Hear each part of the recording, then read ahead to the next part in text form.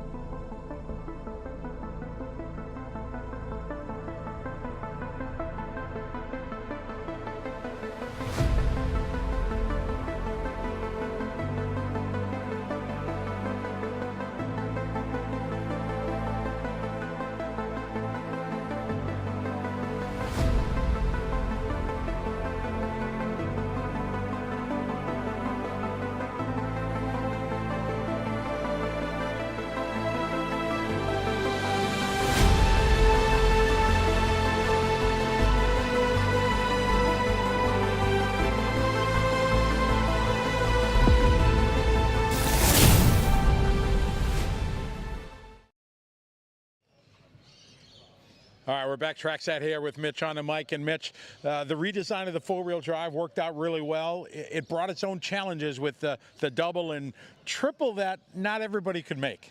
Yeah, there is a variation of lines out there, which is really good to see. You see drivers jumping right over the triple, some landing on the tabletop, some just doing the safe line as well. And we saw a lot of more consistency from that safe line, the double this into the tabletop. Yeah, exactly. But even from the top drivers, I know a lot of the top drivers are even deciding to go the safer line, the double over the tabletop. So it'll be interesting to see, once we get into the 5-minute runs, who's choosing what. It is. It's going to make it really interesting. We were talking this morning before we went live. The finals are going to be interesting with that rhythm section, especially at the start for the top groups. Who's going to, have troubles. It could really stack up the field quite interesting. So it's going to be, a big part of how things play out is the track. We had a real neat opportunity that Ben Panic, Tommy Hall, and newly crowned two-wheel drive world champion Brock Champlin had a chance last night to do a track walk, so we have that queued up. You can go see that on the YouTube stream. It's really a neat look at the new design that they have for four-wheel drive. And Mitch, it's going to be just a thrilling day. As Scott and I said, it's qualifying time. Yeah, we got another blessed day here. Realistically, not a cloud in the sky, so I'm really looking forward to it again. We're looking forward to bringing it to you here on RC Race Media. Four-wheel drive time here at the IFMAR World Championship. We hope you'll stick around and stay with us. It's going to be a great time here from Australia. All your hobby needs are at Campbelltown Hobbies. specialists in RC vehicles and accessories.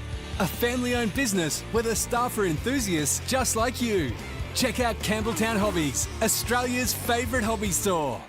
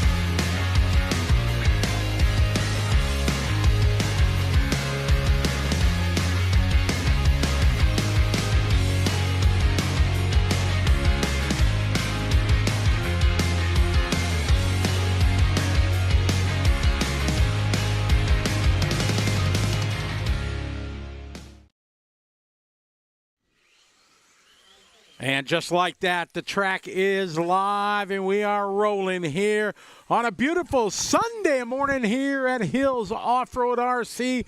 We're in the town of Castle Hill, about 30 minutes outside of Sydney, for what, Mitch, has been one of the best world championships our industry has ever seen. Absolutely. The weather, the track, the drivers, the racing, everything. It's had absolutely everything here. And yeah, you couldn't ask for better weather. You couldn't ask for a better track. The setting itself being right in Sydney, about 30 minutes from realistically central of Sydney. It does not get any better than this. As an American, the dream was always someday to go to Australia. I think Australia is a place that most Americans that are interested in travel, they want to see. They want to get their, the opera house in the background of the picture and go to the harbor and, all the stuff and see some kangaroos and some koalas at the zoo and all that kind of thing. And a lot of people have taken the time during the off day or before or after. They're making plans to go and see the sights of Australia. And it's, I think, what's made it for even more of an anticipated world championship. Yeah, absolutely. We have a beautiful country here.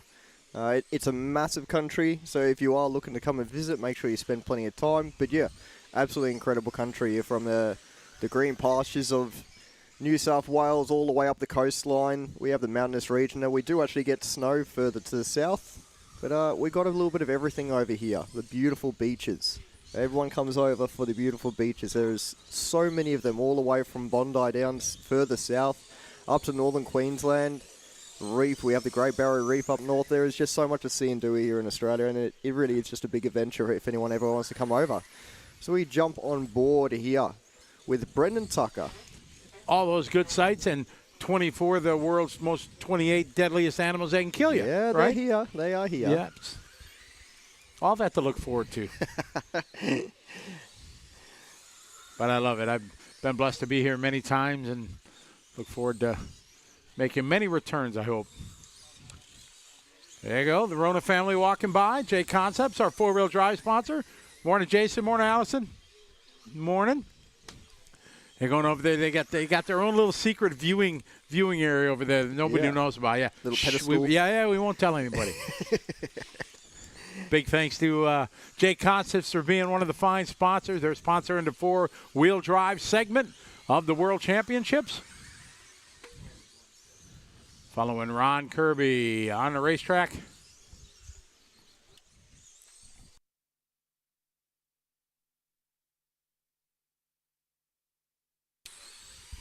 Ron Kirby, he's old school RC, a life member here at the club. He's raced world championships before, way back in the day. And a guy that just shares the passion that we all do of RC. It's been part of his life for a long, long time. And it's pretty awesome to have him here racing with us. Getting that two up pretty nicely as well, Ron. So he works his way around the Coyote Carousel. So looking at a 5-minute times here now. Not 3 lappers. We're going for 5 minutes to set our grids coming into the next round. All of our heats are set to drivers. We're just looking at the starting order from now. They watered the track last night. That's why you see it's very damp. They do the standard treatment. They've worked on the track a couple spots. There's a few patches. You see the kind of gray right going into that hip jump there. A gray spot. They patched that with some dirt and a little bit of concrete. There's a couple other spots they did to try to keep the track in the best condition as possible for everyone.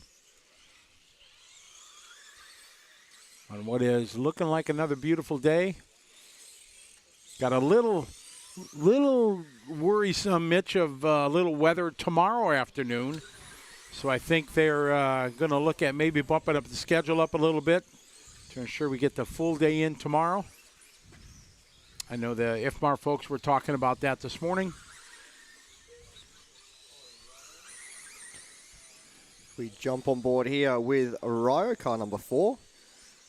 As long as we're proactive rather than reactive. Absolutely. That's what I always say with racing. It's much better to be proactive rather than reactive. It's too late once you react to it.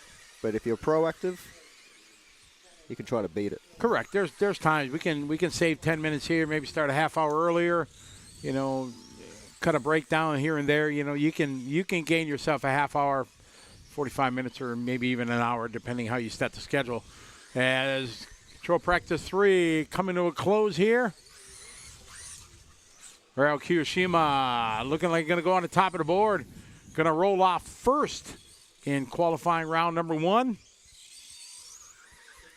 Good morning, everybody that's chiming in already from around the world. Good to have you following along. It is an epic track. So much fun, but very challenging. This one winded down. Looks like that's everyone. Kiyoshima is going to start 1. Brennan will start 2. Ron Kirby 3. Nick, Spencer, Steven, and Drew is how they're going to roll out for the qualifying round number 1. You see all the guys out there on the track with the blowers. That's all our A sort. See Daniel Kobovic here. There's Marcus Carup, Davey Bada, Dakota Fenn, David Ronafalk, Brennan Schimmel, David Angar, the reigning world champion in 4-wheel drive. Mikhail Arlowski out there. Ben Smith. All out there. Ready to do it? You wonder what's in the mindset of a world champion or these guys, at that level. How, what they're thinking about. I'll walk by Marcus, first thing this morning, hey, comes by, says good morning again. We're just talking about you, and yeah, good luck today. All right. He's a really happy kid, really nice. One of the world's best, no doubt. Yep. Had a great run in 2-wheel drive, a little heartbreak, just one small, I say small, I guess for them it's a small error. Morning. And anything can happen, but he pulled it out in seating yesterday. Right to the death as well. Morning, Lost guys. 3 laps. Right when Morning, you needed Daniel. the most. Good luck today, buddy. So heat number 2 coming up here. We've got Jeno, Dom, Brent, Stuart McMahon and Paul French, Devin Middleditch, Howard Crooks, Andrew Cookie, Ashley Cobble, Blair Wallace, and Neil Kovacs in this heat. It should be a good one, this one. Absolutely. Yeah, Morning looking forward to to this one. Colton Davis, RC77, Joey Cup. Woodworks, how are you? Chris Schoenfish, Jonathan Wolf. Jonathan, yes, we were talking about it in the opening this morning. The Hall brothers back in the C group. So they got some work to do for sure. Peter Odley, how are you? Checking in from Alice Springs. That's awesome. That's on my list of places to go in the world. How's it going, Oatley family? I know them pretty well. They're a cool family, man. Yeah. The young Oatley, really top driver. really top 8 scale driver. Really coming through the ranks, and they got a cool track out They got it. They in the do. middle of Australia. I was literally talking to them. right in the middle. I know, and it's on my to-do list one time is to take a day and go do some sightseeing out there. So, so that'll happen in the next year or two for sure. Have to watch out for the sand crocodiles. Sand crocodiles. Okay, Yeah. that's another one of the animals that can kill you in this country. No, Okay. There should be. I think there's a couple of big iguanas out there. Iguanas? Yeah. That's sand crocodile? That's That's what I call them. Ah, I don't okay. think anyone else calls them that. Oh, okay. That's Mitch lingo right there. That's Mitch Australian lingo. Miklos Sabato's checking in from the UK. What's up, Miklos? Get to see you in 2 weeks in Vegas, buddy. Looking forward to it. On a beautiful day here at Hills Off-Road RC IFMAR World Championship, 4-wheel drive side of it. We had an epic 2-wheel drive. From Brock Champlin, 2-wheel drive IFMAR World Champion. And we'll know tomorrow who's going to be the 4-wheel drive. We follow Jason Spencer around the circuit. Jensen. So yeah, Jeno, one of our local members up at Chargers, he's been on the committee there for quite a while. So Jeno, he drove the 87 Worlds. That's awesome. 85 and the 87 Worlds. Interesting. 87, 89. So Jeno working his way around a 32-1 for his second lap around. Paul French now bumping up to the 2 spot. Dom with a couple of rough laps there, drops him back a couple of spots. He'll work his way back into this one, hopefully. Brent Jeffries up to the 2 spot. Andrew Cook with a 32.8.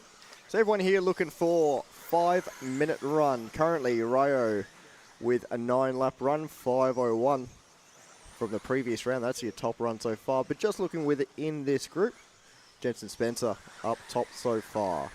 Got a 2.5 second gap over Brent Jeffries as Brent puts a 32.4 down. Dominic Blackman starting to come back into this heat now. 31.9 puts hot lap of the heat down. But he's finding his groove out there. So we follow on board with Jensen Spencer. Jeno going the safe line there. Single. We'll watch Dom in the background. He goes single as well. So most of these drivers going the safer lines out there at the moment. So we jump on board here with Dominic Blackman, Mr. Hybrid Landscapes. Look at that. Nice line through the double-double. Dom getting it down. Also known as the Dominator. Last lap by for Dominic. Puts his hot lap in the hot lap of the heat down to 31.6. Paul French takes that off him. Hybrid Landscapes, one of our partners here in the broadcast booth. Also known as The Shed. But Dom coming back into this one. Jeno with a 32.0 that time by. Dominic with a 32.0. So gap remains at 2.6. Both Jeno and Dom fighting it out to be the first to start off in this heat. And so come up with a bit of traffic here. This will be one of the issues I'll find through these early heats.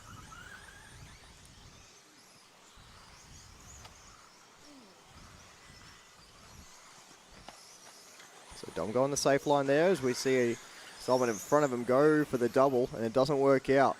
This time around a 31.7 from Jeno. So Jeno finding his way into a bit of clean air. Dom still working his way through a bit of traffic here. Gets through another one pretty luckily there. Oh, Jeno just getting slightly caught up. Dom working his way around the 2 up into the Coyote Carousel. Battle between Jeno and Dom, trying to get that top starting position out there. Jeno going for a quick roll there. He has got 3.5 seconds over Dominic Blackman. Dom now works his way into a bit more traffic. We jump on board now with Blair Wallace. Blair Wallace, nicknamed the Scotsman.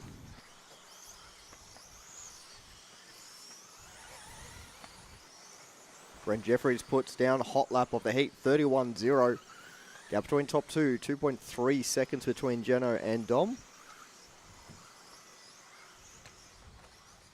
Blair Wallace currently sitting down in the 9 spot. We follow on board with him. And now we jump on board with Andy Cook with the Masami Tribute. That car looks so cool. Rolling around in pink wheels. 20 seconds left on the clock out there. Geno's still out front. Dominic in 2. Andrew Cook up to the 3 spot with that Masami car. So Andy working his way through the hip jump into the 2-up. Still in the safe line there as well. So our top 3 drivers all going for the safe options out there. As it closes up the top here, Geno with a slow lap there. 0.6 of a second in it between Geno and Dom Wright at the last couple of laps here. So they'll make their way around to the line. It'll be a last lap battle for that top spot. Who starts off the front row? Andy Cook comes across to finish his run. So it'll be down between Dom and Geno. Geno gets a bit rough through the left-hand double there. Dom gets a little bit rough as well. So it's going to come to the last couple of corners here. A 31.3 from Geno. Dom coming to the line here as well. A 33.2. So Geno will be starting off that top spot. Andrew Cook working his way around in his last lap here.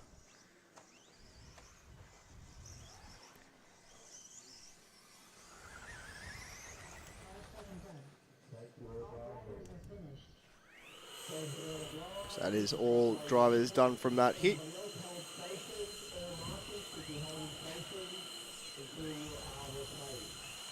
Jensen Spencer will start from the top of that heat. Dominic Blackman will start off the 2 spot. In the end, Dom 2.5 seconds behind. Faltered at the end there.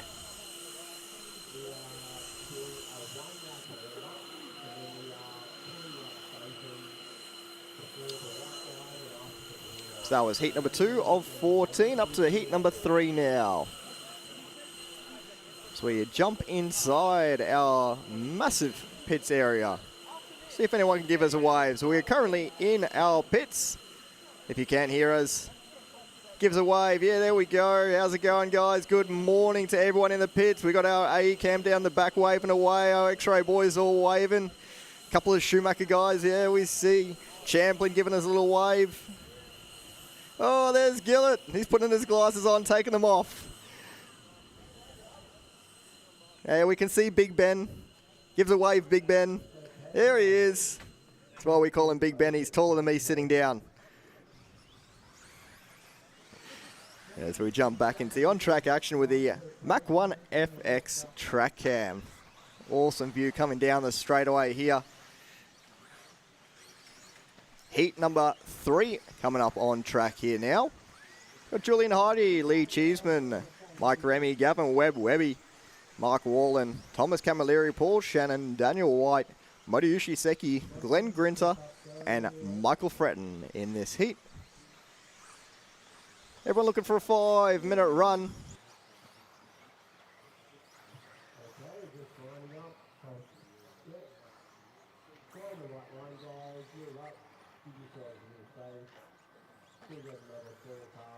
So everyone lining up in heat number 3 here. So we jump on our Spitty RC driver stand cam. See Cheese, the big Cheese up on the stand there. One of the many drivers that tower over me here. You see Webby in the background there as well. Everyone lined up for heat number 3.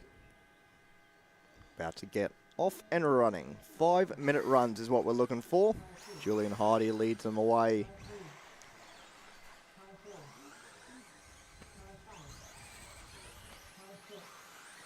No one going for that triple line early on, which is probably pretty smart because it is a little tricky out there at the moment.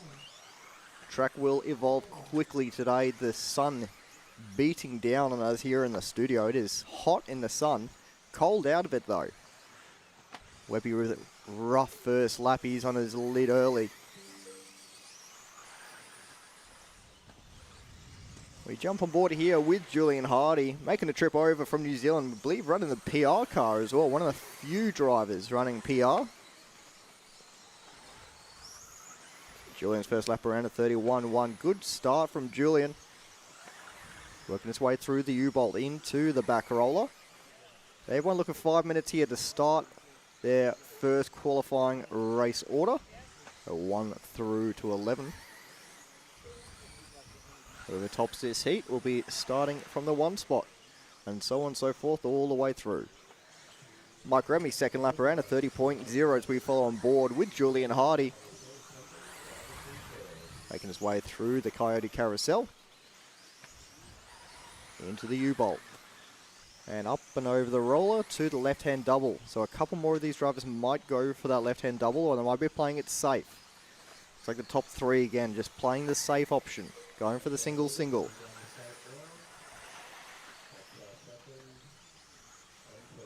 Julian putting his hot lap in that time by. Issues there for Cheeseman though, by the looks of it. He drops back a spot to Mike Remy.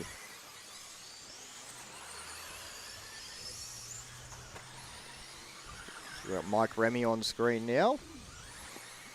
Mike Remy, a nice family, him and his dad here from Belgium, and came up right away to me and said, hey, and nice to meet them, and really a positive attitude and having fun here at the World Championships. And that's what it's all about. Absolutely, it truly is. Come here and enjoy the hobby, sharing the fun that is our hobby, and meet new people from around the world. Yeah. No, I've been lucky enough to go to 2 World Championships in the past as a racer, and the experiences you get out of it is just invaluable. Along with the fact that you, usually at least, for an Australian, you're in a different part of the world.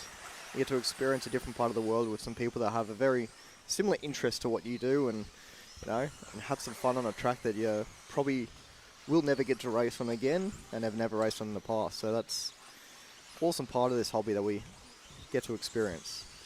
Julian Hardy at the top of the board. Mike Remy second, late Cheeseman. Cheeseman, 30.2 last lap. Following him around. The big cheese. Across the start-finish line. One of the TLR guys here, proud flag bearer in TLR. They waved the TLR flag. Oh, our fault. He corrected me the last time he was at a race. I was calling him Lay. It wasn't Lee. I mean, to the unknown, that's how I would see it, so that's how I said it. Like, ole! Ole, ole, ole. It's right, no singing. Didn't they update your contract? No I was singing? more so thinking of like a Mexican bullfighter. Ah, ole, got Yeah, it. ole. Okay. Got it. Following Webb and Cheeseman here on the racetrack. Oh. Hey, stuck the Got landing. it. Nice. Yeah. Oh, my. That was a good one. Coming up just a little bit short. Dunk right on top. On the wing. That was more than a 360 flip. That was like a 520 or something like that. That was good. That was quality. That should be like worth a bonus lap. Maybe a Mitch on the mic sticker.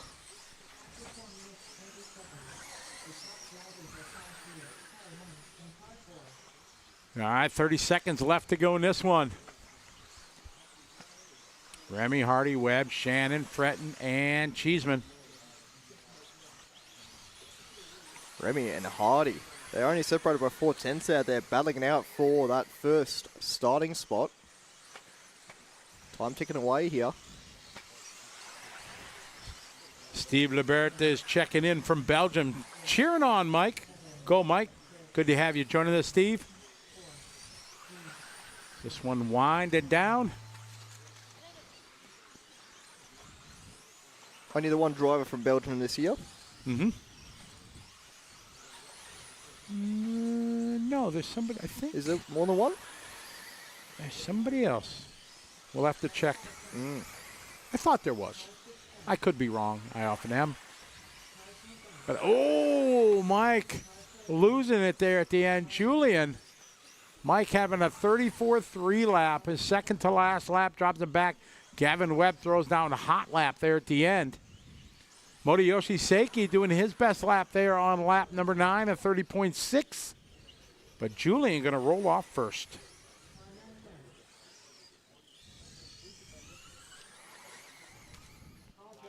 So that is all drivers done here from heat number 3.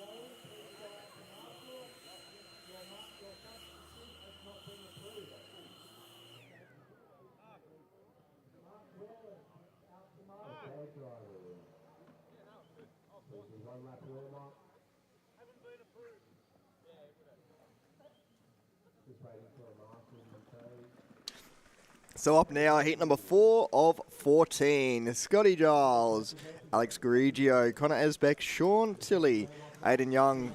Oh, big Dom head walk past then. Tyler Connor, Ashley Kerwood, Carl Chasen, Luke Prattley, Dimitri, and Alendro.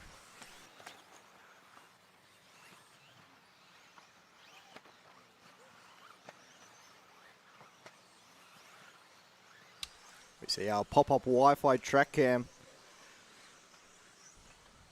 So our cars jump up, the 2 up, landing on there and making their way into the Coyote Carousel section.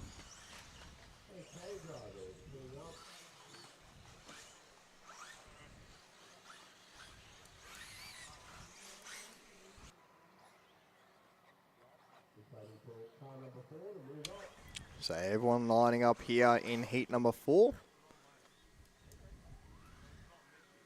We'll run 1 through to 11 and looking for 5 minutes here. So everyone will be looking for a nice consistent run going in to first round of qualifying. They'll be using it as a bit of a practice of qualifying after this heat.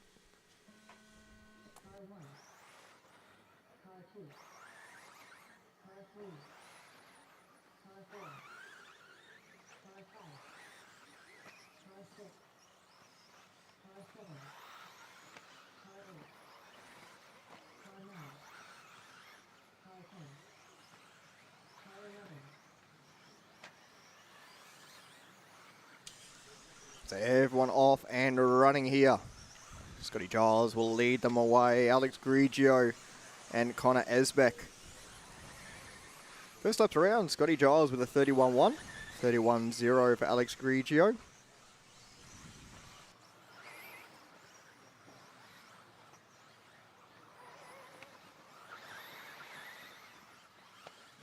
Sean Tilley with a 30.568.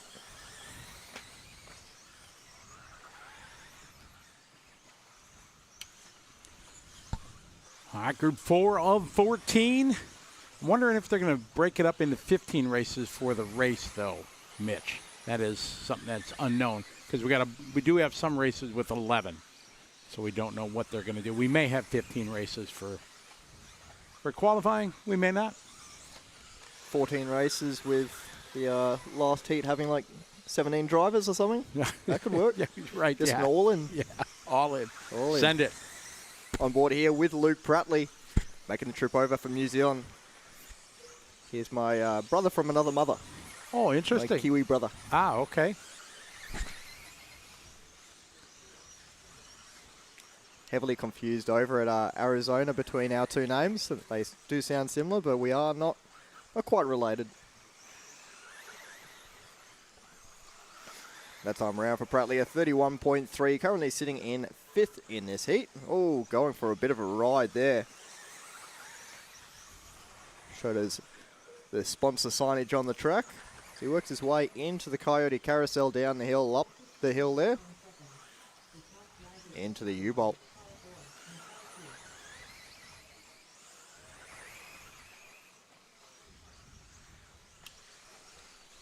All right, we're following young Connor Esserbeck, family making a trip out of here from the United States, from the greater San Diego area. Up-and-coming young talented driver. They got a bunch of young guns that have come out of that area over the last few years. The whole family's here enjoying their first World Championships. Connor in that red and white down the straightaway. Real happy kid walking around, just high-fiving everybody. Having a good time. Mom helping out, kind of in the whole process here. She didn't want to sit around and be bored, so it's like grabbing a clipboard, checking people off in tech. You know, it's Dad's wrenching, Connor socializing, just hanging out, making new friends, and Mom's helping run tech. So family affair for the family from San Diego. Great to have them here at the World Championships. They said, Mitch, they were telling me, his dad was telling me that the teacher from school showed his interview when Scott interviewed him and was showing it in class and everything. So Connor's going to go home and be a rock star at school. Oh, yeah. He'll be signing autographs and stuff like that. that's the good side of RC is you'll hear a lot of teachers in schools say, no, you can't go to this race or whatever. I pull my kids out for races all the time because it's invaluable, the lessons they learn. You can talk about, the mechanical skills they learn working on cars. We're watching Aiden Young. But the other skill that I think is not talked about that a lot of people don't understand is these kids socializing with people from around the world, socializing with adults in a positive environment that is not accessible to kids anymore. Life has changed so much. So these are skills that are absolutely invaluable that a lot of teachers and faculty, they don't understand, they don't think about. But I will put that up against any other type environment any day of the week. Yeah, no, I've seen a lot of the kids that were really in their shell when I first met them in RC. And over the years of knowing them, watching them grow within RC, they've come out of their shell. And, I mean, a good example of that would be Little Egg. Just a fine example. A bit of a cliche as well in there as well, but young Phoenix Eggleton used to be a very quiet little kid, and he's really come out of his shell, so to speak, in the last couple of years, as well as even Alex Bernardzik. He used to be a very quiet kid, but he's a very much so come out of his shell as well. So in this heat, looks like we are wrapping this one up as we jump on board with Scotty Giles coming to the line here. He finishes off his run with his best lap of 29.8, looking to stay at the top here. Alex Grigio comes on the line there with a 31.0. Sean Tilley with 30.9. So they are 1, 2, 3 at the moment. Aiden Young to the line there with his best lap of 29.5. Waiting on Luke Pratley and a couple of drivers from 7, 8, 9 and 10 spot. Carl Chasen, Alendro, Ashley and Dimitri all making their way to the line. Carl Chasen to the line there with a 30.1. Alendro, Ashley and Dimitri still live out there. They're working their way around. Ashley going for a roll there. Getting across the line. Alendro coming across the line. That's all drivers done there from heat number 4 of 14. Scotty Giles, or Scotty Giles, making his way to the top of the order. He'll be starting off first in heat number 4. And from one Scotty to another Scotty to another Scotty. Scotty Guy now joining me in the booth here. Good morning, Mitch. Scotty Giant. How you doing, mate? What a cracking day. Yeah, What an again. absolutely beautiful day. Yeah. Why, I've said this before, why would you live anywhere else in the world than Australia? No, beautiful morning this morning. It's a big day. Scotty's... There's way too many Scotties I'm around here, Scott, I'm here. Yeah. Scotty Giles, upset that we weren't there to interview him when he took the win there. Yeah. We'll get you later on, Scotty. We'll get you later on. He's in a good heat. He's in a heat that he can, just dominate out there. He loves to dominate. We've got 2 disgruntled racers now that didn't get interviewed this morning. We're still waking up. We're getting into this day. It's going to be a fabulous day. Round of control practice this morning. Still waking up, Scotty. I'll still be waking up in about 3 days' time, Mitch. Trying to work out if I have it within me to stay up tonight to watch the Formula One Grand Prix. Yeah, that's a very good point. It's a tough one to miss. Yeah, I think... I don't think it's going to be an early day as well. I was going to say maybe we can go home, have a quick nap, wake up at midnight for the start of the Formula One, and then, have the 3-hour race and then go to bed afterwards. But I think we're going to be here until probably about 7 o'clock tonight, I'd say roughly. So. Yep. Quick dinner. Yep. And then maybe close the old eyelids and wake up in the morning and watch the highlights. I think that might be about it. We've got Connor Esbeck. We were just talking about him there. He's out ready to marshal. With his back to us. He's a cracking young fella. Sat with me yesterday through the high heats and helped me figure out which car belonged to which driver when we're trying to follow different drivers. He knows them all. The young kids with the cool shades. I know. Man, I never had cool shades when I was a kid. I had strawberry, cherry strawberry pop. Shortcake ones, yeah, mate. Yeah, they were my glasses when I was a kid. I've seen the shades you're getting around in this weekend. You still don't have cool shades. No, I know. I definitely don't. No. I'm way too old to wear any of those cool shades. Off and running here, heat number 5 of 14. Brad Verco, John Philpott, Cam Sautel, Gordon Shaw, Takaya Ayo, Son Ran, Steve Oyston, Zach Panic, Matthew Van Beers, and Tim Engel. And just in as this we heat. cut away from that shot, the Mach 1 FX track cam, you can see the camber even on the front straight. Yep. We talked about that a bit over the course of the weekend. Almost every part of the track has got some kind of camber in it. Cars are accelerating out of corners and they're wanting to kind of get sideways and snap into oversteer because of those cambers in the racetrack. It's Gets easier to a point throughout the day once it starts to dry up. We don't slide quite as much as we jump on board here with Brad Verco.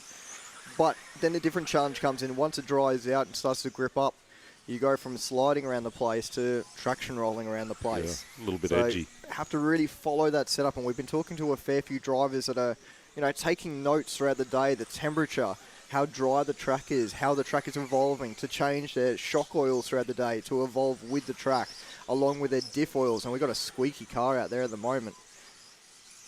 To evolve with the track and with the temperature. Because, once again, as the day gets hotter, your shock oil gets more viscous. That's the hard part. That a lot of people don't think about it. Once you start getting into the higher stages, the higher levels within RC, you start thinking about how shock oil and diff oil start to react.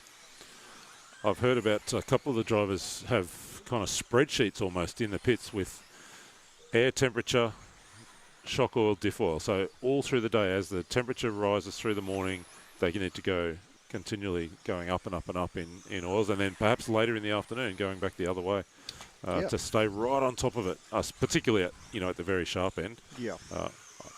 Me, myself, I would get in the ballpark and then just leave it. Yeah. Oh, yeah. So out on track at the moment, Brad Verco comes to the line there at 29.9. Currently sitting in P2, Gordon Shaw having a good run out there, 29.8. And he backs it up again there at 29.735, sitting in the top spot after close to the halfway mark here. Takaya Ayo now also putting the hot lap down at 29.038. We jump on board with John Philpott running the Team Yokomo. Couple of drivers out there running the Yokomo. Oh, commentator Curse catching John Philpott there. Yeah, I think 4 or 5, 6 cars drivers running the Yokomos this week. The Toya brothers, a couple of examples. Yep. Can't wait to see those boys get out here this morning and see what the conditions are for this big triple. Both of them greasing the triple on numerous occasions yesterday, Dylan and Logan. Not afraid to send big. If there's anyone in the first round that's going to try it, it'll be one of them. Toya, I think it'll be Logan, both of them. Yeah, Yeah. probably. Logan was meticulous on that triple. Probably one of the only drivers out of everyone here that we were seeing getting that triple on the down phase and clean almost every lap. He was just having struggles on the rest of the layout. Out of all the track, everyone's been saying the triple is the hardest part. But it seems like Toya's got that down, but he's just struggling around the track. And hopefully, with any luck, we can see him get the rest of the track down a lot cleaner. Yep. And he'll have the whole, the whole setup, the whole track just down pat. So in this heat, 1 minute 30 left on the clock. Takaya Ayo now up to the top spot. So we follow along with Gordon Shaw, who'd been leading for a good majority of this heat. Now dropping back to the 2 spot, but only 0.5 of a second in it. Takaya Ayo, Gordon Shaw, Brad Verco, John Philpott not too far behind as well. 1 minute left on the clock.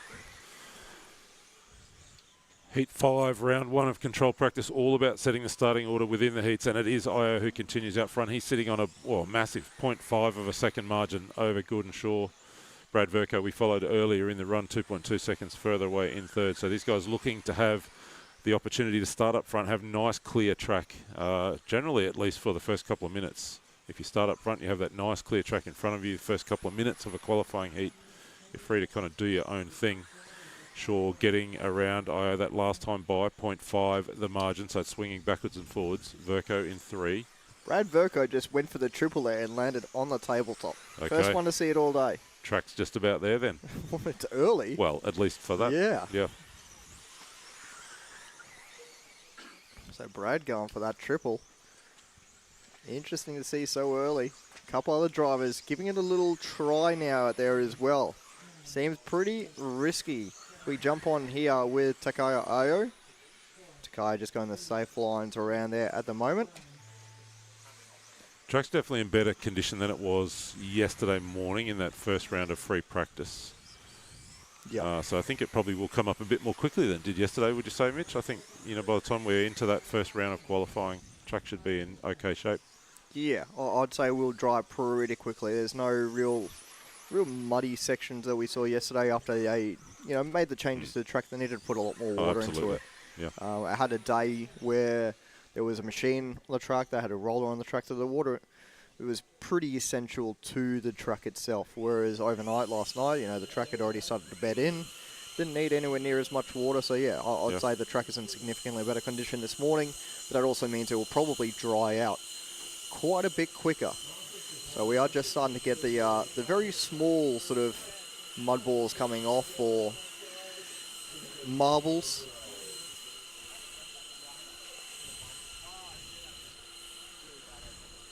A couple of shout-outs in the comments. Jack Gilchrist, morning to the crew, tuned in from Pukekohe in New Zealand. We love to go to Pukekohe for the Asian Buggy Champs. Never been. Each year, mate.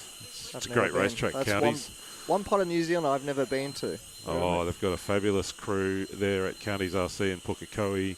Put together this real kind of classic, almost, I want to say old school, but not in the best possible way. The track, breaks up, develops character. You get these kind of square edge ruts, and forces the drivers and set up. Oh, it's amazing. It's fantastic. Somebody was a little earlier from Perth as well. Dirty Culture Clothing. Good morning from Perth, the far western Australia. Here's a question, Mitch. If the tyres were not controlled, what would people be running in these conditions this morning? I'd say in these conditions this morning would still be a pin tyre, probably similar, if not the same, to the Raw Speed tyre. Yep. But as the day evolves and starts to turn drier, that's when I'd say you'd see people turn into a soft bar tyre. Yeah. Realistically, you might get a little bit better wear out of those sort of tyre, and you'll definitely get a bit better traction. But realistically, for a Worlds, you have to have that tyre that sort of works in all conditions. You don't know if it's going to be super wet in the morning, and running a bar tyre around in sort of muddy conditions yesterday, or the conditions like here today, it would be very tricky, I would say.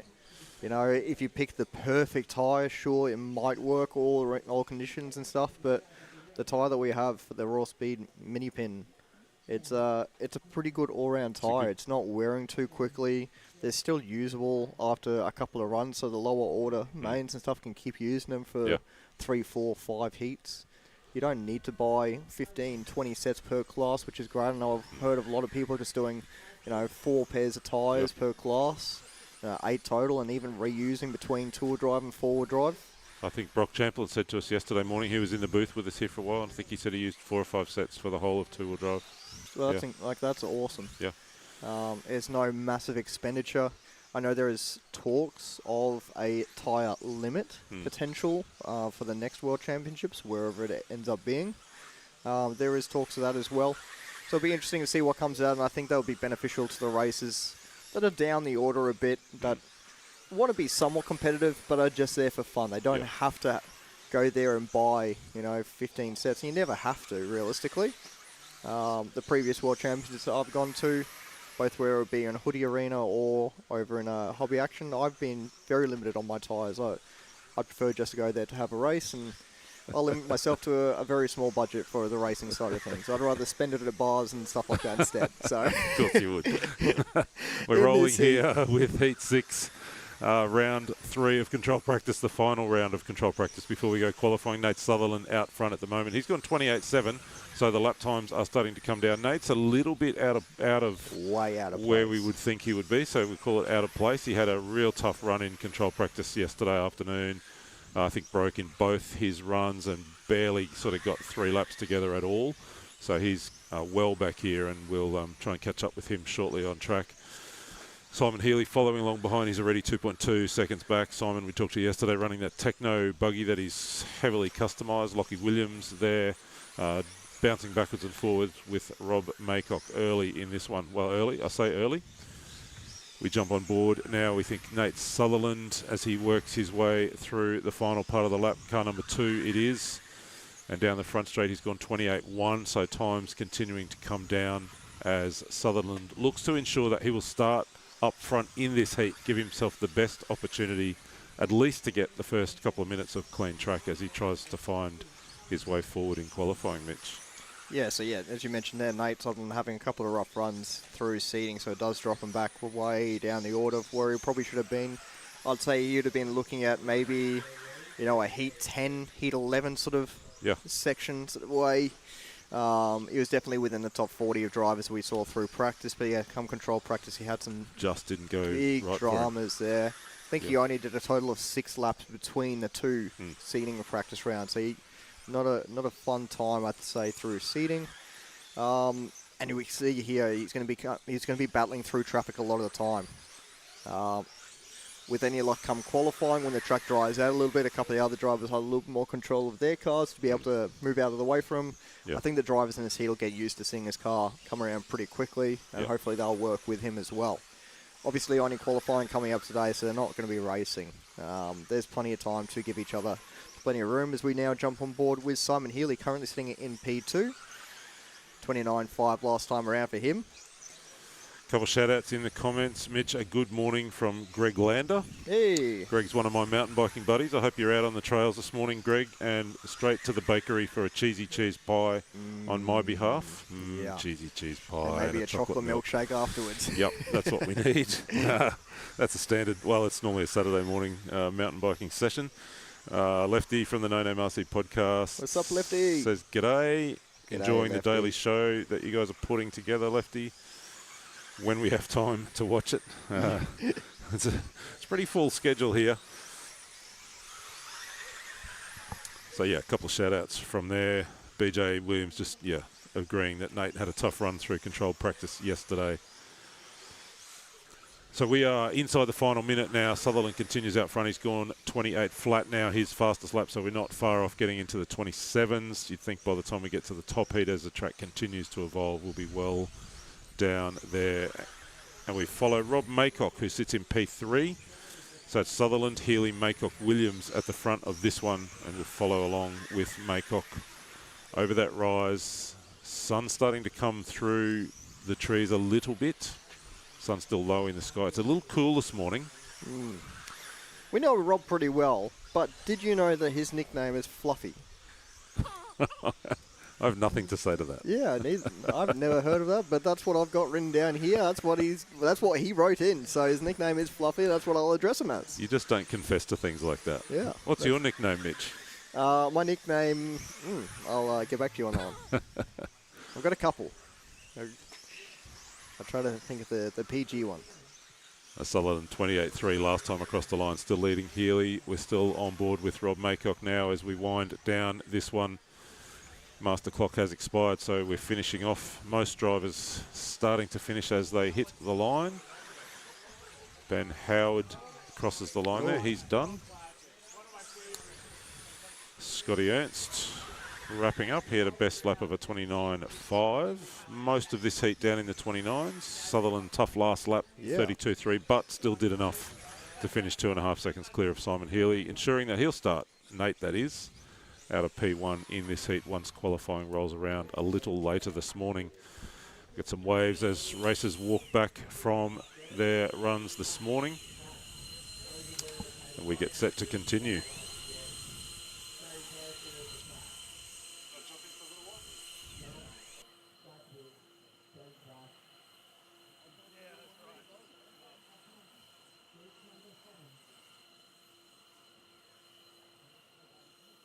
We're just going to bring a special guest in for a little while.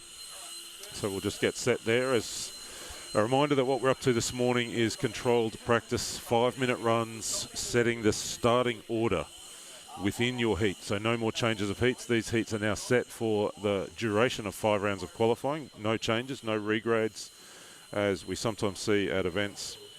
They are in the heats they are in. So Nate Sutherland will be in that heat all weekend long. What we're doing now is working out the starting order for tomorrow. Lots of good feedback coming in from drivers all across the field about how much fun this track is to race. As my guest comes and joins me, he's a little on the tall side. That might give you a clue as to who's coming to sit down. We're just trying to get him folded into the seat here.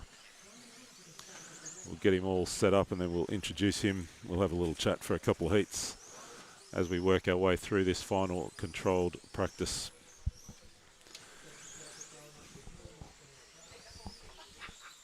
My guest joining me for the next couple of heats from Team Associated, up there on the camera, Brent, right in front of you, Brent Telke. You can, oh look, we can see ourselves on screen. Just had to fold yourself into the little tight space, a bit like getting into an economy seat on an airplane, isn't it, for you and I? Yeah, a little bit of a preview in a week or so when we go back home. Did you enjoy the flight out? It wasn't too bad. Not too bad. From LA to Sydney, it's a long flight, but Yeah. thankfully, once you get on the plane, you're going to land, all your baggage makes it and everything. Yeah. Obviously, a little bit of travel woes for some of the guys, but Yeah. in the end, I don't think it really affected anything. We got a No. big team. Yeah. People brought extra stuff. We were able to manage there for those first few days. Yeah. So we're just rolling off with heat number 7 here in control practice. Brent, we'll get into talking about the team and how it's been kind of going for you guys here. But before we get into that, tell us a little bit about for those who don't know Brent Telke, what's the role? What's your job with Team Associated? Why are you here at this race? Why aren't you racing at this race? Give us a bit of a background. Yeah, so my current position is Associate Director for the race team at Associated Electrics. We have 4 brands, Team Associated, Reedy Power, Factory Team, and Element RC. And I'm in charge of the racing side of the promotion and the product. Yep. Kind of not necessarily development, but contributing to the engineers and bringing Yep. back the information from the team. Travel around the world, racing with the team usually, but the main role is supporting the team and communicating to develop our products for both the team and the customers. We're on board with car number 1 of Joe Cathy, actually one of your countrymen who's made the trip over. Yeah, big shout out to Joe. He stepped up and I don't know if people realize, but for the main events, each country has to provide a turn marshal. So you have an international field up there, and Joe volunteered to turn marshal for Team USA. So thank you to him. It's kind of a thankless job that nobody really wants to do, Yeah. but I appreciate him stepping up and doing that. I've had a couple of great chats with Joe. He's having a great time. He's really delighted to be here. Yeah, I got to meet Joe up at PDX RC Underground. Okay. They're hosting their J Concepts West Coast Carpet Challenge this weekend. So we had some good racing up there. Yeah, good guy. We're on board now with one of your other crew, Ben Panic, following along in this one of your Australian team drivers. You just talked about racing around the world. I wanted to just reflect with you a little bit on the e-buggy World Championships just from a couple of weeks ago. You were over at that race? I was, yeah. Tell us a little bit about what that was like for you and, the work with Marcus. And Yeah, it was one of those events that was kind of up in the air to start the year. As far as my attendance, I wasn't quite sure where we were going to have, what the turnout was going to be for the event on a global level. Obviously, with this event already on the schedule, long international trip, another international trip to Portugal wasn't really in the cards for the travel and the budget and everything else. But when we came over here for the actual World's warm-up, jokingly, Marcus Carrick was telling me that I needed to go over and mechanic for him at the World Championships because his dad wasn't going to be able to make it. Craig Drescher had some prior commitments as well. So I told him that he needed to send me an email that explained why he needed me to be there. And if you don't know the story, he ended up winning the World Championship. So it was pretty awesome little experience for all of us. I didn't really know what to expect going into it. The guys had just been there for the European Championships in 8-skill Nitro. Yep. We had some success, but then also knew we had to do some work as well. So thanks to the crew that was there with, led by Davide and Nuno and Mauro and Yona and Clem and the other guys that were at that event. We brought back some data, made some new pieces, and those ended up being kind of the parts that I think put the whole team over the top going into the e-buggy worlds. And 3 of the top 5 at that event was pretty exciting. It's the first championship ever in that class. It's a class that is growing worldwide due to the ease and the plug and play. And the fun of big horsepower. Yeah. I mean, you say that, but a lot of it is managing that big horsepower and not overpowering the car. Yeah, exactly. We continue here in heat number 7, control practice round 3. Hugo saying out front he's just half a second ahead of Ben Panic. Ben Cribben a little further back.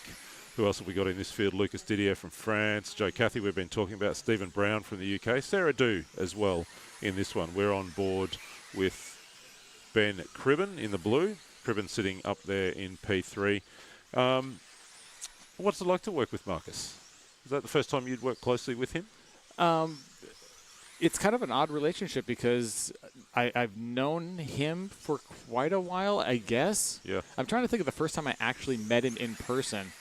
And I honestly don't know. I might have to ask him, or maybe Jonas knows, because I've known Jonas ever since For a I long started in time. this position. So Yep. he was a racer for Team Associated when I started in 2004, and ended up winning the European Championships Yep. in touring car for us. And then, we kind of moved on to a different team, and we kind of, I wouldn't say we lost touch, but we didn't have as much interaction. And, Associated kind of got out of the touring car scene. That was his big thing. And then his children were born, and obviously he's doing the dad thing. Yeah. And then, kind of got back in touch with me through Craig as Marcus was starting to show some interest in RC.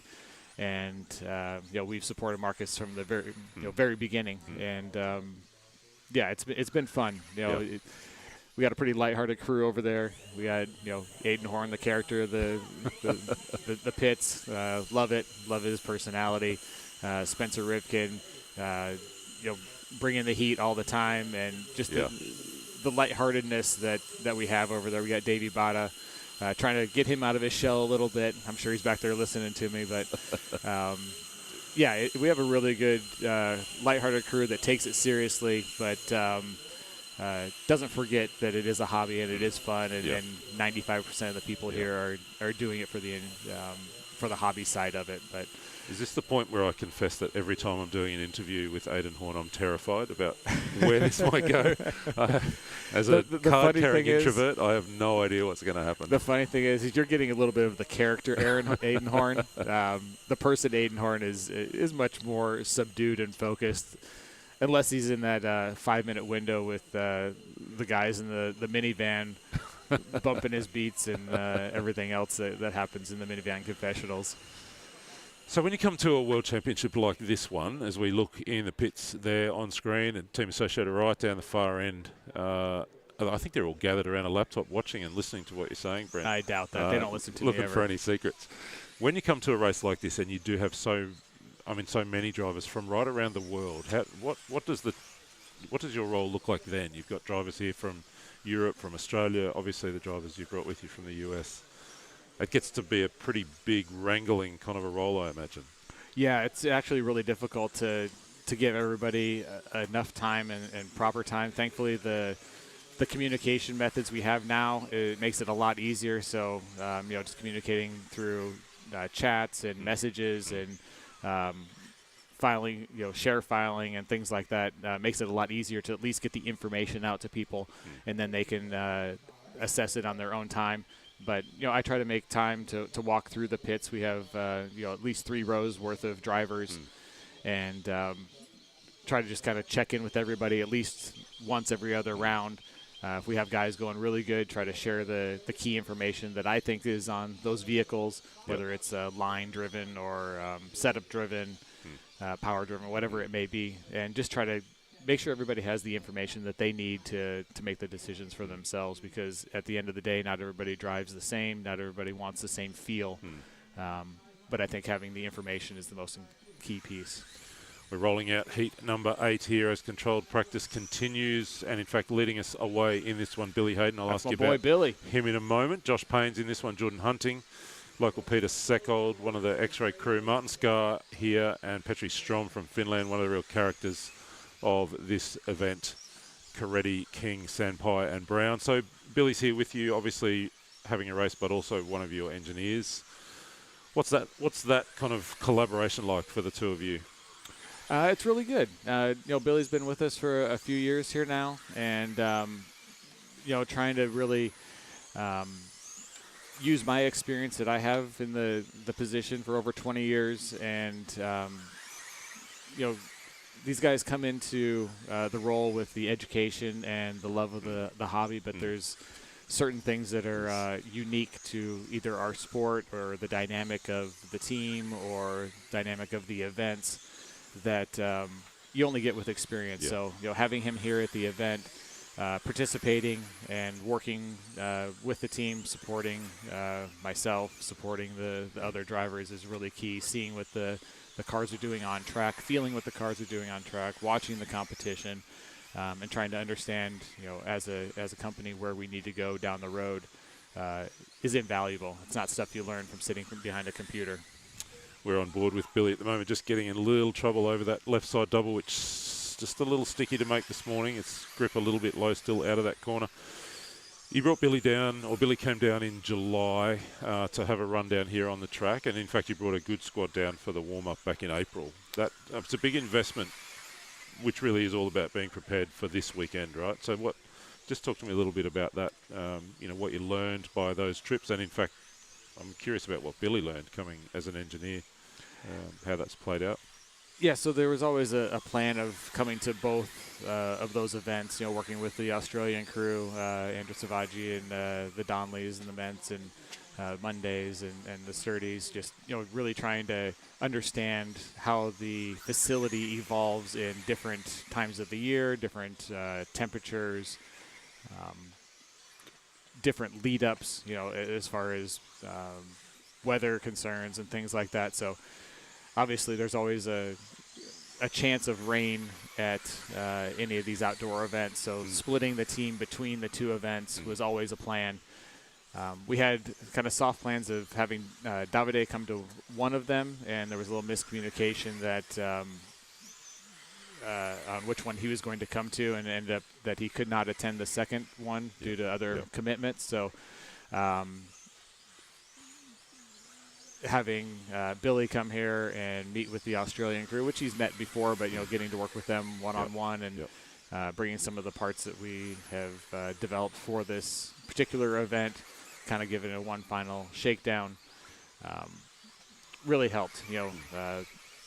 Lachlan's been killing it here at these the warm-up events and everything. So having Billy here to see the pace that the fastest guy leading up to the event had, and the feel that he was looking for really helps kind of bring that information for everybody back. So looking forward to seeing Locke out there in four-wheel drive. A little bit of redemption, I think. I know he was disappointed, but it's a world championship. These the competitors at this event, it's like none other. We're on board with Petri Strom. So let me ask you about that. I mean, what have you made of this event so far? I mean, from the facility, the organisation side, but also what we've seen on track. I got a chance to talk to Peter a little bit during the down day between two-wheel drive and four-wheel drive as he's out here on the roller, constructing the track for the four-wheel drive, and just complimented him and the whole crew on the ability to deliver on everything that they promised. It's a big ask. When I was here earlier this year, you come here and it's impressive just in a club race standpoint, from the outdoor feel, the tree cover, the evolution of the shade, and the dynamic that you don't see that much anymore in 10-skill off-road. And then you come back for the World Championship where they have the huge marquee, the stands, the pit area, the media, the branding. It's been everything and more that you ever expected from a World Championship. So hats off to the organization, to the sponsors that have helped make this happen. We're proud to be a sponsor of the event. And it's been a great experience. And for your crew, obviously two-wheel drive, Carrick getting the TQ and then just missing out, and with Davey Batter being on the podium, how do you reflect on the two-wheel drive portion from a team perspective? Obviously you always come into the event wanting to go for the win, but in my role, I like to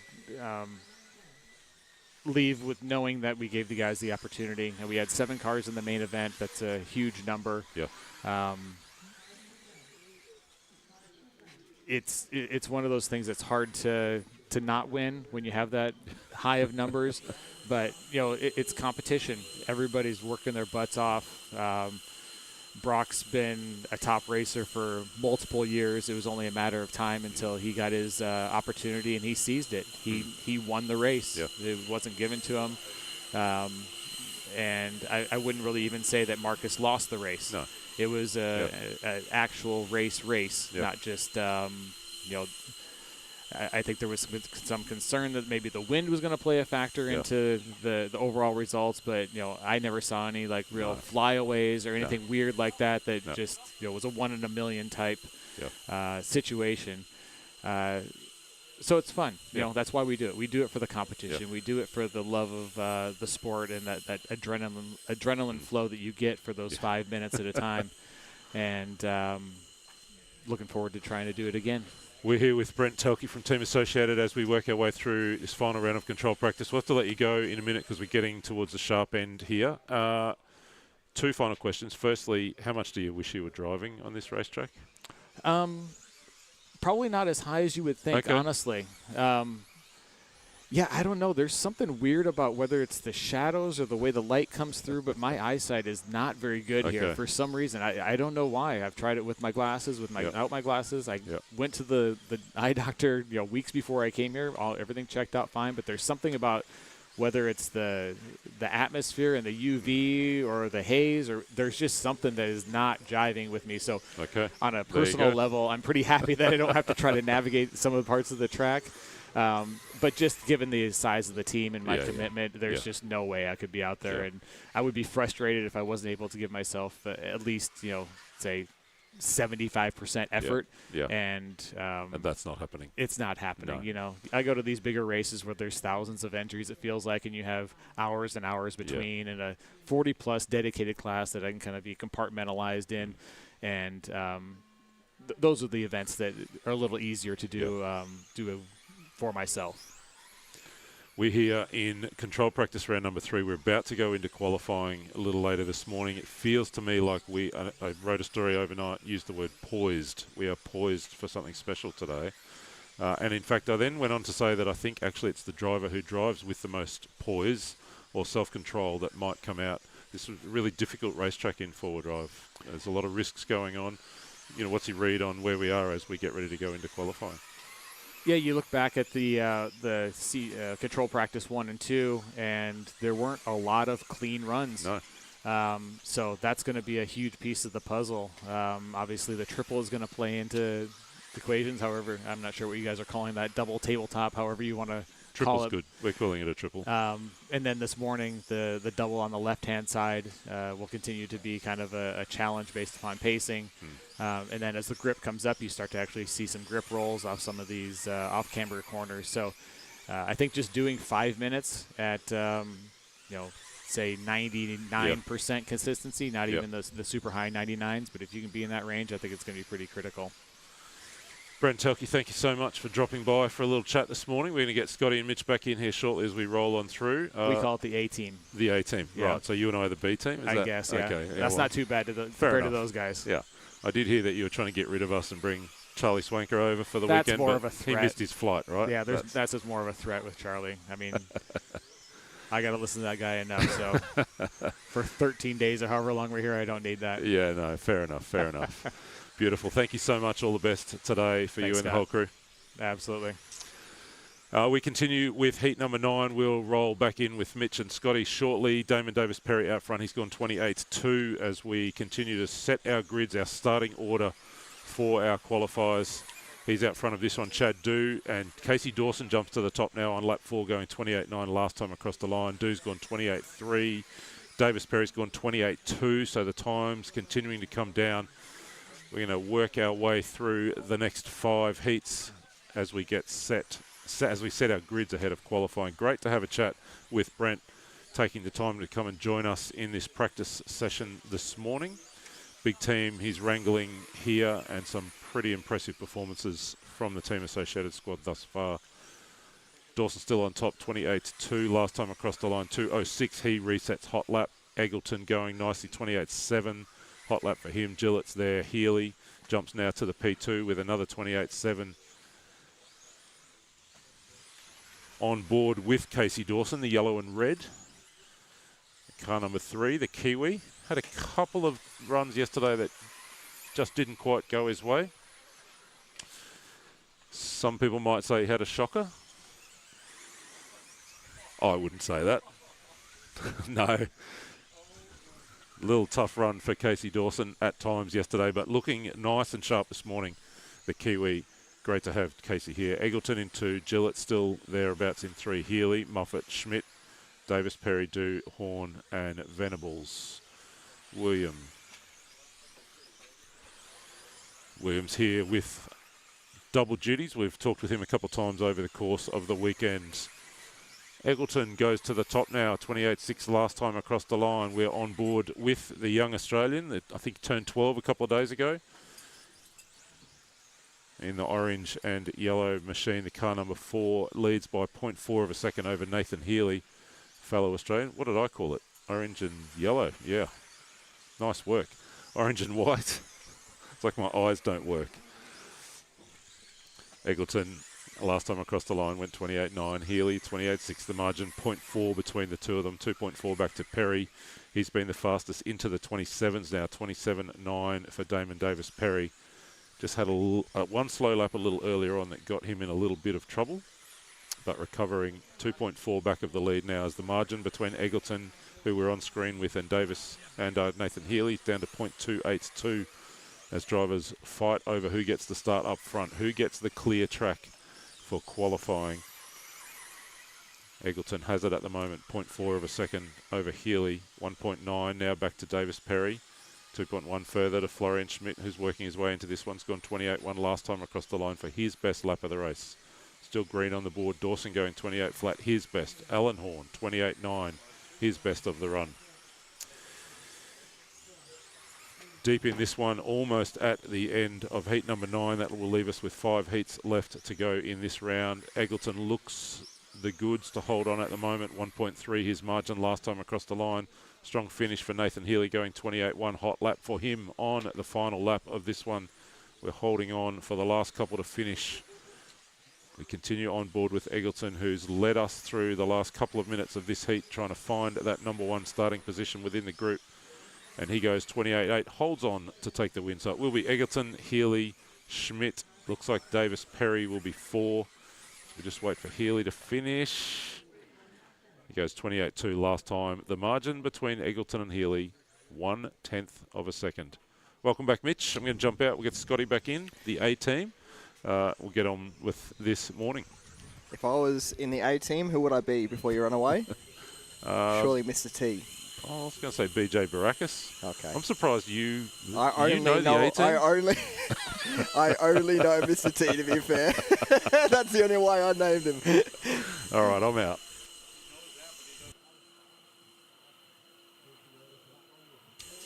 All right, so that was heat number 9. Yeah, Eggleton having a good run there. 5-minute run, 11 lap, 5:17, just getting it over Healy. So those two will be starting 1 and 2. This heat up, number 10 of 14, we start to see the Toyas. So we've seen a couple of our drivers doing that triple.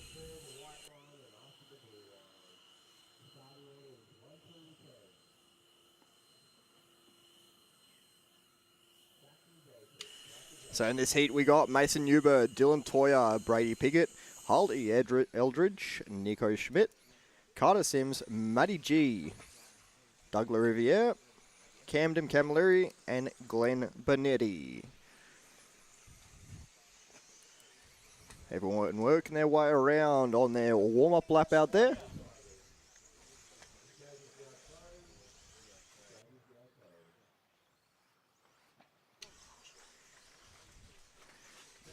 So everyone coming back to line up here. Mason will lead them away. Dylan Toyle and Brady Piggott to follow. And a big welcome back to Scotty Ernst here. Hi there. How was Good your to run, be Scotty? back. All 4 corners still on the car. That's all that matters. So it was good. You come off the driver's stand with a smile? Absolutely. Got There to we race go. at the Worlds. Mm-hmm. So heat number 10 are about to kick off here. Mason, you're about to lead them away. These guys are a lot. We want to give a shout out to many of the great sponsors that we have here at the World Championship. Team Coyote, of course, being our title sponsor. Big thanks to them. Fine folks at Hobby Wing, XCESC, Team Associated in Reedy, along with Schumacher, Power HD, ProTech RC, Sanwa, Plague Bearings, Berserk, Elsaram, Dunbury Group of Companies, RC Discharger, RC Hobbyland, AWP Air, Water and Power, Sun Padao, Gen Ace, A-Main Hobbies, Dunbury Environmental, Global Facilities Maintenance, and everyone at IFMAR, FEMCA, and RCRA. Those are our sponsors of the World Championship. Great to have them being part and making it possible for the Hills Off-Road RC Club to produce what has been a magical week here in Australia. Sun's starting to come out over the track here now. A good old part of the front straight. Starting to get more and more sun over it as we follow on board with Mason Newbird doing hot lap of the heat so far early on. 28.0 last time around. Harley Eldridge up in the P2 with a 28.1. Toya coming out swinging from the first lap around. Boy, Mitch, I struggled out there. My eyes on in the back of the track with the shadows coming in and out. It was, my eyes were watering. It was tough for my old eyes to adjust to that. Then I ended up failing miserably on the last lap. I saw Nate, the leader, coming up on me, and I lost my car kind of in the shadows coming up to the double, and then I just ended up slowing him up. I felt terrible. Luckily, still starting off the one spot, so that's all that really matters. Yeah, I just felt bad. Yeah, lost a couple of seconds, but yeah, main thing is starting off that one spot. Simon Healy in your group will be starting off second. I think he ended up about 2 seconds behind. So yeah, nonetheless, Nate Sutherland, he's got a bit of a tough run in your heat. Oh yes, he does. He'll be catching up on drivers really quickly. I know a lot of the drivers in your heat probably will get to know the look of his car. I hope they know him. And give him room. I said to Nate at the start, I said, Nate, just be patient. These guys aren't going to be used to somebody as quick as you coming up on them, so you got to be patient. He's like, yeah, I understand. Yeah. So Nate's got it figured out. Oh, we got the one and only Charlie Swanka online. Yes, I know. Stop being so old. I know. Well, I think, Charlie, you're 52 right now. Didn't you just celebrate your 52nd birthday, I think?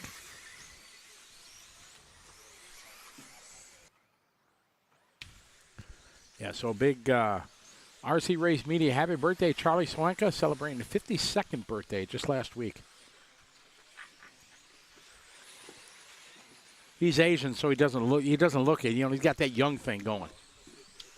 I got Dylan Toy, this young kid. 27.4 lap. Oh, goes for a slow one though. Mason Newbert now to the top of the board. You know Mason? Cheesehead. Cheesehead. From Wisconsin. Oh, Dylan Toy again, upside down. Harley Eldridge having a good run. She's got 11 lap 4:14. She says four-wheel drive's not her forte. She likes the smoothness, the two-wheel drive. She's a modified touring car racer herself, but I don't know. She's really, really doing well here in four-wheel drive.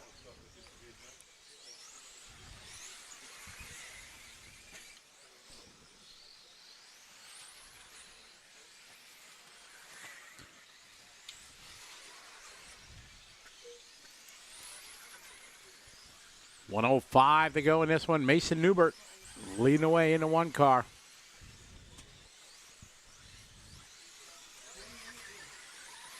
That's a 1 minute call. Fast lap still Dylan. Lap 5, 27.4.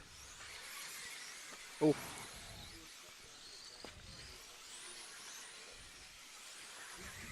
Toya did a massive whip through that triple section last lap around. Follow Nico Schmidt here over the double. In and out of the shadows. Down the front straight he goes. Car number 5. Nico that time, 28.4 into the rhythm. Double. Nice double. 20 seconds remaining out there. So Schmidt currently sitting in that 3 spot, a 28.4 last time by. Has done a hot lap for himself, a 28.1. Coming through the U-Bowl, he'll have Toya racing up behind him. Toya just throws it down the inside, but then throws it away the very next corner. So Schmidt manages to weave his way through that. 28.4 didn't lose much time either. Mason looking to set top time. Harley just a second behind. Oh, trouble on the front straight here for the 7th there, Maddie. Too much horsepower in that Hobby Wing ride. spinning alive, out coming too. down the straightaway. He's still live. I don't think he knows. Oh, Maddie's still got one more lap. Oh, no, he's pulling it in. Now he realizes. Oh, that was a double. Watch it front straight. Ay, ay, ay. Maddie's going to have a lap to forget here.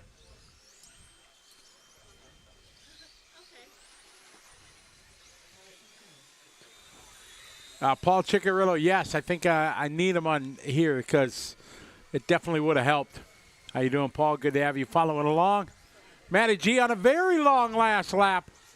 Come on, Matty, you can do it. There we go. Oh, yeah, 11 laps in a 5:40. There you go. 43-second last lap. Get a chance to say hello to some more folks checking in. Gavin Fusina, how are you? Alex. Sean Pettigene, good day from Australia. Left foot, I look forward to it. Thank you very much. Hey, we're going to throw it down to Scott G in the EAM interview area. Take it away, Scotty Kayad.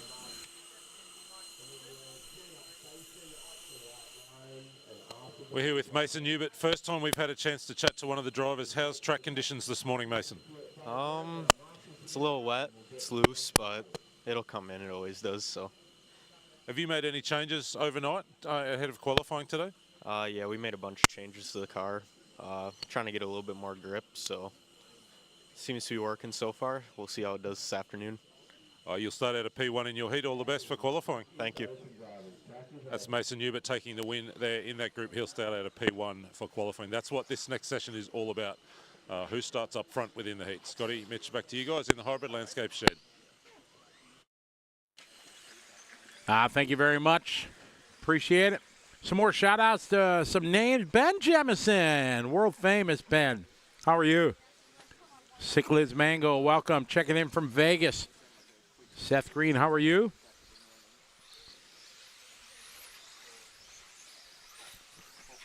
Justin Johnson, welcome.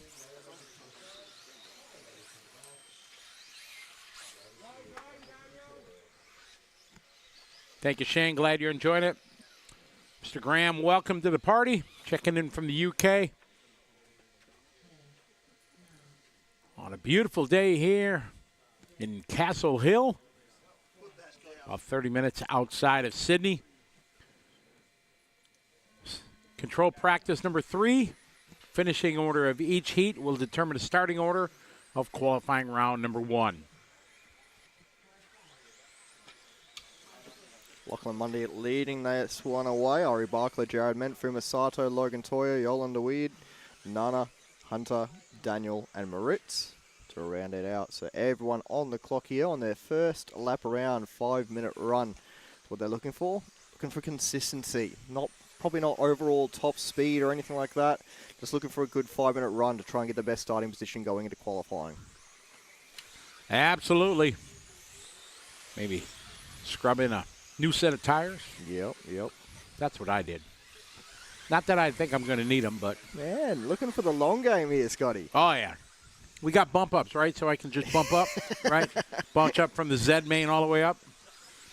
That's my game plan. We jump on board here with Lachlan Monday. That time around, putting down to 27.470. Ari Barkler goes 26.9. So into the 26s early here. Earlier than I expected, at least. It's pretty hot. I don't know about you, but I can. Sun is beating down. It is burning down. That's for sure. I feel my tan coming on. Beautiful day. Oh, you definitely got a suntan. Oh, your forehead and your ears. Oh yeah. Yeah. You got it. Just like Ronnie over here as well. He's getting his tan on. Yeah, but his hair looks good today, doesn't it? Oh, it does. You got the whole hair game looking good. Monday going for a roll there through the double triple. The Monday family, another iconic family down here in Australia and pretty much around the world. Ray's been doing it. His son runs very, very well. One of the top guys down here in Australia. He's following with Jared Ment, another Aussie family, father and son. Jared gripping and ripping down the straightaway. That time, 27.5.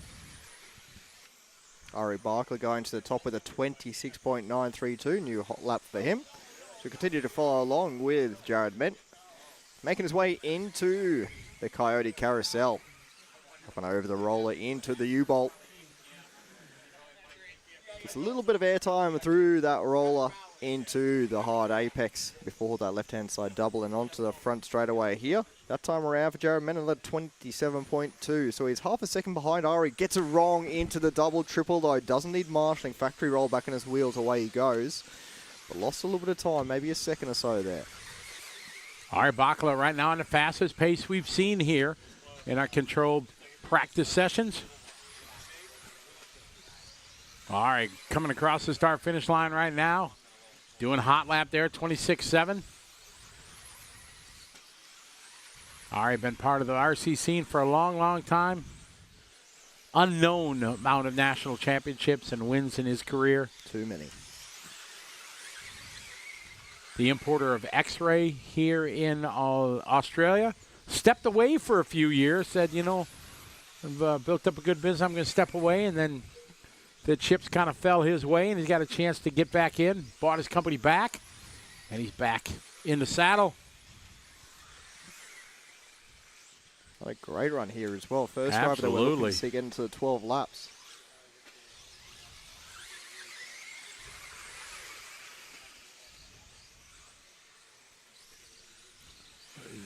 Wow, this just in. We heard that he had to be taken to the emergency room last night. He had a terrible carbon fiber splinter that had to get removed.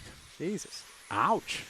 That's That'll hurt. Matty G had to go to the hospital the other day. It's a dangerous place here in Australia. I guess. Carbon fiber and, you know,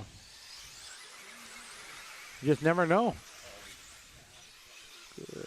All right, make it happen. Maurice Laudenbach, part of the LRP Nosram gang that's here. All right, getting into the 26s with a 26.7. Fumasato also a 26.995. Jaron Madden had a 27.0 fast lap. We follow Ari around.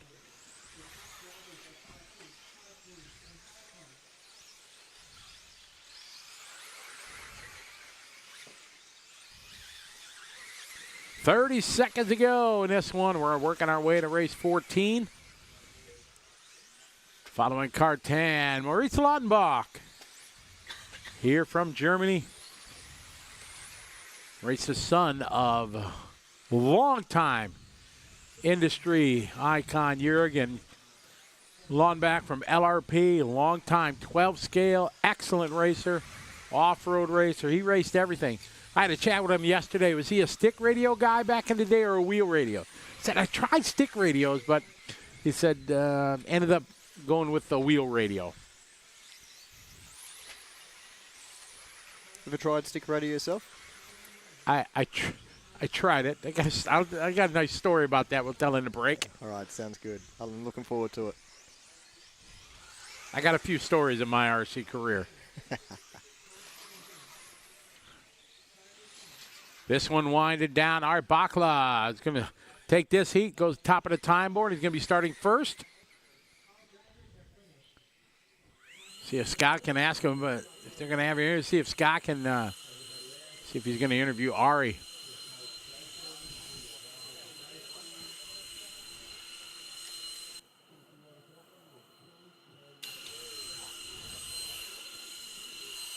All right, we're going to throw it down to the EAM interview area here. Scott got Mr. Ari. Ari's got all kinds of. We're here with Ari Bakala. Just checking in on that carbon fiber splinter. No hospital trip last night, mate. No hospital trip last night. That was last Friday. I had a bit of a accident on a boat, but other than that, all good. Putting that aside, nice run out there. How's conditions this morning? Nice for us anyway. We're used to this sort of a little bit slick, a little bit slippery. Car was really good, really balanced. Touch loose on the rear, but really good. Nice to start with a clear track in front of you for qualifying. I guess that's the objective here. Yeah, I suppose. Yeah, I'll be off first, so yeah, it helps. You know, you have a clear track, no traffic. As long as you don't crash on the first lap, you're good. We better let you go, Marshall. Thank you, guys.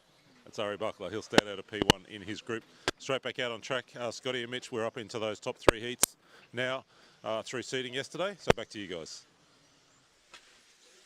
Thank you very much. Got some shout outs to say hey to Dave, how are you? John Fleury, welcome. Seth Green. Andrew Silvaggi checking in. Hey, Andrew, how are you?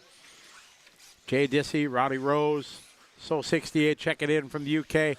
Tony Johannesson checking in from Sweden. Steve Hicksey, how are you? Rusty Patnode, how are you? Sam W., greetings to you. Drum Bass checking in from Germany. Jerry Davis checking in. How you doing? Optima, welcome. Steve Moore checking in from Arizona. Good to have you folks following along from around the world on what is control practice round number 3, just to set the starting order. We're in our C group, and we got some big names in this one. Koki Kato was in the A main and two-wheel drive. Got the Hall brothers in this one. Matt Cooper, Aiden Horn, Jordan Issergen, Yui Kaino, Jaden Edmond, Luke Holdsworth. Plenty of guys that can put it in the A. Gonna have to work hard to make it happen out of the C group. Plenty of drivers going for the triple first lap around as well. Yeah, no. Nope. I didn't even. Not first lap? Nope. Second lap. I didn't even try it.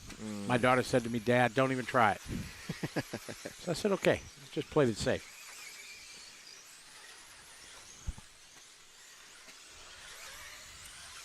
Oh, stretching there. Whipping it in the air. Kaino following Jamie Hall around the racetrack. Jamie yellow. White got a bit of silver in it. White wheels. A little black in the back. Both the Associated Hall boys. Reedy. Both the Hall boys in this heat. Yes. Oh, Yeah, boy. Johnny. Announcer's curse. Sorry about that. Oh. My fault. Wing looks a little bit kinked as well now. I think I just got to stop talking. I just won't say names. Maybe I'll go with car number. 5 cars out front. Think that'll play? Probably not. Nah, that's boring. All right, we got Aiden Horn to the point. Aiden with a 27.2 hot lap. Luke Holdsworth puts his best lap in. Doubles down as well. Goes into the third lap in. 26.930. Jaden Edmonds up in P3 with a 27.0 last lap by. We jump on board here with Aiden Horn through the off-camber and onto the front straightaway. Crossing the line there. Goes around for a 27.2. So Aiden looking for a good run through qualifying. He's currently down in the C sort. Had a pretty good run into Wood Drive. Looking for a couple of good qualifiers here today to hopefully bump him back up to the A sort or A main come racing. Luke out front, rocking a Schumacher from the UK. Kind of a mix here. We got UK representing this one, Japan, United States, Australia.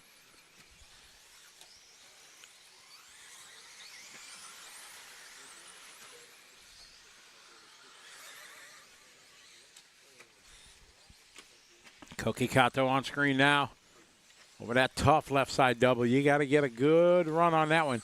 Got to hit the inside because the lip on the outside, not enough to clear it smooth.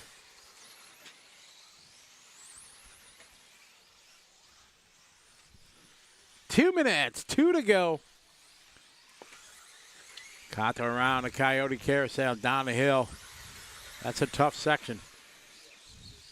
You want to kind of accelerate to that corner, but it falls away so easy and you just miss it by a lot. Kato that time, 27.3.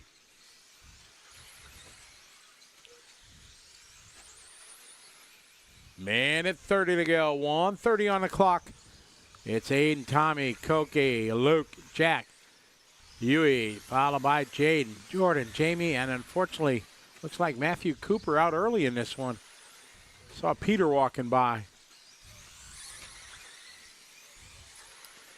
Interesting coming through this off-camber corner, just in front of us here, Scotty, that a lot of drivers have their own line. You'll see some drivers run the high line, some drivers run middle, and some drivers run it all the way down to almost the bottom of the off-camber to try and square it up for the next corner. But there's a real variation of lines that drivers seem to be picking going through that corner. And I've tried all the lines, many of them not intentionally. Yeah, and I don't know. All in one heat. I don't know which one's faster. I've tried to run it tight.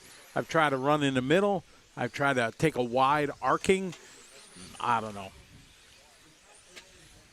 And the top guys, they are different lines. Some guys really, really tight the apex to not get much of the off-camber. It's a little flatter in the center, but it's different lines. You'll see it here in the next two groups. Horn kind of towards the top a little bit. The time around for Horn at 27.2. Hot lap for Horn at 26.5. A little bit earlier in the run. Timer ticking on down here. Horn looking to stay on top. He's got 5 seconds over Tommy Hall, Luke Holdsworth in the 3, Kuki Kato in the 4, and Yui Kaino in the 5 as we jump back on board here with Aiden Horn. Working his way around into the left-hand side. Might sneak around for another lap here. He should do pretty comfortably. Does sneak around for another one. Aiden going to be the first to go, 12.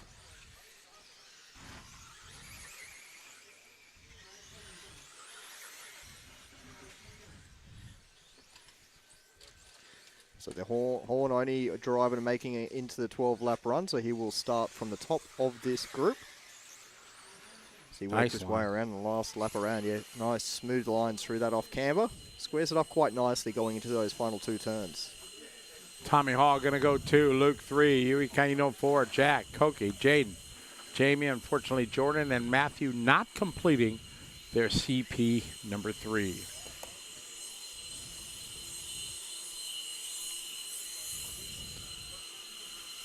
All right, we're going to throw it on over for another Team EAM interview. Take it away, Scotty.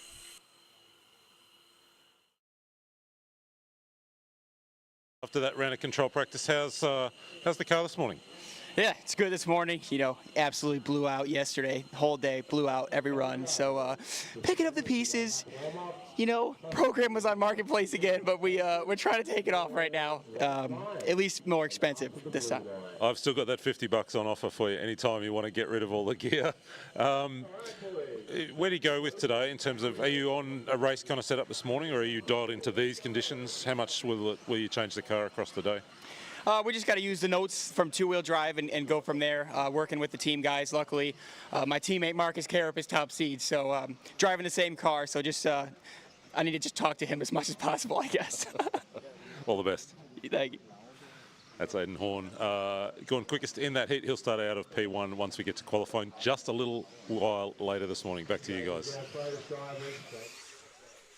I like that. Take my race program off of Marketplace now.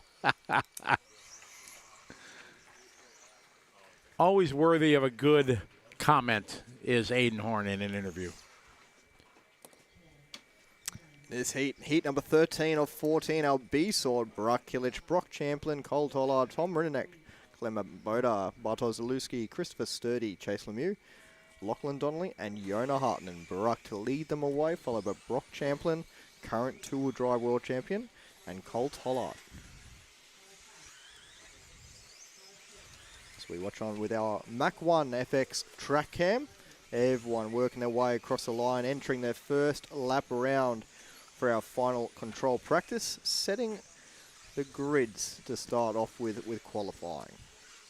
And really, there's no break. We're rolling right into qualifying round number 1.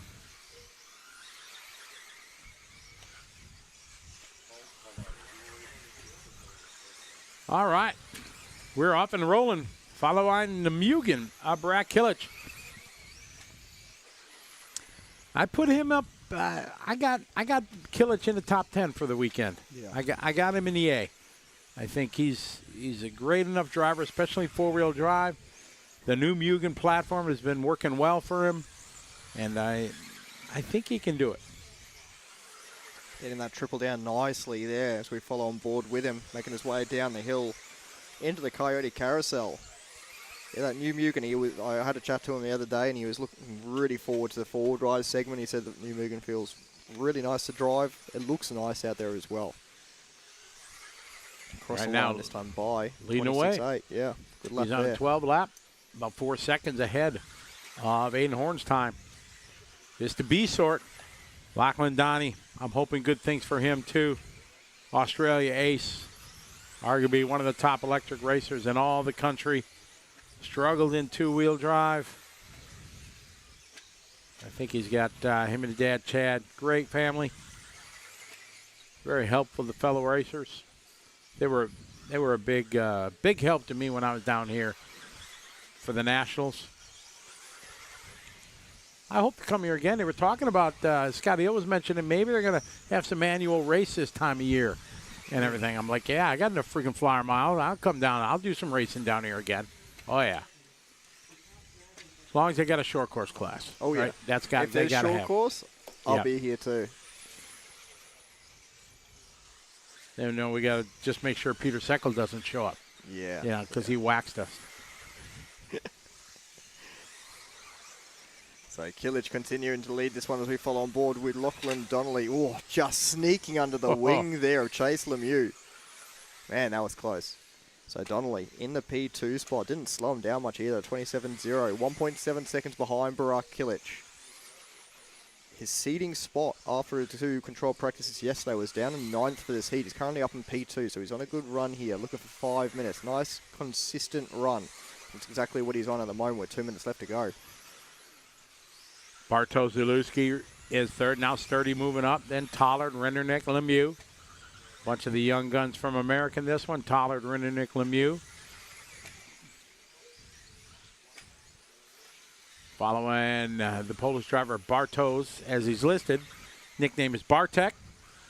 Him and his family have raced. I've had the pleasure of watching him grow up from when he was just a young boy. He's now, I don't know, maybe 17, 16. And him and his dad very passionate about the hobby. They've been running X-Ray forever. Him and his brother used to both race, and then Bartek kind of excelled a bit more than his bro. Donnelly with a small mistake there coming through the triple would have lost him a second or so. So Zalewski might jump up a spot here.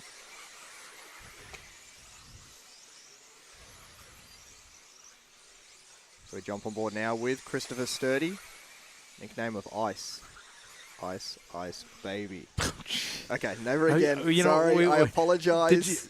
Did you not? I've been told to remove So, myself from the 2 booth. days ago, there was a addendum made to his contract that he had to sign that there would be no more singing. Mitch was not allowed to sing.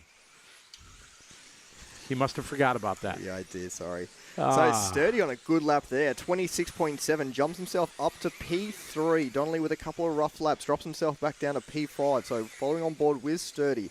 Having a good run here as Killich goes 26.4 early in the day here. He's looking really strong. Cole Toller now stepping up his game here on a 12-lap run. We got a bunch of 12-lap runs going on here. Bartek Zalewski now stepping up there, 26.9 for him. Following Cole Toller from Almero, Wisconsin. Cheesehead. There we go. Thank you. This one winding down.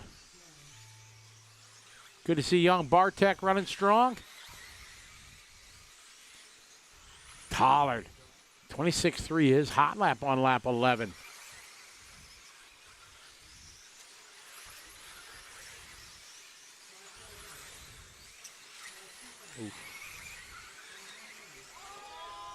Ooh. Close one there in that whoop section, in the rhythms. Following Another Tollard good to the lap there for line Cole. 26.5 to wrap it up. Solid run. So a great run there, Barack Killich goes 12 lap 5:22. If the rounds mattered, worst he'd be is 11 for the round. Look But at this service at the end of the straight hole. Yeah, Just exactly. cutting it away from it. So everyone just getting put into in. into the basket. Works out well. Hey, buddy, morning. Andrew Silvaggi stopping by the Hybrid Landscape Studio, giving us a fist pump. We're going to throw it down to Scott Guide.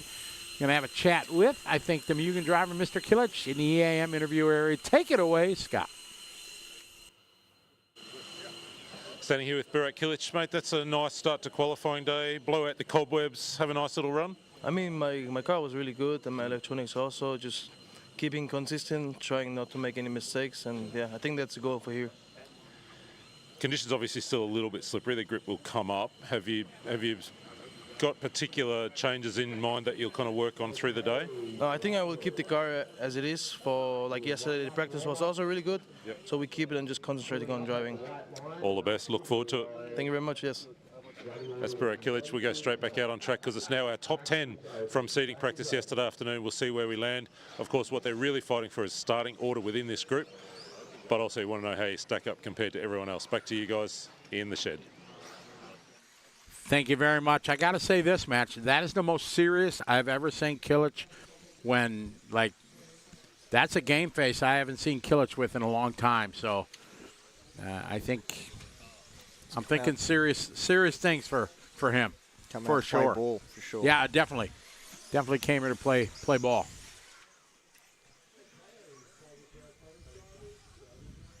So More everyone shout outs, lining up everybody here. checking in. How are you, everybody? Connie Svensson checking in from Sweden. How you doing, Connie? Oh, we got the one and only Justin Johnson checking in. Justin, we can talk about slashes and start talking about your dominance in the box stock slash class. We can do that. But first, we're going to talk about Group 14. It's our top heat after our seeding yesterday. Finishing order, the full 5 minutes will determine starting grid for Q1. Marcus Carup rolling out 1.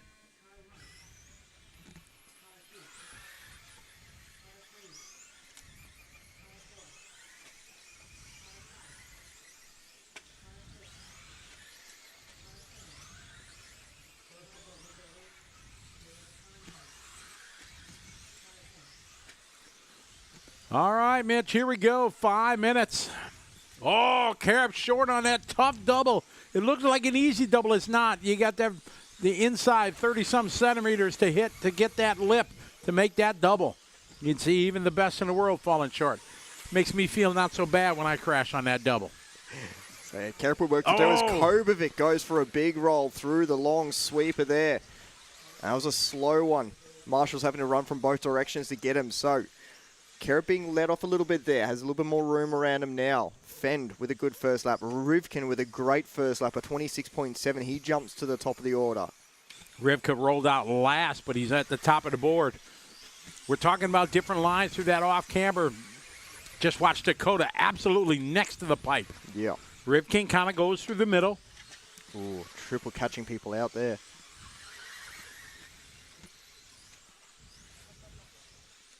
Fend over the left-hand double. Watch him as he comes around in the off-camber again. A little bit wider that time by. Sets himself up well through the last two corners. Across the line that time around, a 26.7. Ongaro now to the top of the order with a 26.540. Olowski with a slower lap. And Ongaro, the reigning world champ. Oh, man. Right underneath there. That was lucky there. As Orlowski having trouble. That was just racing dear. Orlowski got it wrong on the backside of that rhythm section there. Ongaro makes it through.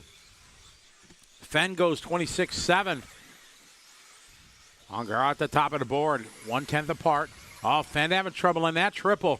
There is nothing easy out here, folks. Even the best in the world. You see them struggling. Schimmel going for a ride.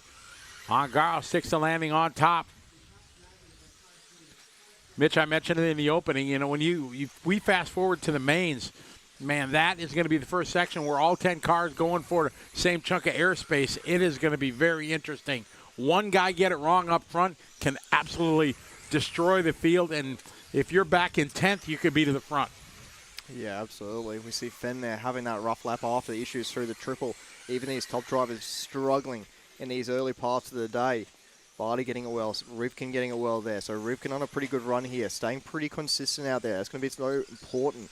Ongaro making very minimal mistakes. We follow on board with Rivkin, 26.5 last time by. He works his way up to the back of the track through that tricky left-hand double, gets it nice and clean, staying high through the off-camber. Coming to the line here this time around for Rivkin, a 26.8, so nice, consistent. 200 to the second in it between Ongaro and Rivkin for the top spot at the moment. And one thing that hasn't changed is the guy that's at the top of this round, Mr. Kilic. Time is still holding as the fastest. These guys just a couple tenths off is Rivkin, Carup, Bata, and Fend. Ongaro now a hot lap at a race for the reigning four-wheel drive world champion. Hitting that inside, landing on the tabletop nicely. 26.133. Following Davide Ongaro from Italy, four-time world champion. Well known for his back-to-back 8-scale buggy dominance over the last 6-8 years, whenever it was with the loss of the COVID and things like that. Went to Hobby Action 2 years ago for the indoor version of the World Championships. Took the win in four-wheel drive. Here defending his title.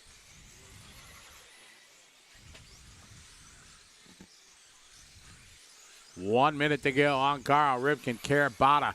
Now Ongaro has stepped up above Killick's time. Top three drivers all running the associated vehicles, so I wonder if they found something overnight. Big whip there from Ongaro, going just a bit outside. Hanging on, going to cost him probably about a second. How far back was Rivkin? Ooh, Rivkin. He was close enough. That might have been enough to move Rivkin to the point. We'll see. Rivkin rolled out 10th. Rivkin's been looking stout here in this one.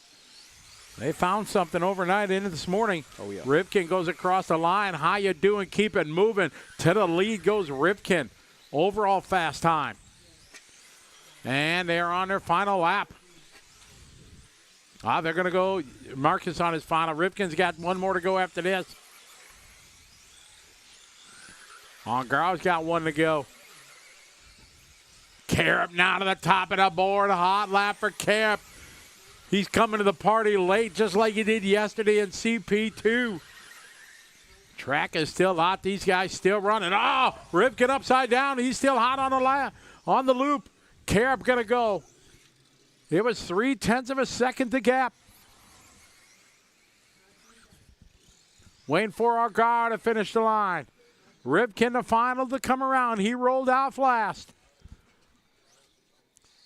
Coming to the starting line, across the line. That is time. The fastest here in CP3 by 0.1, a 0.796 to a 0.9. Davide Ongaro. Marcus Carup 2. Barak Kilic goes 3. Spencer Rivkin 4. Cole Toller 5. Dakota Fence 6. Aiden Horn 7. Christopher Sturdy 8. Bartosz Zalewski 9. Davey Bada rolls out your top 10. We're going to check it down to the EAM interview area with Scott Guyette. We're here with defending world champion Davide Ongaro. Mate, that's a nice way to start what is going to be a big day. Yeah, it was good. I mean, it started like that also in the two-wheel, so hopefully it will be a little bit better. I made a mistake on the triple and I cut a little bit the corner, so I tried to wait and I lose some time there, just to be fair. And yeah, I mean, car was good. We made some changes from yesterday, so hopefully it will be a good day. All the best for qualifying once we get going. Thank you. That's Davide Ongaro. He'll start out of P1 in that top heat a little later on this morning. It was super close. But the thing that I noticed, Scotty, Mitch, everybody made mistakes. I don't think there was a single clean run in that top group. This track is biting this morning. As the group comes up, some of those jumps might be a little easier. This is a world championship level track for a world championship. It's going to be tough out there. No doubt about it, for sure, Scott. It will bite, and everybody made small mistakes. Going to make it very interesting. There's nobody going to go 5 minutes without a blink. And it's going to make it for a very challenging and interesting World Championship. So we're right down to business there, Mitch. Ain't got time for that. No waiting. We're going to qualifying round number 1. Yeah, and we'll start to see our rotation come into play again here. Obviously, qualifying doesn't just start at heat number 1 every single round. That would be a disadvantage for our heat number 1 drivers following through. We'll start to see our rotation working their way through qualifying. First round, obviously, heat number 1. Believe it'll move to either heat number 3 or 4. We'll get an updated schedule and read it out correctly for you. I'm surprised they kept it with 14 heats. Normally, they only put 10 in a heat to keep it fair, and then 9.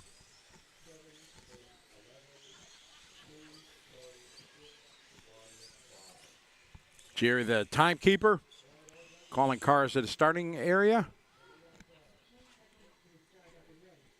So Q2, as per schedule, it will start with heat number 4.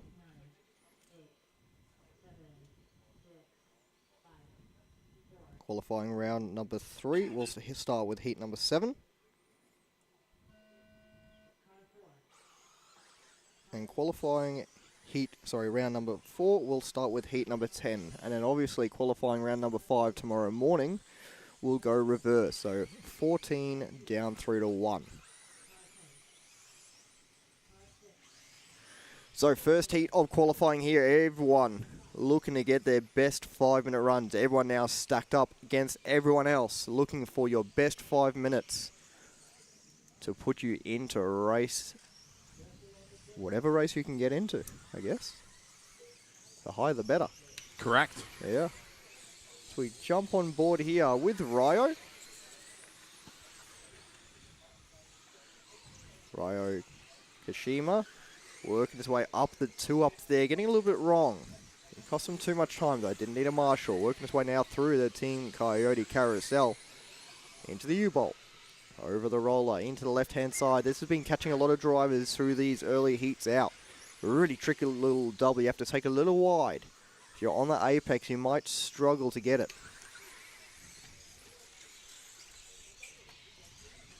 So third laps around now for Ryo and Ron Kirby. Ron Kirby leading this one away. A 31.7 first hot lap for Ron Kirby. Old school. Way to go. Keep it up, Ron. Great guy. Loves the hobby immensely. Been doing it for years and years, decades, if you will. Lifetime member here of the club.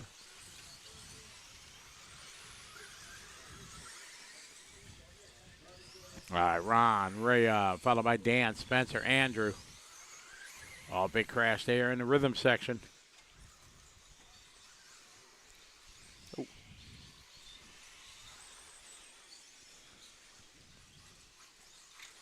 Following, whoa. Got the 10 car right here, Andrew. Down the straight he goes. Andrew Carrick, last lap, 35.4.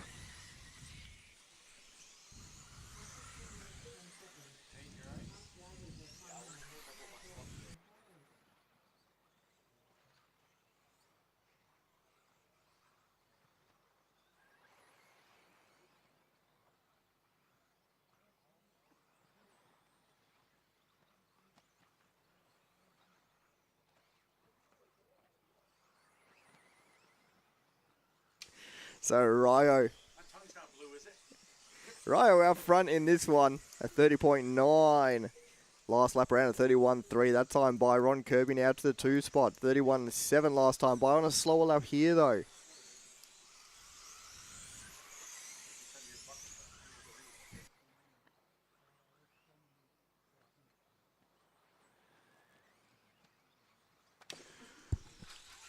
Kishima out front leading the way. Cross start finish line. Drew Hamilton following Hamilton right now. Over the rhythm section, wing high. Nice double, tabletop. Very nice. Now you see with the sun being almost on the track, you see the track starting to dry out. And you're going to see how it dry out quickly here over the next 20 or so minutes. See all the dry spots start to come out.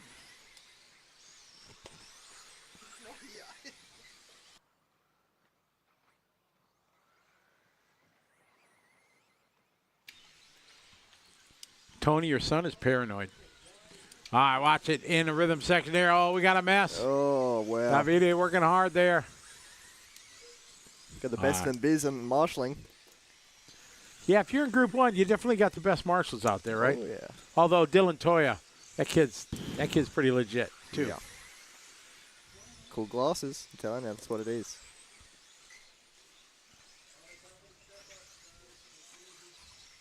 So out front of this one, Ryo leading the way. Spencer Clements, also known as the Joker in P2. Brendan Tucker in 3. Drew Hamilton in 4. And Ron Kirby rounding out the top 5.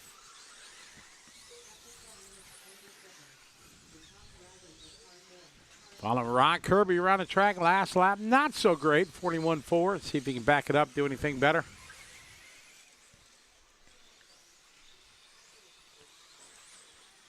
Good line there through the back chicane over the roller. Takes a wide line, sets up for the double, clears it.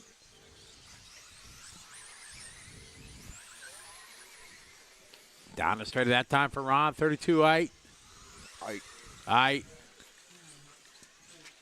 Oh, no, trouble in the rhythm.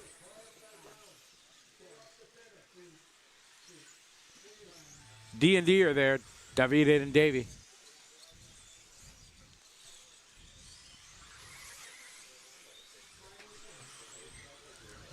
Couple of laps around here for our drivers from heat number 1 of 14. Ryo looking to set time to beat here. Looking to set a 10-lap run. Wait for everyone to make their way to the line.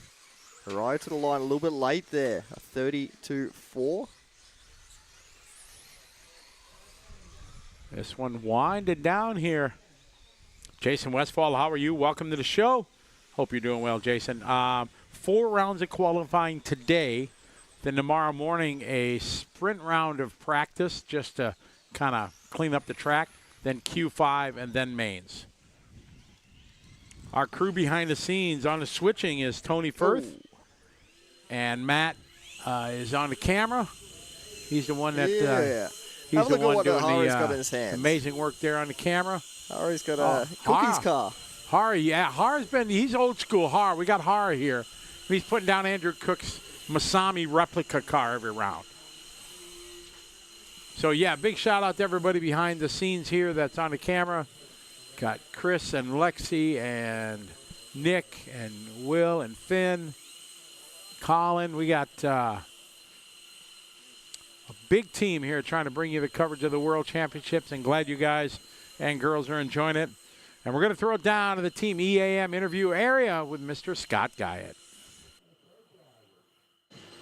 We're with Ryo Kuwashima, who is the current top qualifier. Ryo, how's the car out there? How's your car? I feel so-so. So-so? Yes. Do you want to say hello to anyone back at home? I guess Japanese. 日本の皆さんおはようございます。応援よろしくお願いします。Okay. Thank you very much. Thank you very much. All the best. So we are away in qualifying now, Scotty, Mitch. We've got an official top qualifier, current top qualifier. It's Ryo Kuwashima. Back to you guys.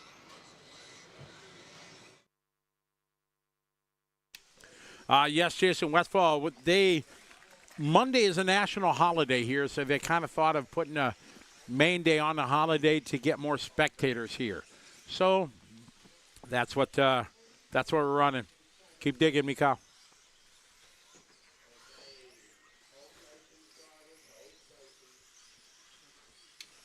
So the 6th of October here is Labor Day. Labor Day. Yep. Got it. It's just an excuse to have a day off. Copy that. Yep. We have those in America. Yeah. Whoa, Cookies. Oh, Andrew Cook, our Masami replica. I don't know what's going on there. Har's running over there to find out what's going on. Cookie's coming off the stairs. Cookie So in the issues wrong. going No. on. Oh, no. Race may be starting without Cook possibly here.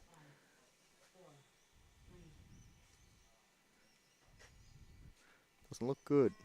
Car in hands of Hara. Cookie looking at it. Doesn't look good at all. So we'll kick it off with Jeno, Brent, Andrew Cook missing, Devon, Paul, Ashley Cobble, Neil Kovacs, Blair Wallace, Stuart McMahon, Howard Crooks, and Dominic Blackman starting off the rear.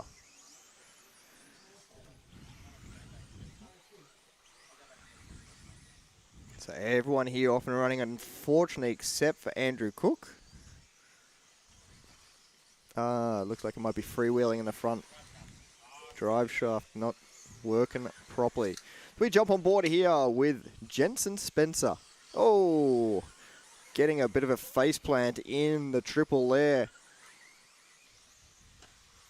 So not a great start here for Jeno. We're running the Shell V colours, white and red, yellow wing. Same as the V8 supercars that he'll be going to watch next weekend. Next week up at Bathurst, right? Bathurst, the Bathurst 1000. Pretty much Australia's biggest race. Biggest motorsports. Apart from Formula One that comes to town every now and then, you know? Yeah, but I think Bathurst is even bigger than that, isn't it? I'd say so, to be honest. I would say, because I think more the average motorsport enthusiast follows supercars here in Australia than Formula One. I mean, that's, as an outsider, I would think so. And I think the Bathurst event probably more accessible to the average motorsports fan. Yeah. Where Formula One can be a challenge. Following on board here with Brent Jeffries. Currently leading this one away. 29.878 hot lap of this heat. As he comes up in a whole heap of traffic here through the rhythm section. We'll have Dom Blackman just in front of him now. That's your boy. That's my boy. He's currently holding up the leader. Wow. That's his boss in real life, folks, just so you know. And our fine sponsor, the Hybrid Landscape Shed here. So, Dom, when you're listening back, just so you know, that came from that side of the studio, not this guy. Oh, Scotty Gart. Let's throw him under the bus instead. So Brent working his way through the traffic here. Slowed down a little bit that time by a 31.8. So Geno hot on his heels trying to get through at the same time here. But Geno did start in front of Brent. So those two trying to work their way through. Dom still, he's there. He's not giving him much love. No, not at all. I hope it comes across in the camera how quick the track is drying right now. Oh, yeah. We watched it here in 5 minutes how much it's dried. And you take a snap picture of it now, and 10 minutes from now, how kind of hazy and white it's going to be. Now is the time. The sun is kind of above, out of the half the track's out of the shadows. It is definitely going to dry quickly. We jump on board here with the pink and grey of Ashley Cobble. That time around at best lap of a 32.161. Currently sitting in P4. Most of these drivers looking to set time to beat here. Ryo with current time of a 10-lap run, 5:20.4. Brent Jeffers still leading this one. Geno in the 2, 3.5 seconds behind. Those two looking to set a better time than Ryo, along with Devin Middleditch. Devin that time, 31.7. Ashley Coble goes 32.1. Stewart at 31.3. Crossed our finish line. Ashley and Paul.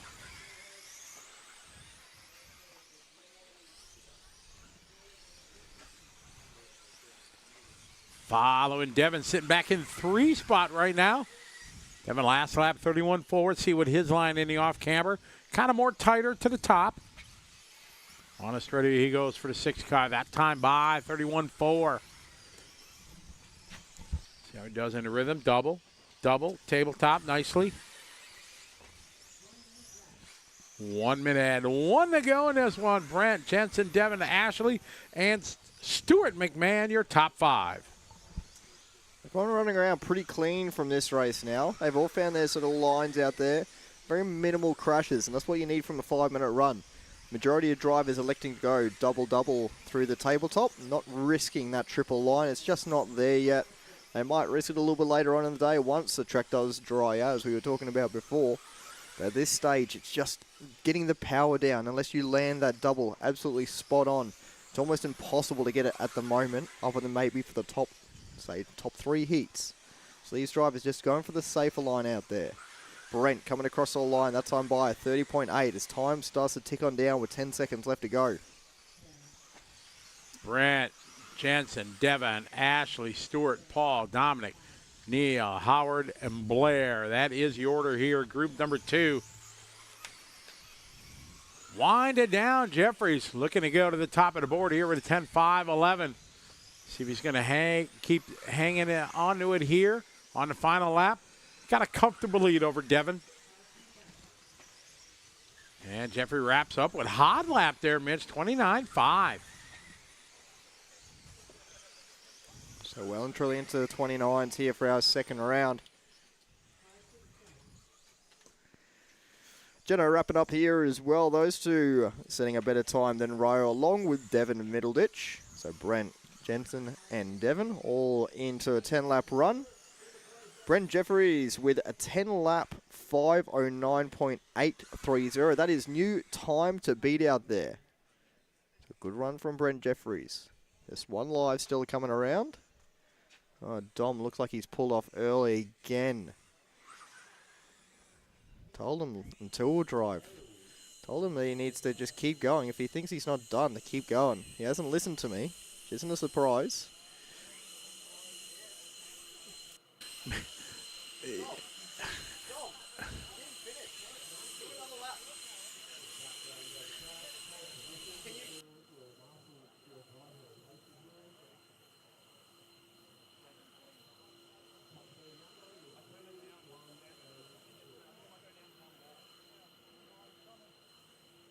Mitch is just like digging a hole with his boss. What's like the worst job you guys do? Like digging trenches and sewers or something like that? Trenches is one of the worst jobs by far. Yeah. Because holes is okay. You can dig a hole for a plant. That's not a problem. It's just straight down. But Yeah, trenches are not fun. The rest of the job's actually pretty good. I like the paving side of things. You know, I think that's a Paving? yeah, paving. You know, putting pavers down, steppers. Oh, you the know. paving, yeah. Yeah. No, I actually quite enjoy that sort of side of things. We do AstroTurf. But yeah, pretty much everything in a childcare centre, playground-wise, that's what we specialise in. I mean, it's actually quite an enjoyable and rewarding job. You know, you turn up there and it's just a complete blank slate, usually just mud. You know, and after a couple of days, it turns from mud to, you know, a nice base. You start getting the garden starting to shape up.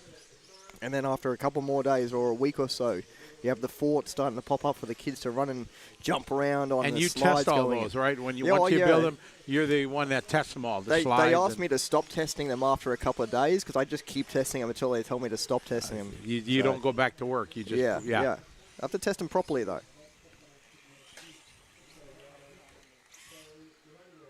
I got race 3 now coming up. Julian Hardy in this one, Mike Remy, Gavin Webb, Paul Shannon, Moto Yoshiseki, Lee Cheeseman, Martin Fredden, Glenn Grinter, Mark Wallen, Thomas Camilleri, and Daniel White. Time to beat from Brent Jeffries from the previous heat. 10 laps, 5:09.830. So that is current TQ time. Julian Hardy leads them away with the PR. Only driver, as you said earlier, running the PR car here.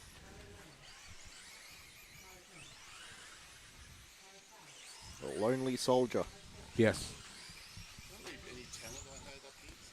No, Dan, no, there's no talent in the can. I bought the last one from Campbelltown Hobby, so, yep.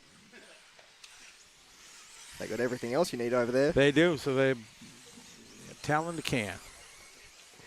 Watching our Complete Pneumatic Solutions higher track cam there, coming through the U-Bolt. Awesome track cam. Love that one. It's probably one of my favorites there.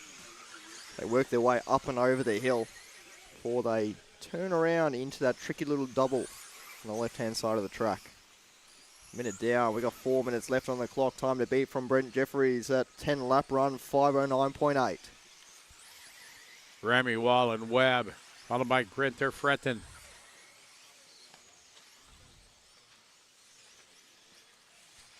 Gavin Webb, hot lap there on the first 2 laps, 29.8. I'm sorry, 29.8. Lee Cheeseman, 29.6.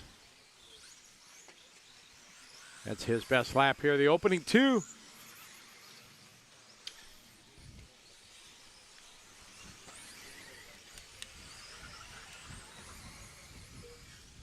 Gavin Webb, or also known as Webby, going to the top of the order there, 29.277.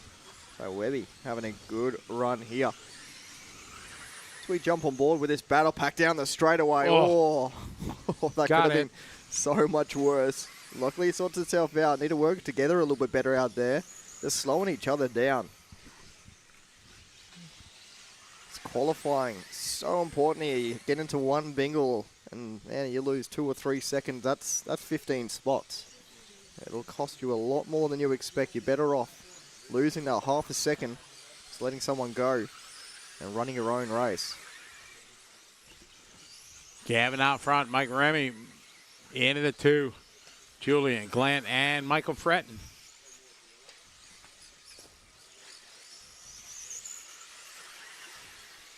Following Mark Wallen on the racetrack. Long-time 12-scale racer. Running some off-road here at the World Championships. Wallen rocking the 5 car. Over the double. A little short there. That's a tough section.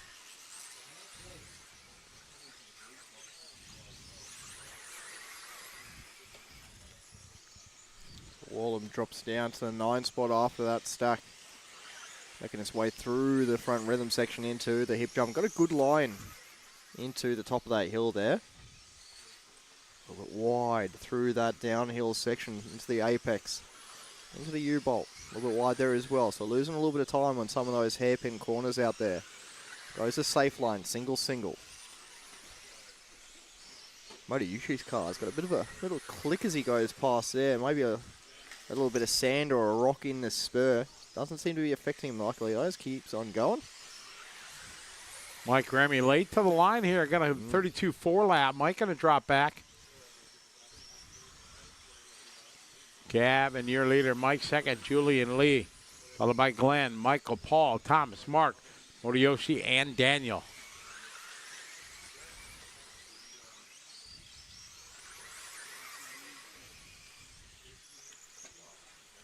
Minute left on the clock here. Webby leading this one 8. Oh, well, down across the line there for your leader, Gavin Webb. In through the rhythm as we pick up with your leader, Gavin Webb. Mike Remy on a slow lap here. He drops right down the order from that lap. So Gavin Webb leading this one by 3.5 seconds over Lee Cheeseman, looking to set new time to beat just outside of an 11-lap run as well. 0.6 of a second he needs to find to get onto that 11 lap. He could be the first driver through qualifying to make 11 laps. Says Group 3 on the track. 4 is up next. Race number 4. 5, start thinking about it. Gavin, Lee, Glenn, Paul, Julian, your top 5. Followed by Mark, Mike, Michael, Thomas, Moriyoshi, and Daniel White. 10 seconds left on the race clock here in Group number 3. 4 is up next. We're on a 10-5 flat. Gavin knocking on an 11-lap run. Needs a good lap here. Needs to beat a low, fast 29. Not fast enough. 29.6. Oh. Missed it by 5/1000ths of a second. Man. Aye.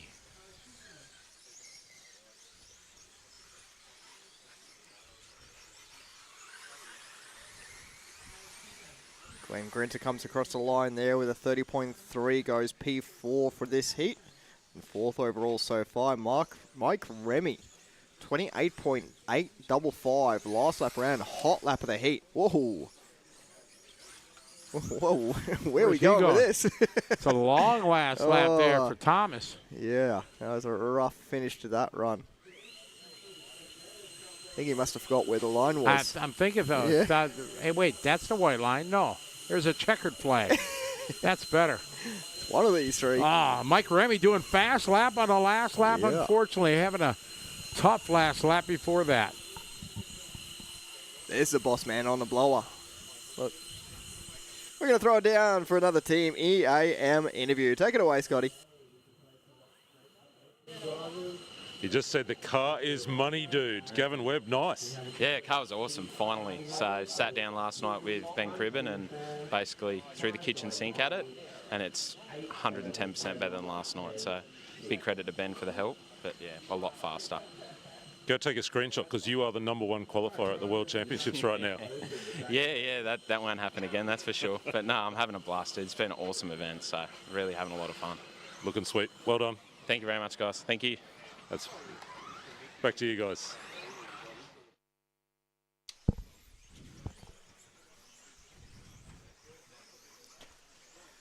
All right, so up now, heat number 4 of 14. Good heat in this one.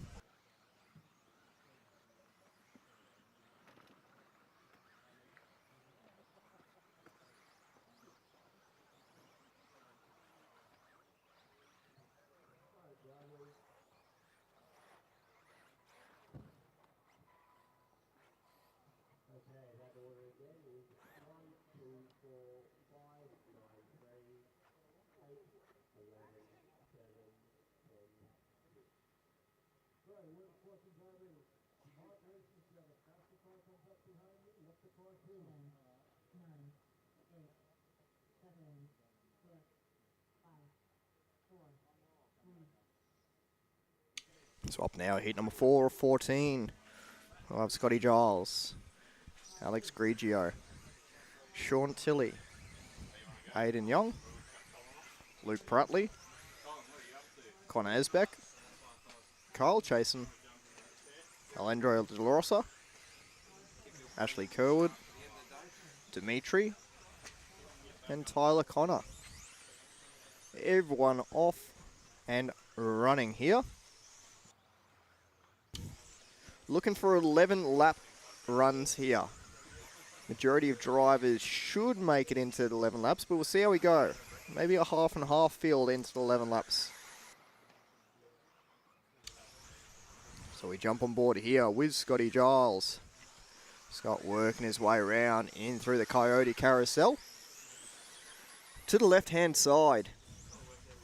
So for everyone wondering why Scotty Ernst isn't on the mic right now at the same time as me, he's gone to get his car ready for his run. So Scotty Giles that time around, that's a 29.3. Making his way through the hip jump, into the two-up, down the hill. Run it real wide there. Lost a bit of time going through the mud section. Up and over the hill, almost off the track. Into the single for him. Instead of a double high line through the off-camber. Over the line there for Scotty Giles. That's his best lap so far, 29.2. Still room to improve though. Couple of small mistakes around the lap. Out front in this one, we've got Sean Tilley leading the way. Tyler Connor up in P2. Scotty Giles in 3. We're following on board with Dimitri in 4. Connor Esbeck.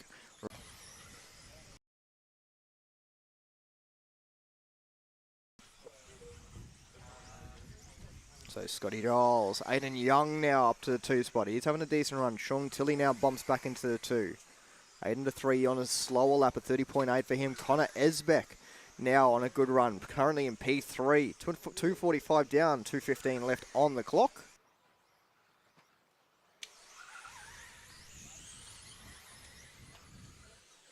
So following on board now with Aiden Young.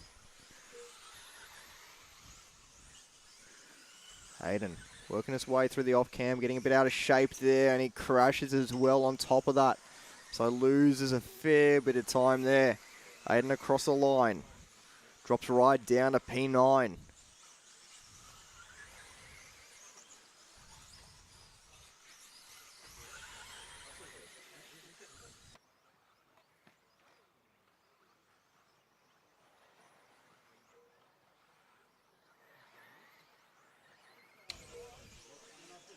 So we jump on board now with Alex Grigio. I would line that time by with Alex for 29.5. Sean Tilley still leading this one. Scotty Giles in 2. Connor Esbeck in 3. Tyler Connor in 4. Kyle Chasen in 5. Alejandro De La Rosso in that 6th spot on a slow lap though. So he drops right down the order. 1 minute left on the clock here. So time to beat from Gavin Webby. The last heat. 10 lap run, 5 flat. Couple of drivers here looking to go 11 laps. Should sneak through for the extra lap at the end. First of those at the moment is Sean Tilley on a good run.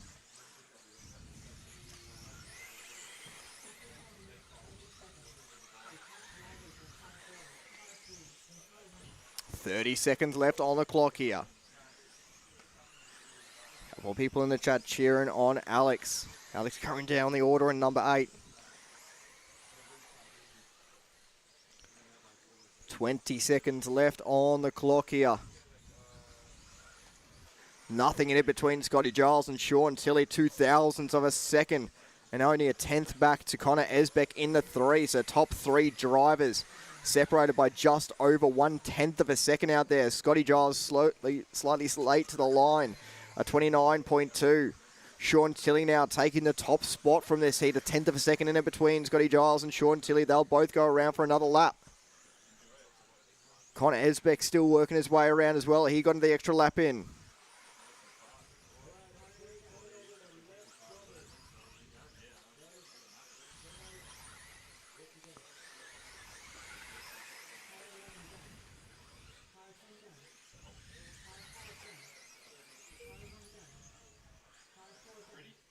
So Sean Tilley, Scotty Giles to the line there. Connor Esbeck to the line. Waiting on Tyler Connor, still live, working his way around, final couple of corners here. Tyler over the line there. Puts down a hot lap of the heat last time around. Last driver on track, a 28.263 to wrap things up. But Sean Tilley setting time to beat. Doing an 11 lap run, 5:23.486. New time to beat from Sean Tilley. Scotty Giles in 2, Connor Esbeck in 3, Tyler Connor in 4. Those 4 all going 11 laps from that heat. Up now, heat number 5 of 14. As BJ said, expect the track to get quicker as the day goes on. Absolutely, BJ. Once the track dries out, it will get faster and faster. All right, we're going to chuck it on down here for another Team EAM interview. Take it away, Scotty. Tilly, how's the track this morning? Yeah, the track was pretty slippery this morning, but made a few changes before that session, and yeah, car and track's definitely a lot better. How's the driver? Yeah, getting there. Had a tough day yesterday, but changed my mindset last night, and yeah. Nicely done. All the best for the rest of qualifying today. Thank you very much. Sean Tilley taking the top spot in that one. Scotty, Mitch, I think it's Mitch. Mitch on the mic, on the solo. Back to you, buddy. On the solo, yeah. How did you know, Scotty? I love a good solo. No hard solos until later tonight, though. So everyone lining up here, heat number 5 of 14. Couple of comments out there. Teen Springs, yo Sydney. How's it going? G'day, g'day. Beautiful day here in Sydney. Karapanongaro in a class of their own, yes.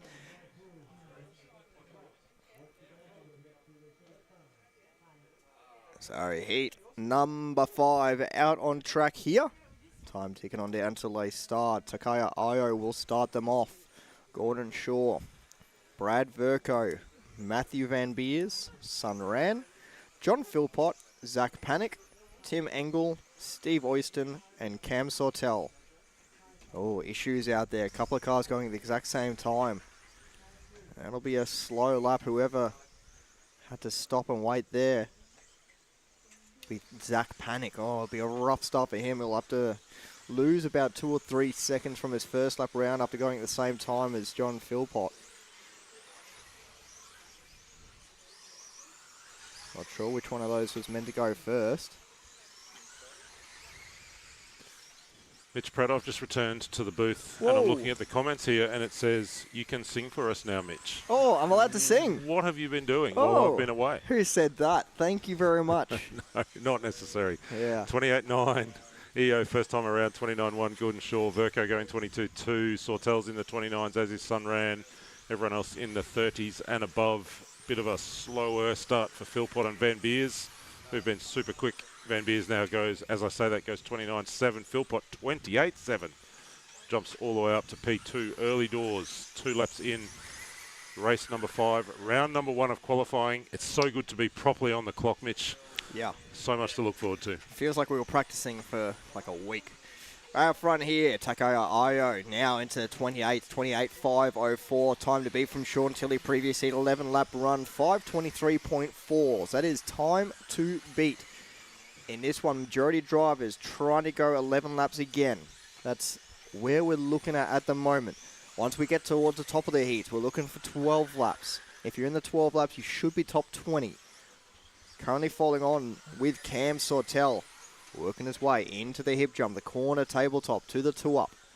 Down the hill here, Cam Sortel currently sitting in P3, running the X-Ray, 28.9 last time around.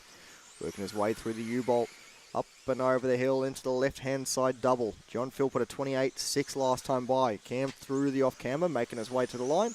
This time by at 29.1. Still a bit of green across the board. Oyston putting in his best lap. Jordan Shaw at 28.2. Philpott 28.6, continuing to recover from that slightly slower first lap that he had. He's at P2 at the moment. 1.9 back of Io.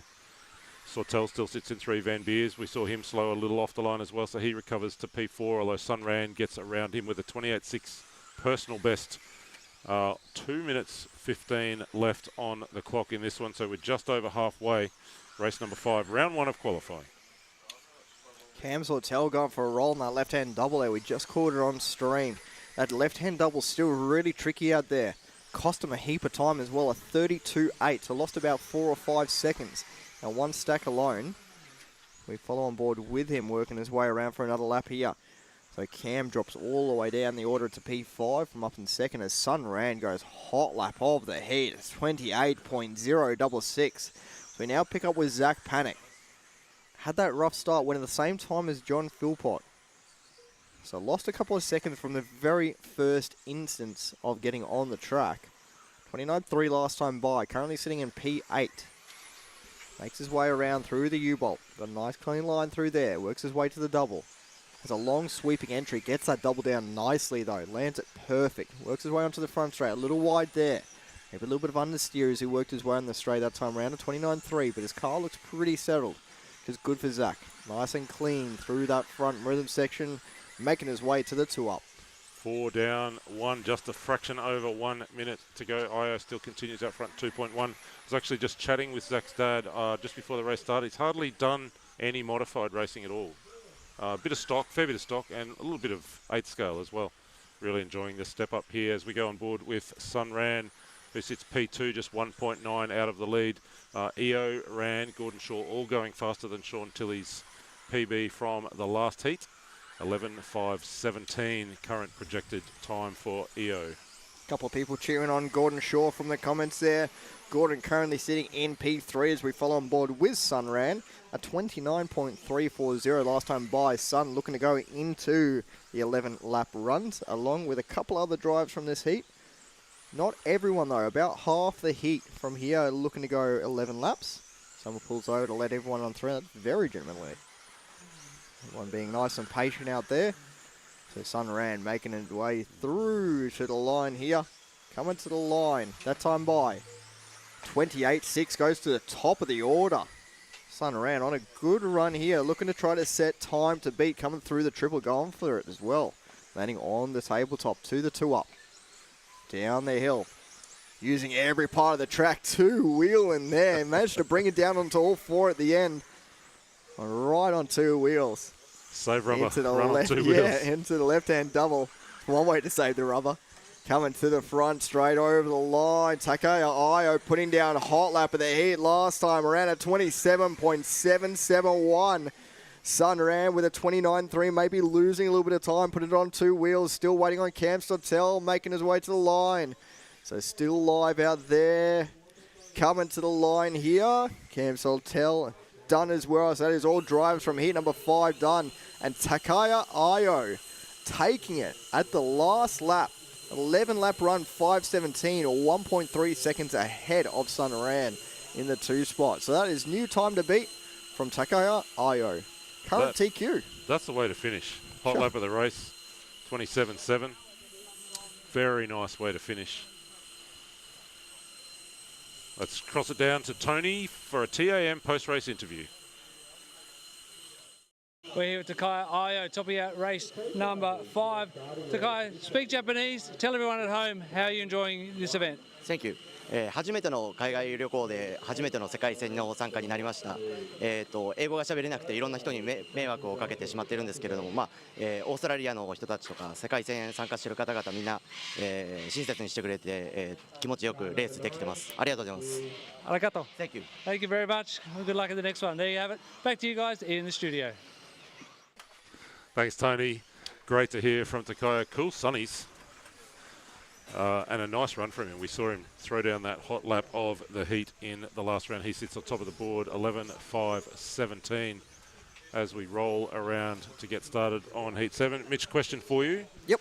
Are you covering the Nationals in Adelaide? That's the Australian 10th Off-Road Champs. First time ever on Astro. First time ever on Astro. Now, I'm pretty certain that I will be there, but I'm hoping to do it in a racing capacity. Okay. I know that there will be other people running the event, including a fella from South Australia called Tim.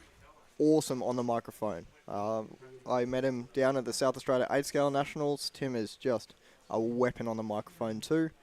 I actually, there was an event that I double booked myself on, and I asked if he could go to it. He was unfortunately too busy as well. But he's an awesome dude on the microphone.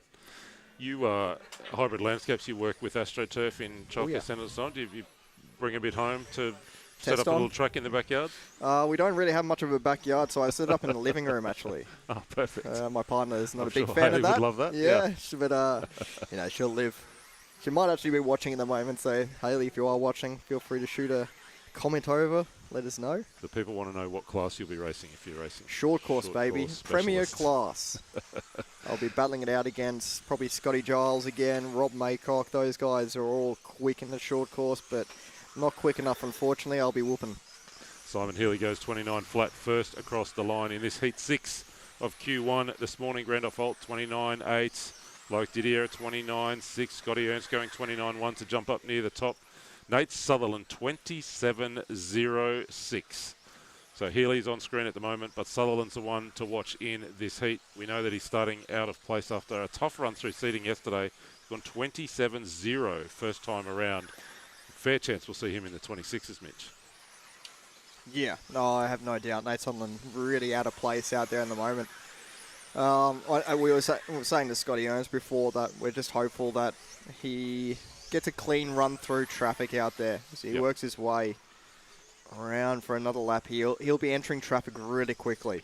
And I think a lot of people will be surprised how quickly he catches up on everyone out there. So just hopefully he starts to get his good runs going as he starts to enter traffic now. So yeah, we'll keep a little eye on him as he works his way onto the front straight. We pick him up on screen now, just working away a little bit through traffic. He's got one more car just in front of him as he flies the big triple. Once he gets through that traffic, he'll have a little clear track for at least a lap or two.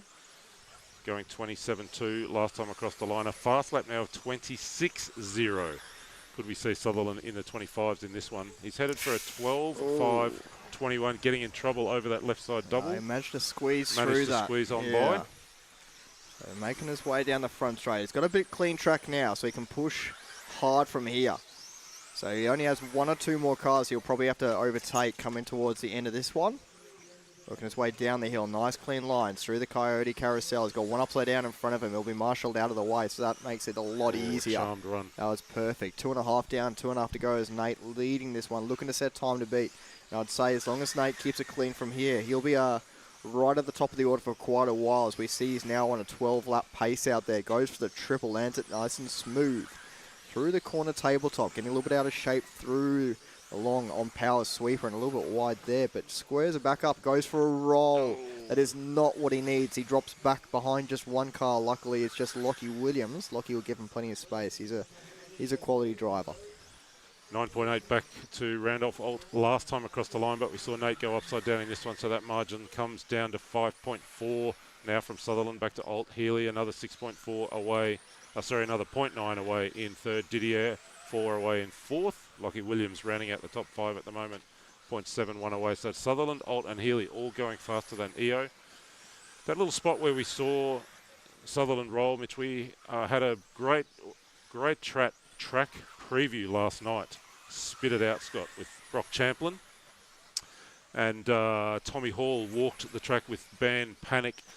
And there's some real rough bumps there. And you've only got not much more than a car width at that right-hand hairpin at the bottom of the hill, right where we're seeing Sutherland right now. So you get a little hot into there and the track gets pretty bumpy pretty quickly. Yeah, well, one thing to note as well, that used to be a hard acceleration zone down a hill there. Yeah. It's now changed to a hard braking zone. And the bumps are generally slightly to the outside of the racing line. But if you're coming in hot and heavy there and kick it out just sideways, it'll catch you every single time. So we jump on board now with Randolph Alt.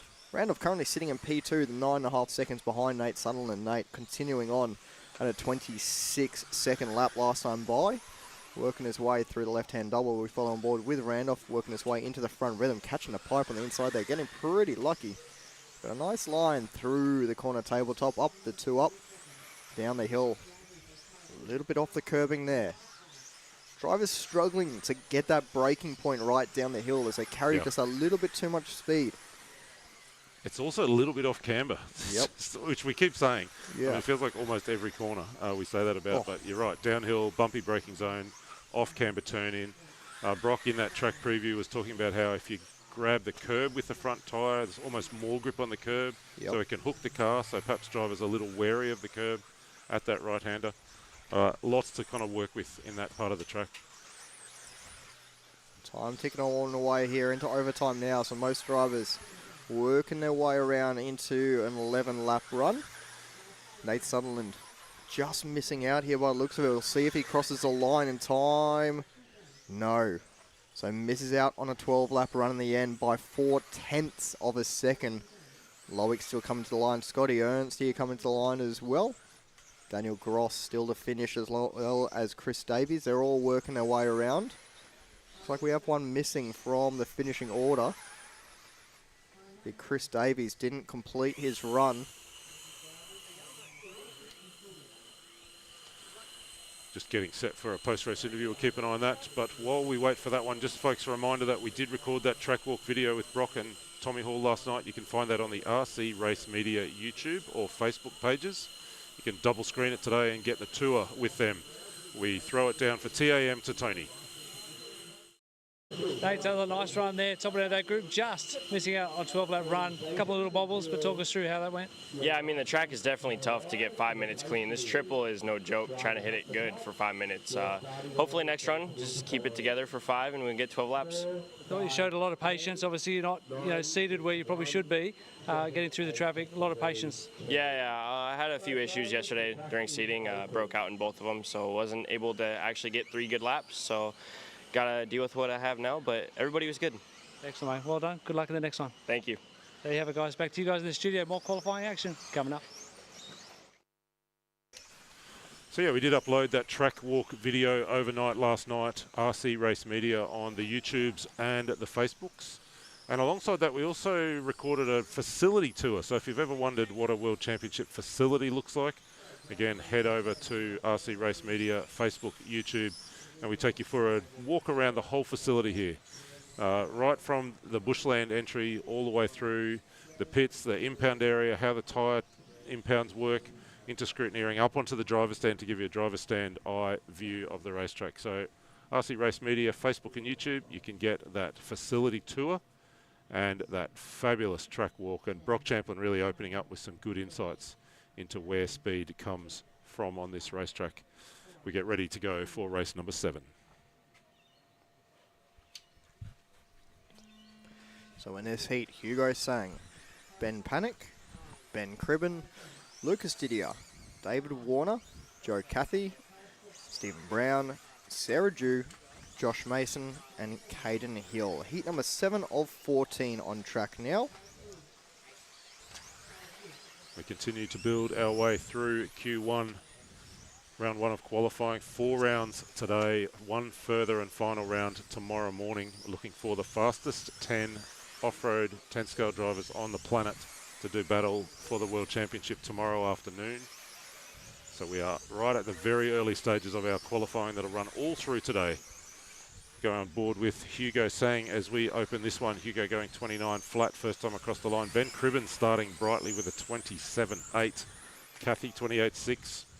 Didier 28.9, Mason 29.0 as we continue with Hugo, Mitch. Yeah, Hugo, one of our young guns here in Australia.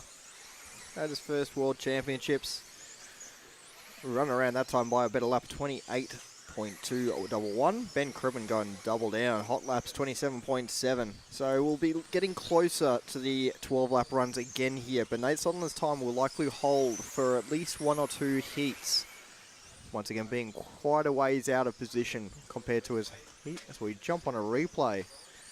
Of Hugo Sang maybe getting it wrong through the tabletop here. Ooh, kicking a bit of mud onto the track. Oof. Wouldn't want to be the next driver to clack into that. Looks like Masters have cleared that away. Yeah, thanks. But yeah, for sure. I thought it was a wheel at first coming off. It was big enough. It was a big enough chunk. So outdoor racing do have that a possibility of stuff coming back onto the track. It's not a manicure track. And wow, that was a big stack all the way through the triple and somehow stuck the landing. Yeah, actually, I don't know if that chunk of dirt has been removed from the track out there, as we see. That's on cam there. No, I saw. No, it's still there. I saw Hugo Sang actually just clip it then. Joe Cathy to the top now, going 11.509, so well off that 11.5 flat of Nate Sutherland. As Sarah Dew pops up to the number 2 spot, and we pick her up on screen, working her way up to the Coyote Carousel. She's gone 28.1 last time across the line, a 27.9 hot lap of the race. So she's on a good run. 3 strong laps these last 3 times around to get around Ben Cribben and go out after Joe Cathy. Just 0.7 of a second back of Joe last time across the line. A little further back, Lucas Didier sitting in 3. Top 2 drivers looking to go 3rd and 4th for the round, with Sutherland and Alt still holding from the previous heat. As Mitch mentioned, that time, that 11.5 flat for Nate Sutherland, likely to hold for a little while longer yet Kathy and Ju now separated by just 0.2 of a second as we continue on board with Sarah working through this final turn, again off camber, down the front straight. She fires, Mitch. Yeah, Sarah on a good run here, trying not to jinx her as Scotty Ernst might come in and thump me, and she straight away, the second I say that, gets out of shape through the sweeper. I was really hoping if it was going to happen, it was going to happen with you, Scotty. Coming through the U-Bolt now. So we jump on board with Caden Hill now, working his way into the Coyote Carousel. Sarah drops back a bit from that last lap at 28.999. Caden Hill working his way through the off camber. Got a couple of quick drivers around him at the same time here. So Stephen Brown and Caden Hill almost coming together as they work their way through the double-double. Oh, Stephen Brown going for a roll in the background there. We jump on board with him now. Less than a minute on the clock here, Stephen. We had a little chat with him the other day as well. Him and We did. Stephen from the UK. Yeah, yep. with the strong team of 8 drivers there. Stephen's wife Gillian, the UK team manager. They're out here for the Nationals. Stephen's been in Australia once before for, the Worlds. Stephen's been here once before for a World Championship race. 2005, I think it was, 10th scale Nitro Touring. 200mm World Champs up at Brendale in Brisbane. I'll be at Brendale in a couple of weeks' time for the 8-scale Nationals. Australian Nitro On-Road Nationals just a couple of weeks away. It's a stacked calendar at the moment all around the world. Kathy continues out front, and I think we're catching up with Joe on screen right at the moment. 9/10 clear of Lucas Didier. Sang back another half second away. Cribben 7/10 back. Sarah another 2/10 back. It's a stacked field here. It's a close run thing as we go deep inside the last 30 seconds.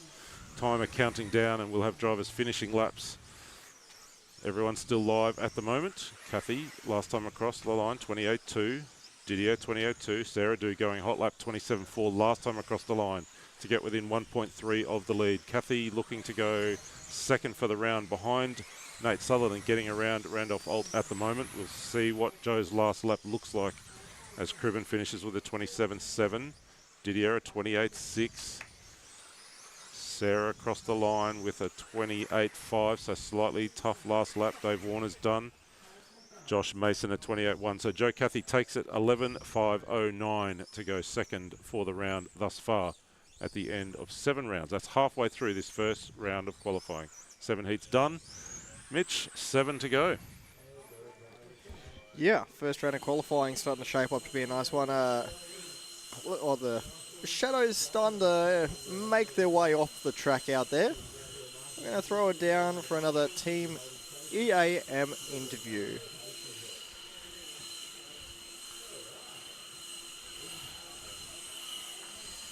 I think you might have Joe Cathy down there. Joe Cathy, nice run in the first run of qualifying, mate. Talk us through how you're feeling after that. I felt good. I'm happy the track's drying because my car is terrible in the mud. Thinking ahead to the next run, what are you going to learn from that? You're going to make some changes and adapt? Yeah, so my car, for some reason, I need to lengthen it a little bit in the wheelbase as it grips up. So that's all I'll do is just change the wheelbase. But other than that, find the tire that has the right amount of scrub on it. And yeah, because that seems to be important. So we've got lots of people tuning in all around the world. Do you want to say hi, give a shout out to anyone? Yeah, everybody at home, work, my wife, thanks. Thanks for being here. Keep having fun and good luck in the next one. Thank you. All right, back to you guys in the studio. So up now, heat number 8 of 14. Martin Scar, Petri Strom, Jordan Hunting, Josh Payne, Jared King, Peter Seckold, Kenley Brown, and Tony Coretti, Tatsuya Sanpai, and Billy Hayden.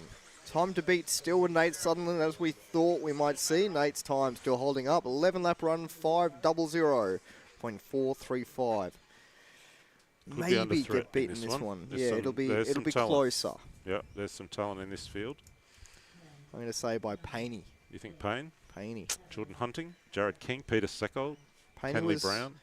Doing that the double tabletop through pretty much all the practice. Wasn't throwing it down for the triple and had a really good line through there as well. I think he was playing a really safe, consistent. Yep.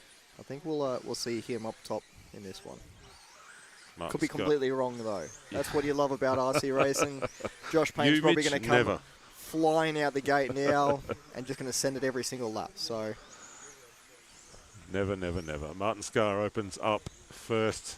He did take that conservative double-double table line through the rhythm section as we get set to start recording some lap times at 28.2 for Scar first across the line, but we'll let everybody get through, see where we find ourselves, looking to see whether anyone can get anywhere near that 11.5 flat of Nate Sutherland, who's the current top qualifier halfway through round number 1.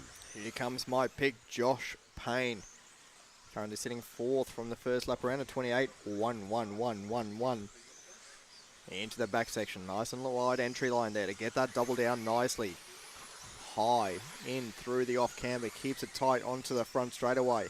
That time by 27.8. Jumps up and around a bit. Peter Seckel puts down hot lap of the heat, 26.963. We continue to follow along with Josh Payne up the 2 up. Tight line as he works his way around the Coyote Carousel. Really tight line through the U-Bolt, using all the curbing and a bit more. Looking good out there is Josh Payne, one of the old heads.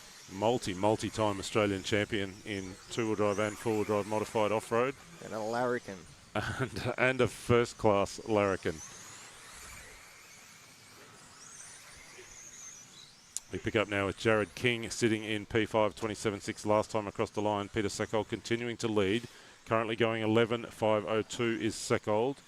Going 11.504 is Coretti. Payne going 11.506. It's still Nate Sutherland's 11.5 flat.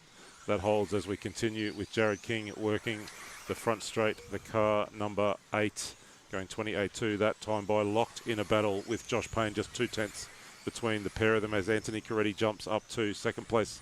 Now just 1.1 back of the lead. Seckold continuing 27.2 last time across the line. Still 11.502. So still a couple seconds shy of what we saw from Nate Sutherland 2 or 3 heats ago. Sexy Seckold on a run here. So he works his way down to the line. We follow along with Jared King, 27.6. He jumps himself up a spot as well as he follows along with Seckold, the Seagull. Oh, what a save there from Peter Seckold. Goes a little wide for that corner. The corner tabletop. Man, put it right on 2 wheels. Managed to bring it down onto all 4 in the end. Has to go single. Oh, he's getting right into it here with Jared King. King waits for that one. A little bit of a shortcut going on there. Seckold now. Still holding on to the top spot with a 28.7 lap that time by. Couple of seconds off that 12-lap run. So we jump on board now with Coretti. A much safer line from Coretti through that corner tabletop. Doesn't want to put it on 2 wheels through there like Seckold did. Coretti only 0.4 back of the lead with Jordan Hunting in between he and Seckold as Hunting goes 28.1, drops behind Coretti now. Ant across the line, goes to the top with a 27.9 that time across the line. Seckold going 28.3. Ronnie Rivkin delivering the goods here in the commentary booth. The hybrid landscape shed with some peanut M&Ms arriving. Thank you, sir. So Seckold back to the top as Hunting goes 28.1, Coretti 27.9. Seckold still a 26.9 hot lap of the race, going 11.505 now, so drifting further from Nate Sutherland's 5 flat time. Slow lap from Hunting this time around. Still yet to check. He goes right down the order. So really rough lap there, and I see in the background Josh Payne going for a quick roll. So that's going to cost him a little bit of time too. Seckold still holding the top spot, 0.8 of a second over Coretti. We follow on board with Coretti into the Team Coyote Carousel, into the U-Bolt. Seckold, 0.8 in front. Josh Payne now up to the 3 spot, but he'll drop back behind King after that roll. King with a 27.4 with 30 seconds remaining out there now. Coretti that time by 27.9, having a good run here. Back onto Pete Seckold and Josh Payne right there in front of him as well. Kingy right there, so 3 drivers all around that top 5. Working their way around, trying to work together. Payne trying to find a bit more pace and work his way back into the top 3. Down the front straight away with 10 seconds left on the clock. Seckold goes 27.4 that time around. It's a tight spot. He's right there in between Josh Payne. Jared King continues to lead away, going 11.504, second for the round. Timer counting down. The master clock is done, so now it's a matter of waiting until we get all the drivers across the line for their own 5-minute run. Seckold continues 1.5 to Coretti. King another 1.5 away. Josh Payne half a second back in P4 as we continue to follow along with our leader. Worked his way across the line. Seckold going 11.504 pace. 28.1 last time across the line. Coretti looks to be going 5.05. Still got a few cars active out there. Coretti still on the run. No looks to be done now. They pull off. So Seckold going 11.504 to go second overall. Coretti 5.05. Payne 5.08. Tatsuya Sandpai going 5.08 as well. 5.09 to King. Just 1 second between Payne, Sandpai, King. Strom another 3/10 away. Nothing in the field. So Sutherland it is who sits on top at the end of Heat 8, round 1 of qualifying.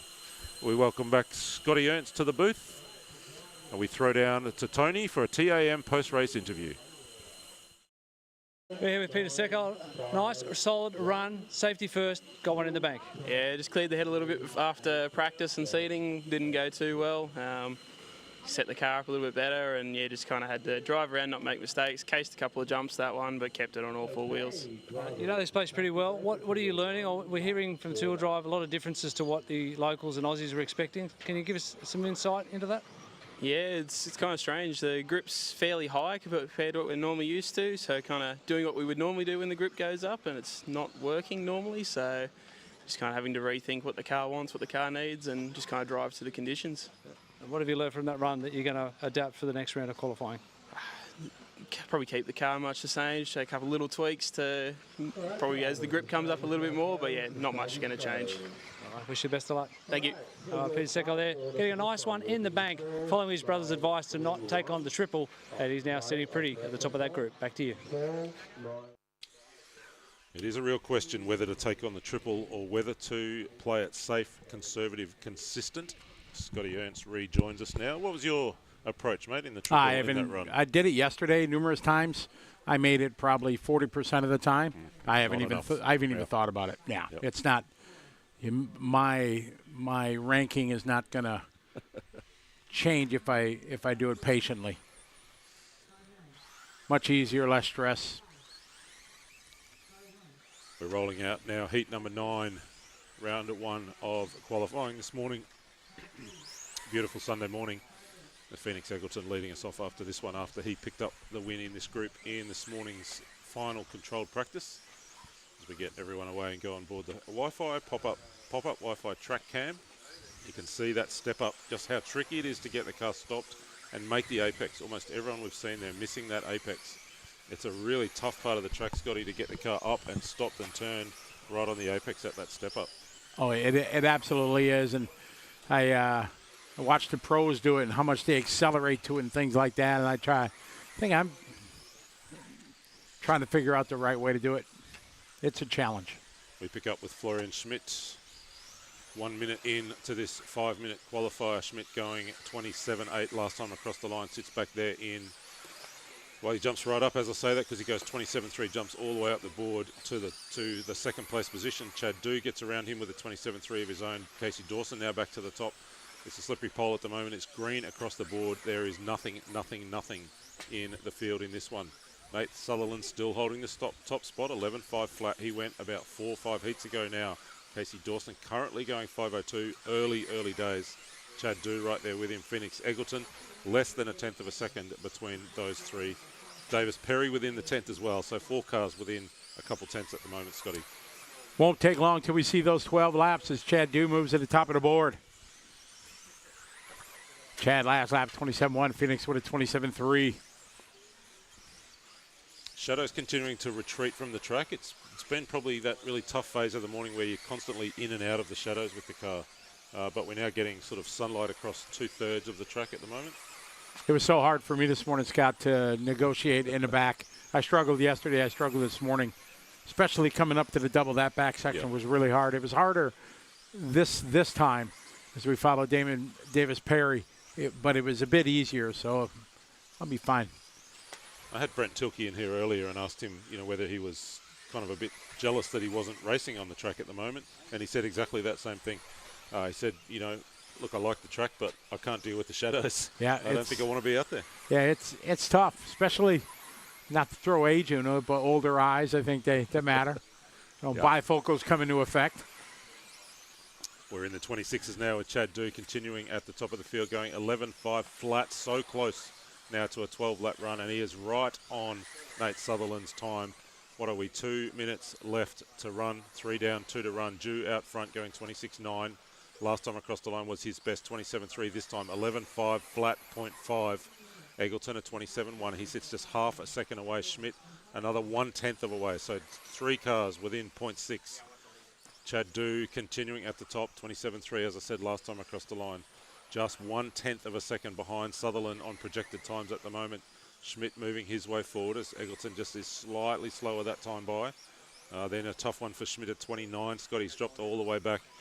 Chad Dew continues out front, 26 and all the 9s, 9.999, 11.5 flat, 0.08 now the projected time, knocking on the door of a 12-lapper. And he's taking it smooth and steady, just doing the safe line. Double tabletop. Chad over to back roller, in and out of the shadows. To about center of that off camber. Double right-hander on his straightaway. This should knock him under 12. It does, 26.8, his best lap. A little bit of traffic in front of him.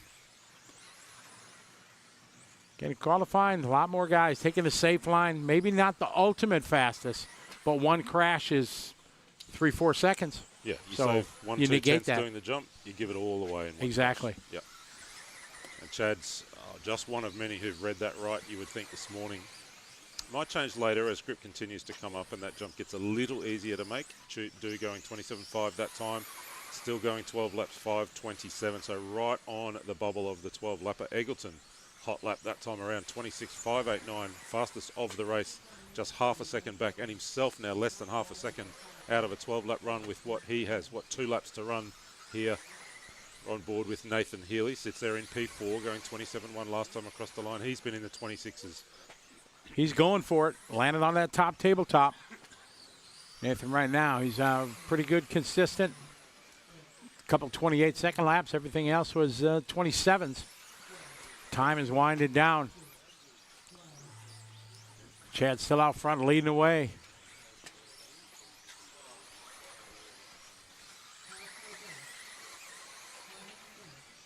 Looks like Chad is gonna. No, Chad maybe not. No. Oh, last tough. lap. 28.8. Cost him 11 flat, 0.9. Tough last lap. Slots in just a couple tenths back of Nate Sutherland. His time continues to hold at the top of the boards. Davis Perry getting there for a 5.01, 5.03 to Florian Schmidt. Healy 5.04 with Horn. Eggleton 5.04 after a tough last lap of his own. It's getting pretty tidy and tasty and tight at the top of the field. Still Nate Sutherland. Tasty, tidy, and tight. Yeah. 3 T's. That kind of rolls really now. I'm just making it all up as we go along. There you go. Shoot from the hip. All right, we're going to throw it down to Tony there in the Team EAM interview area. Chad Dew, we'll follow you, riding you through that one. In Australia, we say bugger. Yeah, that last lap stinky, but it's all right. Car's way better, so we've been working our butts off trying to figure out what the heck to do, honestly, because we've been struggling. Can you tell us a bit more about that? What have you found, and what have you been changing? Yeah, so honestly, it's kind of silly. We started, kind of what the team had sent us, and we were just kind of struggling with grip. So we just went back to what we've been running at home, and our track had a little less grip than this. So we figured, hey, why not try that? And it was really a lot better. So. Like your wife Sarah's car, the run before as well. Same changes. She look good. Yeah, so we got most of it on. It's hard between the runs. It's so short a time that we couldn't get everything on, but we got as much as we could. The stuff that's really important. So we got some sway bars to add to her car yet, but I think it'll be better for next run. It's a real shame you haven't got enough parts to give it the same setup to Scotty, though, right? Yeah, well, we do, but we got to get to that too. So we're trying to do 3 cars at once. That's tough. So just pace yourself, all right? It's a long day. If you don't get time, we understand. Yeah, I understand. Awesome, mate. Well done. Good luck in the next one. Thank you. Thanks. There you go, Chad Dew, part of the team Ernst family here racing. It's a family affair, having a great time, and they're finding there's some speed out on track in round 1 of qualifying. Last lap stinky. Yes. I think he said. Yes. That was, unfortunately, he had it. But the pecking order is Chad's car, Sarah's car, my car. So Chad's car, Sarah's car, yes, lunch, resting, yeah, exactly. Hanging out, go get a coffee, Scotty's car. Exactly. Yeah, that sounds I'm about trying right. to clean my tires because I'm going out with dirty tires and everything. It's good that they could come down and kind of mix their passion for racing with their honeymoon. They're going to do some holidays afterwards. And honeymoon? I didn't know this was a honeymoon. This is, yeah. They never had a chance to do one. How wonderful. So when the Worlds came up and everything, they kind of talk about it. And so they're going to go a couple days in Sydney. Then they're going up to Cairns. They're going to go to Great Barrier Reef. They bought some complete package that they're going to go out and do everything. Okay. Then they're going to go to Brisbane. A couple days at Steve Irwin Zoo. Yep. They got a behind-the-scenes tour of that. So they're that's good times. Yeah, they got a really got a great week planned here after this. We pick up with Harley Eldridge on screen early in this one. I mean, what better way to spend your honeymoon than with 150 of your closest friends? Copy that, exactly, Yeah. right. It's good choices. For sure. Eldridge going a 28.4 first time across the line as she works the off-camber section, completing lap number 2. That time around another one, a 29.1, just a little tough as Schmidt goes 27.7. He's already sitting on a 27.5 hot lap of the heat. We're waiting for the likes of Gonzalez, Sims, Toya, Doug Lariviere, Brady Piggott's in this one as well, Mason Newbert. So Or Schmidt to the Peugeot. top. I called him Peugeot yesterday. Brady Peugeot. Peugeot. I don't know. Yeah, Just like a that's French what came car out. brand. I Yeah. looked at the name and Peugeot came out. I don't know why. I don't know that I want to know how many names I'm butchering. We're doing our best We here. ju- we just go with it. We're speaking Australian. Lee Cheeseman told me I've been butchering his name for years, and because I call him Lay, Leiga. You know, Lay. Lay, So, yeah. but no, it's Lee. So I got it right this week. Or Lachlan. Lachlan. Donnelly. Only place you hear that name, Lachlan, is in. see, I got it right. I get an A for effort this week. There we go. See. We're on board with love my job. Glenn Benetti going 27.6 that time across the line. Dylan Toya to the top, 26.9. The young Tyro from New Zealand. Delight to watch, delight to chat to. Spectacular in the air as Gonzalez lowers that fast time to a 26.8. He's going 11.501 early in this one, or we're approaching halfway actually, quickly halfway into this run. Gonzalez going 26.8 last time across the line. Ooh, something cold on my leg. Oh, hey nice now. Bottle of cold water. Just to clarify, we're on Thank you for completing that. Yes, David. Yes.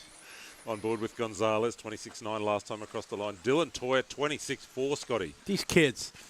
It's not fair to us old guys. This is why I do my job and not out there racing, to be honest. Them kids, they're cheating. Cheater shock oil. That's what I say. Great family is the Toyas from New Zealand. Dad, families own a hobby shop. Great racing. Great racers. Could be the one. Toya going 12 now, 5.26. There you go. Could he be the one? Gonzalez going 11.5 flat. Lariviere's right there as well, 5.01. So any of those top three still with the chance. Matty G overcoming a visit to the hospital. Look at Nathan. Got everything crossed. He don't want to walk. Yeah, exactly. He don't want to watch. Fingers, feet, toes, the whole lot. Doug Lariviere. Now we follow him. It's in the 3 spot from the United States. Wheel to wheel here. Oh, that worked out well. Doug crossed the line, 27.9. Toya continuing to drop that projected time, 12.525 now. Deep into this one, 3.5, little over 3.5 done, little under 1.5 left to run. That'll be 5 racing laps, or 4 once he's done this one. Toya. Doug still on screen, works that left side double, 27.9 last time across the line. Better known as a stock class racer back home, Scotty? Correct, for the last few years. And this last year started to run a bit more modified, and it's good to see. Same with Matty G. Matty G for years was a top stock guy, and since he kind of moved to Hobby Wing, done a great job with the Hobby Wing program in America, down here, working with Sultan and, preparing things, helping all the racers. Just going to notice Dylan Toya just going 26.2 while we're chatting there about Doug. Backs it up with a 26.4. Now down to 12.523 as we pick up the Kiwi. Hard Charger sits out front at the moment going 12.523.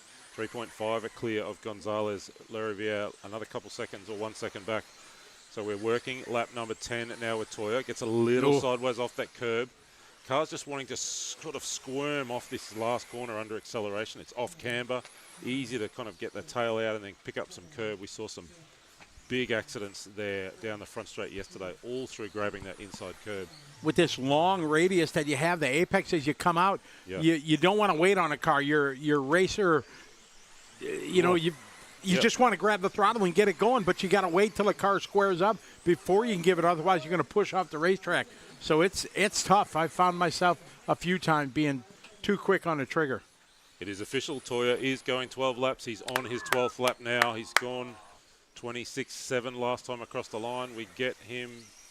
Are we carrying him? Have I read that right? I think this is him working his way down the left side double. Dylan Toya went 26.7 last time across the line. Good Looks run to be here. going in the vicinity of 12.5.23. It is 12.5.23. So Toya, the first man into the 12-lap territory. Gonzalez also getting around Sutherland. Those two now sit at the top of the board. Scotty, I'm out. Leave you to chat with Mitch. All right, watch your head. Thank you, sir. No problem. We got low ceiling here in the Hybrid Landscape Studio, so whoa. Just a brush. I think Mitch is still winning. All right, we're gonna check it down to Tony here in the Team EAM interview area. With Kiwi younger Dylan Toya, mate, you are current TQ of the World Championships for four-wheel drive. What do you got to say about that? Yeah, that makes me very happy. I finally pulled some finger. That was a really good run. Had maybe one or two bobbles, but other than that, really good. Just put my head down, put some laps together, and yeah, came out on top. You're the first one to go 12 laps in round one of qualifying. How much have you got in reserve? Like you said, you were just pacing it out there. How much more you got? Yeah, I was just trying to get a banker in that one. My hands were shaking a little bit, just trying to get that 12 lap. But I reckon I could maybe go about 2 or 3 seconds faster. But yeah. Awesome job, mate. Well done. Go relax, get ready, and wish you all the best. Thank you very much, Tony. Thank you. There you have it. Yeah, Dylan Toya going fast. Hit a hurry from New Zealand, and one to watch in the future. Way to go, Dylan. So up now, heat number 11 of 14. Starting to get to crunch time out here in four-wheel drive. Ari Barkla, Moritz Ludenbach, Jared Ment, Fuma Sato, Logan Toya, Nana, Kaio, Lockie Monday, Hunter King, Daniel Pohl, and Yolan DeWeird. Good heat this one. Start be a to see good one. those 12 lappers, I'd say, coming out thick and fast. Shout out to more people in the chat room. How you doing, Eugene? See ya. Good to have you. Subaru checking in from Hawaii. Aloha. Good to have you following along. Andy Ives, no, not allowed to do anything with the inserts, nothing. You can't take scissors into the tire control area. You can't take anything. Your glue, tire bands, that's it. They provide Simple Green. They provide brake cleaner. You can bring your rims. Tires are already there with the inserts. They've never left the control area. Everybody's got a big tub with their name on it and their race number or driver ID number. So it's very controlled. The club's done a very good job at it. We got Group 11 on the track right now. This is our four-wheel drive side of the World Championship presented by J Concepts. 2025 FMAR World Champions presented by Team Coyote. Many sponsors. Want to thank all the companies that help us with our broadcast. Campbelltown Hobbies, Hybrid Landscape, Team EAM, My Boss Graphics, Screw Compressor Sales, Speedy RC, Jetco, Pop-Up Wi-Fi, Mach 1 FX, and Complete Pneumatic Solutions, all making it possible as we got race number 11 on the track right now, round number 1 of qualifying. Jumping on board here with Fuma Sato running the Kyosho. Working his way around first couple laps, 27.2 last time by. Around the left-hand side into the left-hand double. So he's changing a couple of things. I had a very brief chat with him as we were walking around just before. Fuma, that time by, a much better lap of 26.4. So he jumps up to P2. Feels like he's pretty confident coming to this one. Ari Barkla up top. Hunter King in 2, Fuma Sato in the 3 spot as we follow on board with him around the Coyote Carousel. Looking good out there at the moment. Ari, Hunter, Fuma. Hunter's got fans online cheering him on. Brett Cienez, how you doing? World famous Brent, how you doing, buddy? Looking forward to seeing you later this year. Hope you're doing well. Paul Mason checking in. Ben Sodergran. Manu checking in from Argentina. Welcome to the 10 Scale World Championship.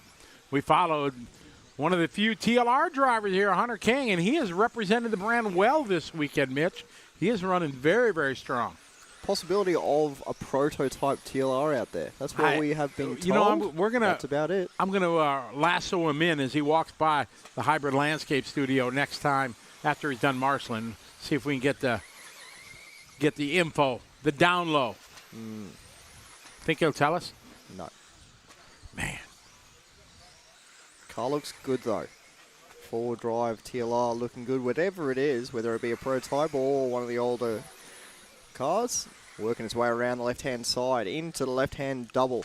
Last time by for Hunter King, a 26.757. It is tight out there at the moment. 1.3 seconds separating the top four drivers. Daniel Pohl now jumping up to the 2 spot. Ari Barkler laying down hot lap of the heat, 26.146. Swinging for the fence at the moment is Ari. He works his way around for a 26.4 that time around. We now jump on board with our Scottish driver, Daniel Pohl. Great story of him and his great performance this week. Two-wheel drive. Put it in the top 20. Absolutely impressive. Him and his dad made the trip here from Scotland. Bumped into him at the airport when we arrived. They were at the rental car counter. They're having a good time. Rocking and rolling here in four-wheel drive now. So Ari Barker continues to lead. Oh, issues for Daniel Pohl. He's come to a complete stop, getting taken off. Not sure what's going on there. Just came to a dead stop. No reason at all, seemingly. Maybe a battery or motor issue. Just gone. Spur gear? Dead? Matty just like it dead. Got nothing. Just gone. Use your magic. Like, touch it. Fix it. No fixing at the Worlds. You can't touch this. No. Oh, no.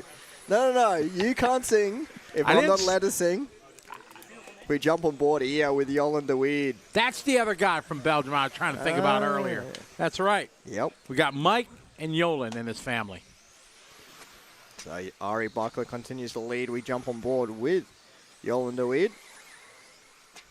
Here we go. Jumping on board with 30 seconds left on the clock here. Ari Barkler getting it wrong through that triple there. It'll cost him maybe a second or so. Fumasato closing in towards the end of this heat. A 26.3 last time by. Had a 1.5 second gap, so Ari Barkler. Whoa. Marshall working.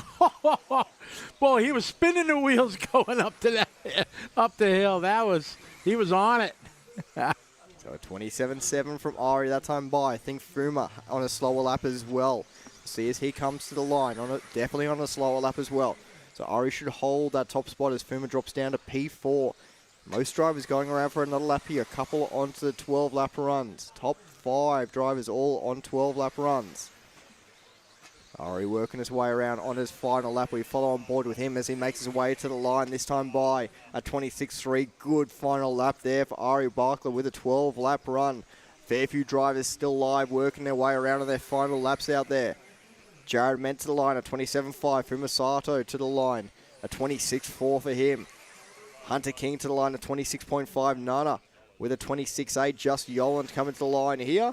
And that is all wrapped up here for heat number 11 of 14. Ari Barkler setting new pace. Time to beat with a 12-lap run. 5:20.325. Followed by Hunter King, Yolan, and Fumasato, all going quicker than Dylan Toya's run. We're going to throw it down here for another Team EAM interview.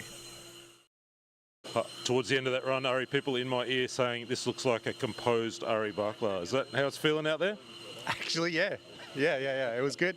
I mean, the track conditions probably suit me the best here right now. It's not super grippy. It's a medium sort of, a bit good rotation, a little bit of slip. It's all about corner speed.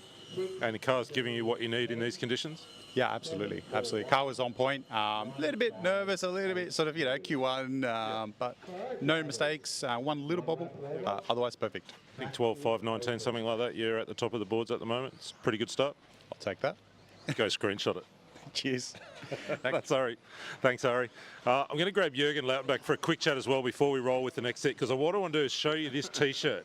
So Jürgen, right back in 1989, you were here for the World Championships, finished 5th, I think, in four-wheel modified. 5th, yes, in four-wheel. Great to yes. see this T-shirt, hey? Yeah, I mean, a friend of mine did this replica for me. I mean, back in the day, it was a bit different. So it was actually hand sprayed, and the Schumacher across was actually Schumacher packing tape, which they used because they didn't have such big stickers. So we put a tape beneath and on top. So that's, I guess, how things started with the customized shirts. Great to celebrate 36 years later. Thanks for being here. Yeah, thank you very much. Pleasure. I mean, super event, really well run. Pretty similar from the feeling we had in '89. Proper worlds. Really, really super. I mean, very well done. Great to have you here. We'll go straight back on track. Okay, thank you. That's pretty awesome with that That's cool, flashback right? shirt and everything. And great to have Jürgen here. Been here a long time, been in the industry. And like Scott said, four-wheel drive, 5th place in the show back in the day. Schumacher-sponsored event, the '89 Worlds. Yep. So good to see them having a good run here. We're in 2025. Got their first two-wheel drive title, and Yeah. that was pretty awesome. Schumacher has been in the industry for ages. It's a shame Phil Booth wasn't around, to see this win in two-wheel drive. He was a intricate part of the company for so many years. Robin Schumacher, Robin's father Cecil. I got to meet them last year, and yeah, it was great. Known Robin for years, but never had a chance to meet his dad, and it was really, really cool to meet him. Just more legends in our world of RC. So in this one, Aidan Horn, Jack McMillan, Kaido with Jamie Hall, Luke Holdsworth, Yui Kano, Jordan Isagen, Jaden Edmonds, Tommy Hall, and Matthew Cooper. Aidan Hall coming out swinging with a 26.1 as we pick up with Jaden Edmonds. 27-0 that time around for Jaden, working his way through the double-triple, going the safer line, getting a little bit squirrely as he gets his way over the tabletop to the top of the track there. That's what Jaden said in the interview yesterday, is that he was going to play it safe and just not go for the triple, just do the double-double the whole time and see if he stays true to his word.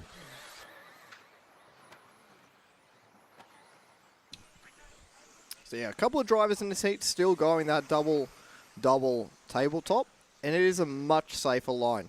It only takes 1 or 2 crashes, you lose all the advantage you gain from going the triple, especially if you end up on the roof, as we now jump on here with Aidan Horn currently leading this one away.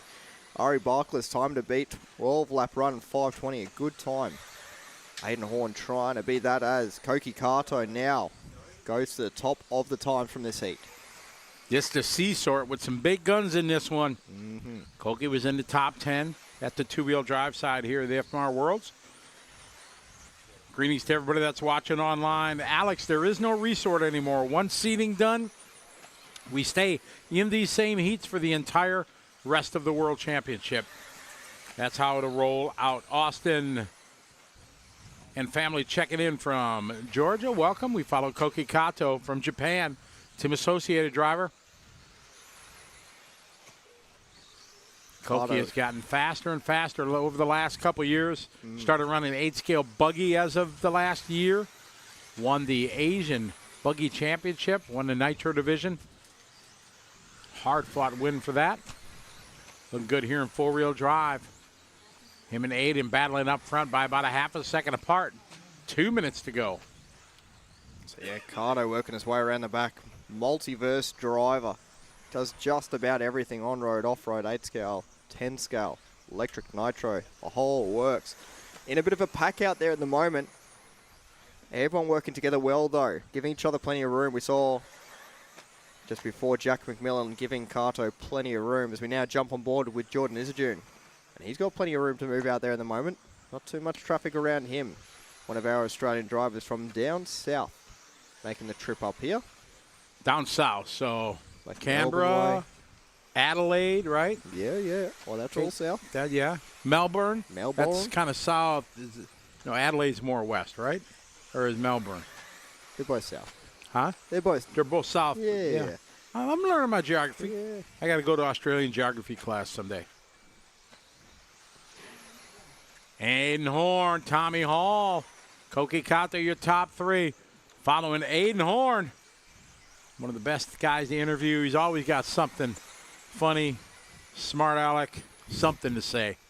Oh, If you didn't get a chance to watch the track walk with him, make sure you do. It was entertaining, shall we say. He was working hard today, taking his setup off of Marketplace. he was ready to throw the towel in, but he's like, no, new day. Had a good day. Oh, big whip there. Aiden making it look so easy. That step up so hard to hit it right. Try to get the car to already rotate by the time you land. And throw that little whip here. What? Nah, I'd have lost it. I can't whip. I stopped trying. Wherever the car goes, that's where I just deal with it when it lands. Tommy Hall putting down a hot lap of the heat when he needs it most. Yeah. 26.103 last time by. So a couple of these drivers, once again, well, most of these drivers going 12 laps by the looks of it. Aiden Horn still at the top. Tommy Hall is going to come down to this last lap. 0.8 of a second in it last time by. Koki Kato. Everyone will finish their run as they hit the line from now on in. Aiden Horn comes around with a 27.0. Tommy Hall with a 26.6. Kato. Yui starting to come to the line here. Yui with a 26.347. Kato on a slow lap here. Comes along with a 29.8. Jaden Edmonds there. Jordan Isington with a 27.1 waiting for Cooper. That is all drivers done. So Aiden Horn will set new time to beat a 12-lap run, 5.19. Tommy Hall putting down his hot lap in the last time around, a 26.6. Goes to P2 overall, so he jumps up quite the order there as well. Happened to Koki Kato at the end. Rough lap. 29.8 last lap. Dropped them way down. Aye. Horn I'm with. I know we spoke earlier this morning, but now it matters. We're on the clock properly. Talk me through that one. Yeah, honestly, kind of some sloppy driving out there. Yard sailed it on this triple a couple times, so we're going to have to clean that up moving forward. But the car's working good. I just got to clean it up a bit out there. What are you looking for from the car? Where do we need to go with car setup for the next one? The car's a space shuttle, you know, a real beauty to drive. I just, I was sucking out there, so I got to quit yard sailing that triple, you know what I'm saying? The car's a space shuttle, I suck. Is that what you just said? Pretty much, yeah. Thanks, mate. Thanks. That's Aiden Horn as we continue with round one of qualifying. We're getting well into the deep end now. Scotty, Mitch, for Hybrid Landscapes, back to you. I said it. You're going to get them. You never know what you're going to get from Aiden Horn. The car's a space shuttle. I just suck. That's the quote. Ronnie called his car a space shuttle. Got more shout-outs. Everybody watching online. Ben Tracy, how are you?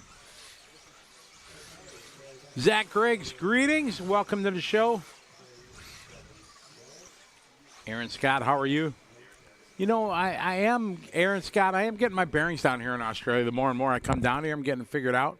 Starting to get a little bit more of the lingo. I got a good teacher by these guys, Mitch and Tony and Lexi and the guys. They're all get me dialed in. These Americans are weird. You're right, LW4. Real weird. You know LW4, you know where he's from? Probably America. Cheesehead. Yeah. Oh, Cheesehead. That's right, from Wisconsin. All right, the hush over the crowd. It's quiet here at the racetrack. Kilich to lead him out. Tollard, Sturdy, Zalewski, Donnelly, Lemieux, Rindenecht, Boda, Champlin, and Hartman. Just for the record, I made a call this morning. I said, Kilich, making the show. And Sturdy with a rough first lap goes over in the triple, not the way you want to start. They're all going for it.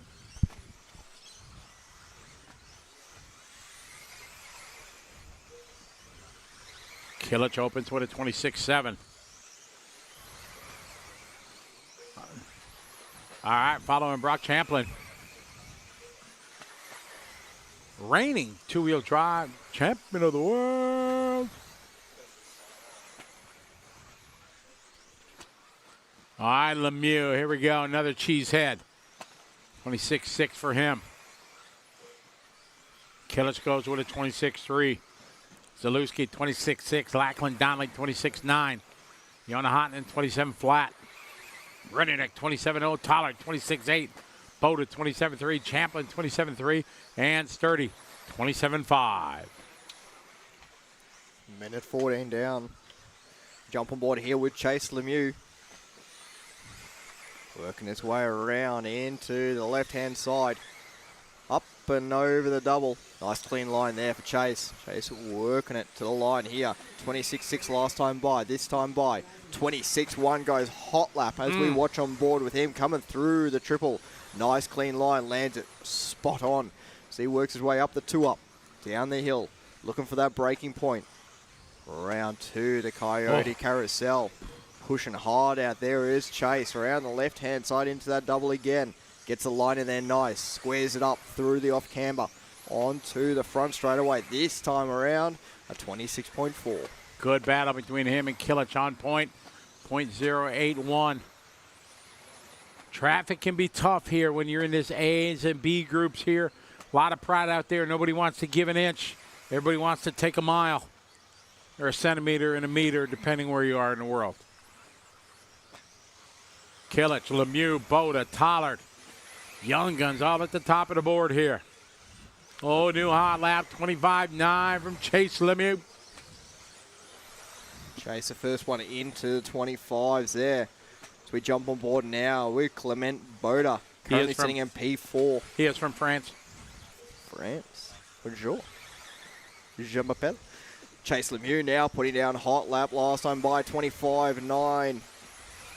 As Boda works his way around, Lemieux putting down a 26-2. Kilich now second, so top two separated by 0.04 of a second. That was a movie reference, old school movie reference. You won't get it though.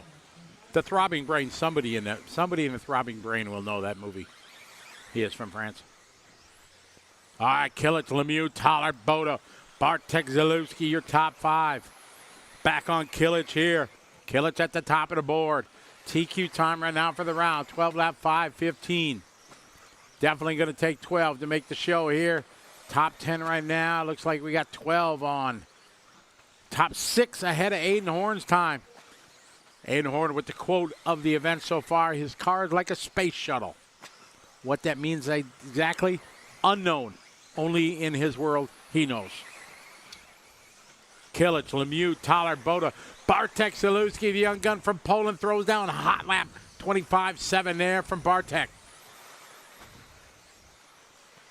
Working around here onto the front straightaway. Kilich across the line at there, 26-1. On a great run here. Well and truly into the 12-lap pace as Cole Tollard. CFT going up to P2 with a hot lap of the heat, 25.637. We jump on board with Cole. Working his way into the Team Coyote Carousel. Down the hill. Over the curb and uses the curb and a bit more. Into the left-hand double. Gets it squared up nicely. Hugging the pipe tight. Onto the front straightaway this time around for Cole Tollard.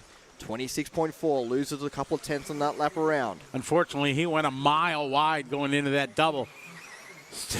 Still, almost lost it going up to the step up, but he saved it. Woed it up just in time for Cole Tollard. Zalewski second. Kilich back to the lead. Down to 10 seconds to go. We're back on Burak Kilich from Germany. Running under the Turkish flag. Rocking the new prototype Mugen.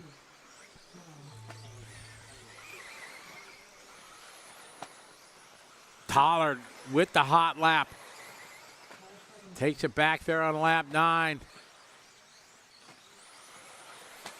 These guys on their 12th lap. Who's going to be at the top of the board? Zalewski 1.4 from Kilich. Kilich closes it out with a 26-1, 12 lap 5:14. CFT, Cole Tollard going 12-5-16. Zalewski, Lemieux, Tollard. We're Boda, Rinderneck, Hotnen. Track still hot here, waiting for Hotnen and Champlin. And this one's in the books. It's Burak Kilich moving to the top of the board. 12 lap 5:14. Zalewski, Lemieux, Tollard, Boda, Rinderneck, Donnelly, Hotnen, Champlin, and Sturdy.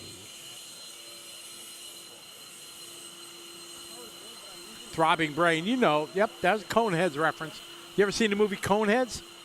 No. Mitch does not. He is very, very failing in the movie kind of genre. Hey, let's chuck it down to Scott Guyot here in the team EAM interview area. You got the fist pump from Shin Adachi. You look like you've got the game face on this morning, mate. Was yeah, because we know that our car is really good, and yeah, it was really awesome to drive. Just make some bubbles there and here, and yeah, no mistake. That was the goal, and yeah, we'll see what the others do, and yeah, thank you. You said to me during the week that you hadn't really had a chance to run this car since the Euros indoors at Hoodie. How important was it yesterday to work through a program with Shin on trying some different car setup options? I mean, it's not always all about the car. It's also like about the electronics. So we worked with Jürgen and Shin closely together to make everything work. And now the run was good, no mistakes, and we tried to go fast on the next one. You look so focused. Yes, I am. I am. Thanks, mate. Thank you very much. Burak Kilic going top at the moment. One heat left to run. There's fist bumps and handshakes all around from Jürgen and Shin. Jürgen looking good right now, Scotty. Absolutely. He has got his game face on. Burak Kilic having a good run there. All business for the Mugen boys. LRP. These guys here scrubbing tires at the line. There's a great shot, and you can see it's the return of the white shirts.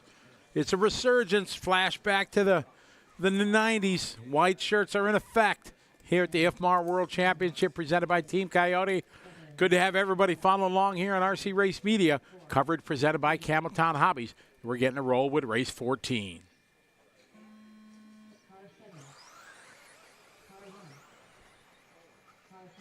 All right, folks, who's your pick? Who's going to take this one? Kilic lay down a 5:14.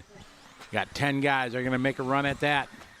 Trying to get a top 10 run here in Q number 1.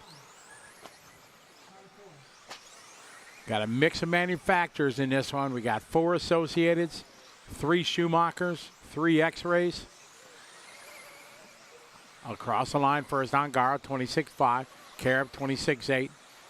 Rivkin, 26.9. Fender with a 26.5. Batty with a 26.5. Orlowski with a 27.1. Smith with a 26.3. Koberg with a 26.5. Schimmer with a 26.7. Ronnefolk with a 26.6.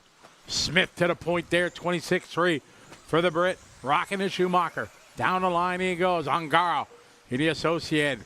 26.3, but Karab says, I want to go to the top of the board, Mitch. He throws down a 25.8. Jumping on board here with Davey Batter. Rivkin giving him room as he came around. So Batter looking to push here through to the two-up. To the top of the hill, coming down the hill again, finding his breaking point to the Coyote Carousel. Round over the roller, down the hill. Batter currently sitting in P4, 26.3 last time by. Into the off-camber. Nice clean line as Marcus Karab goes to the lead. Dakota Fenn takes it off of him though. Batter that time by 26.2 as we continue to follow along with him. Karab with a 25.8, still the hot lap from lap number 2. Schimmel currently in P7 with 26.3 as we now jump on board with Marcus Karab currently sitting in second. 3:15 to go. Fenn, Karab, Ongaro, Kobebeck, Ronnefolk, Batter, Schimmel, Smith, Orlowski, and Rivkin.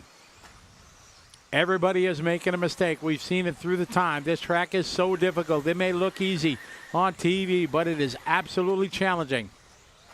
Couple tough sections. That triple for sure.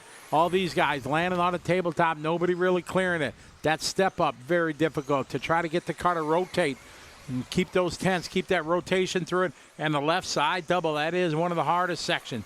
Got to hit it in the first left side of it. That's where the lip is to send you. Karab out front. Ongaro just setting hot lap as we follow Dakota Fenn. Rocking the X-Ray. His trademark orange and blue on yellow wheels.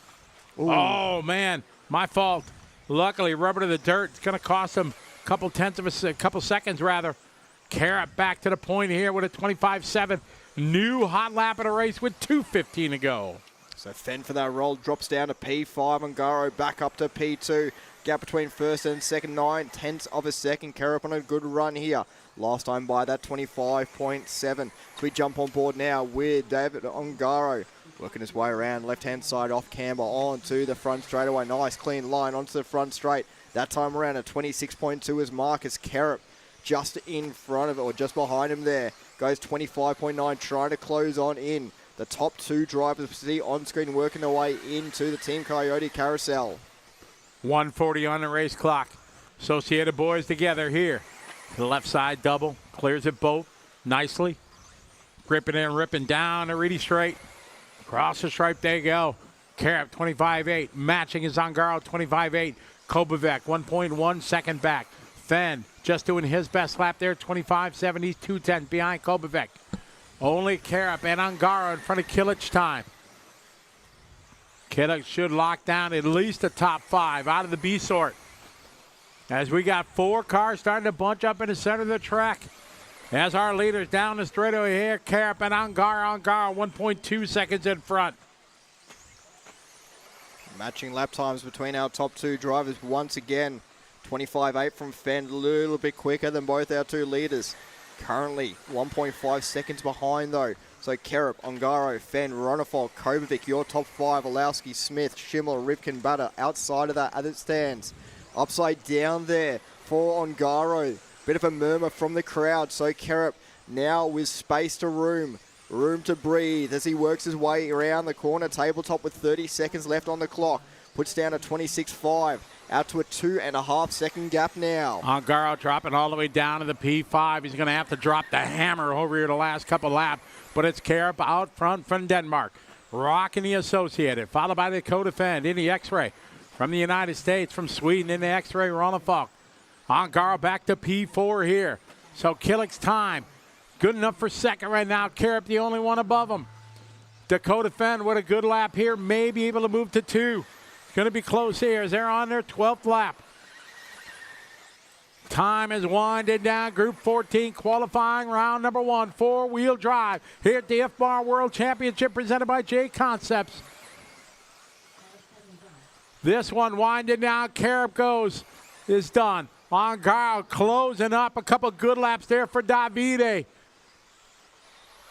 Everybody else still hot on the clock as they're gripping and ripping down the straightaway. Bada across the line.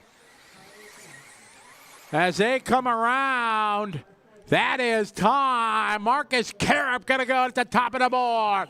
Brock Kilich going to go 2. Dakota Fenn to P3. David Ronnefalk goes 4. Davide Ongaro to 5. Bartek Zalewski goes 6. Daniel Kobovic 7. Chase Lemieux going to pull out an 8. Cole Tuller to 9. And Clement Boda round out your top 10. Rendernick 11. Orlowski 12. Horn 13. Schimmel 14. And Tommy Hall round out your top 15. Man, this one came down to the end there. Marcus Kerrup able to take that one. A great run for him. All right, we're going to throw it down to Scott Guyan down there in the Team EAM.com interview area. Standing here with Marcus Kerrup, who's gone top in round 1 of qualifying. That's a pretty nice way to start this day off. Yeah, I mean, I was pretty shaky in the beginning, but I found my groove. Yeah, I mean, refs doing a bit of a shaky job of calling people to move when you're faster behind, but I mean, we got by. Thankfully, he crashed the guy in front of me, and yeah, I was able to put my head down. Brent Tilke just popped in with the fist bump, and a good job, Senna boy. Ayrton Senna, is that what he's calling you? Yeah, that is. At the Portugal Worlds, he said Senna lines, buddy, Senna lines. And yeah, that's why he's calling me Senna boy now, so that's pretty good. Nicely done. We'll see you back out here for Q2 in a little while. Yep, we'll do. Thank you. That's Marcus Kerrup goes top. Burak Kilich holding on for P2. And I think it might have been Dakota Fenn recovering to 3rd for the round. We're going to go to a short break and come back with Scotty and Mitch as we work our way towards round number 2 of qualifying here on 4-wheel drive qualifying day at the 2025 World Championships.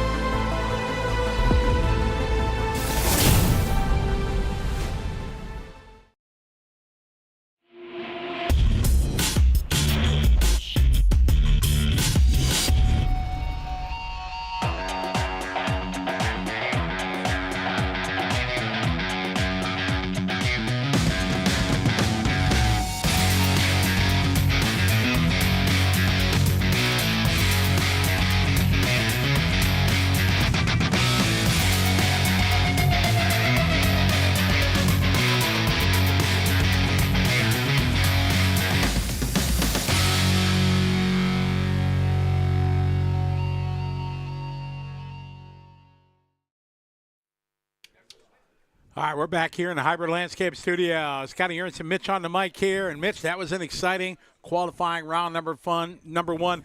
Everything everybody hoped for was quite exciting. Yeah, obviously we started the day with our final seating practice and then moved straight on into our first qualifier for four-wheel drive. I think it was everything expected to be. It was tight. Top three drivers, all different brands. I think that's really interesting as well. We got Associated. We have Kilich in the new Mugen. And then we have the X-Ray as well. Great run for Kilich for sure out of the B sort. One thing that is the same so far we see in Q1, everybody's making mistakes. Nobody in that first round had a perfect run. Some guys were able to overcome it, like Angar with a couple laps to go, had a 28-second lap, drop all the way down to the fifth. He was able to climb his way back. Probably the smoothest out of them was Kilich in the B. And, man, he's just absolute game face. He is focused for sure, and I think definitely a contender for the title. Yeah, that Mugen looks really nice out on track. It looks smooth. It looks plush over the jumps. It just looks nice and consistent, and Kilich is driving it really well. Really well. The problem is Kilich rarely knows less than 100%. He only knows 100% and above. And with all the chips on the table, is he going to be able to keep his composure when he's in the battle with the guys?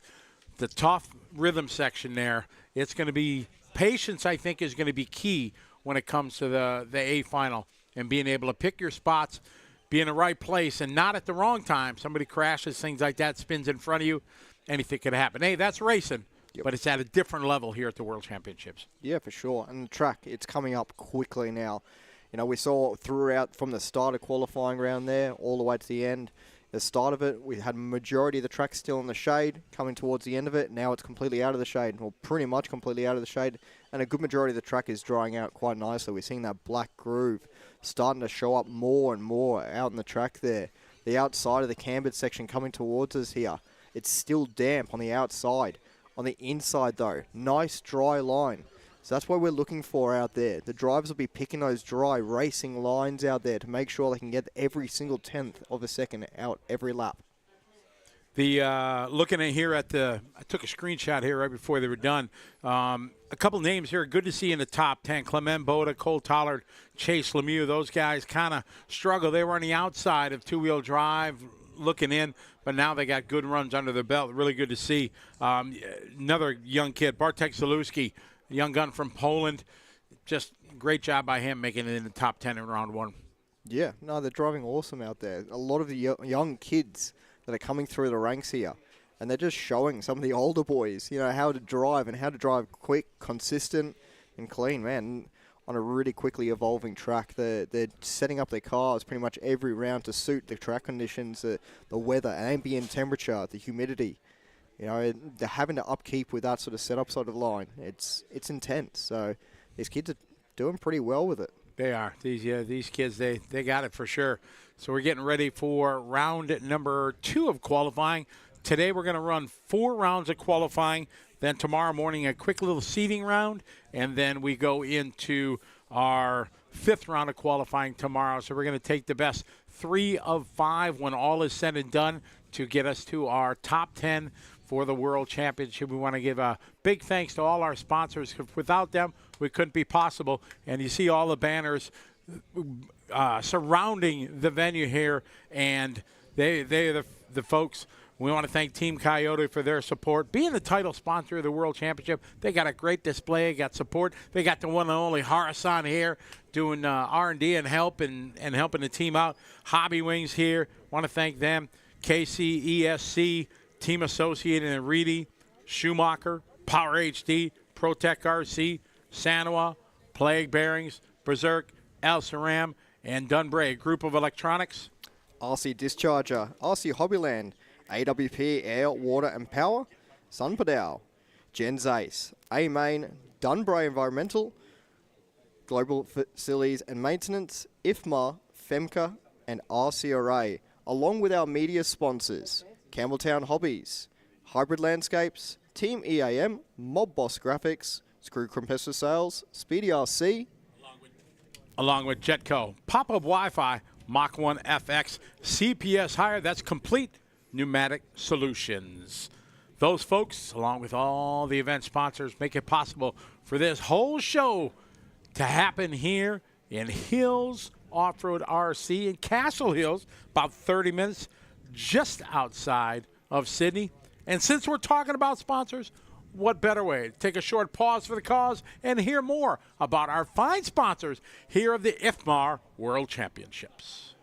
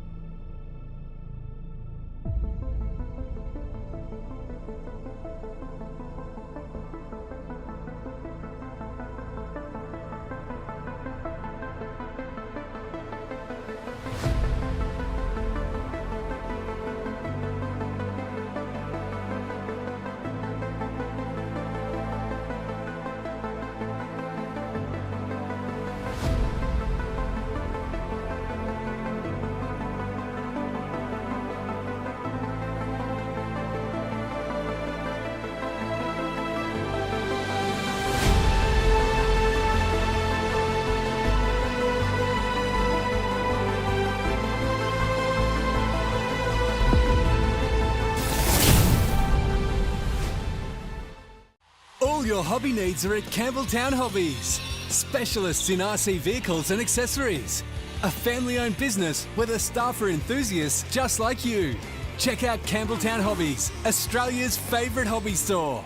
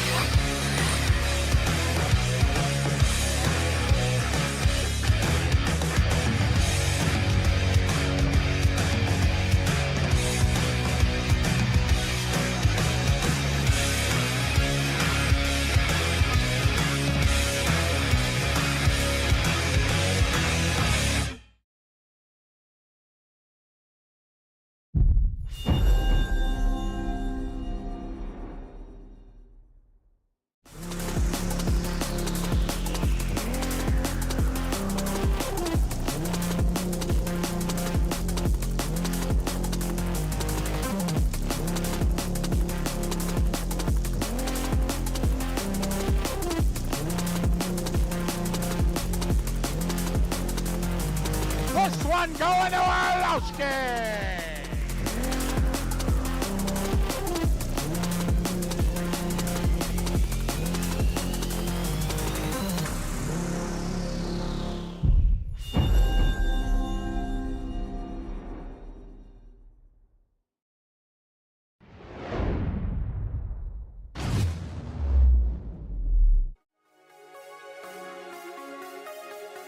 As they work their way through the tricky tabletop. Down the hill they go. 5 seconds left on the clock. They should get through for one more lap. Donnelly across the line. Rivkin.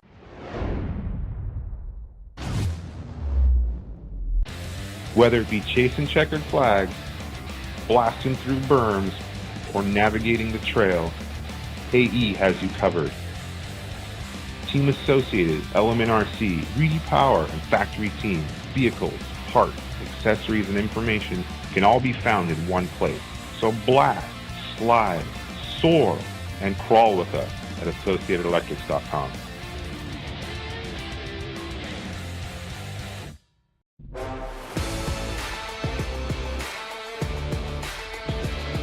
The RC Discharger is an all-in-one charging and discharging solution for RC racers.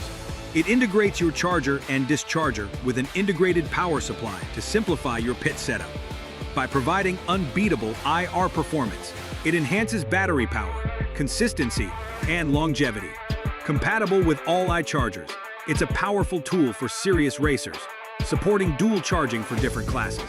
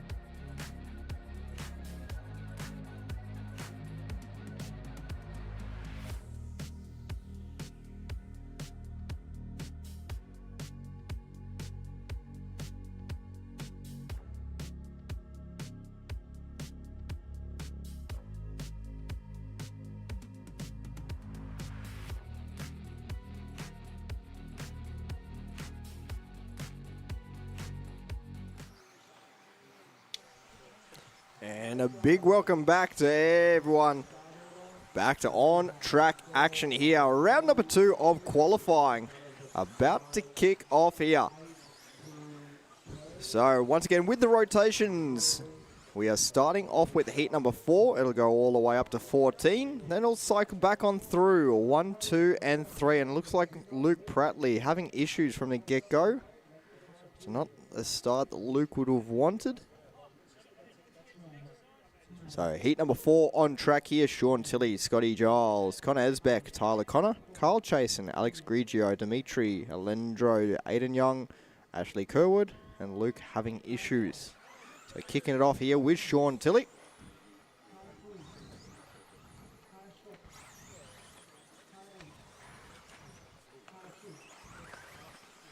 Our Mach 1 FX track cam catching everyone, making their way off the starting spot.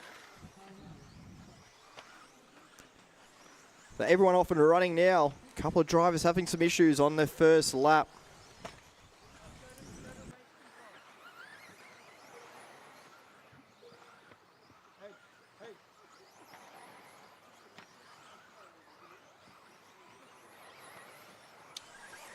So everyone working their way around.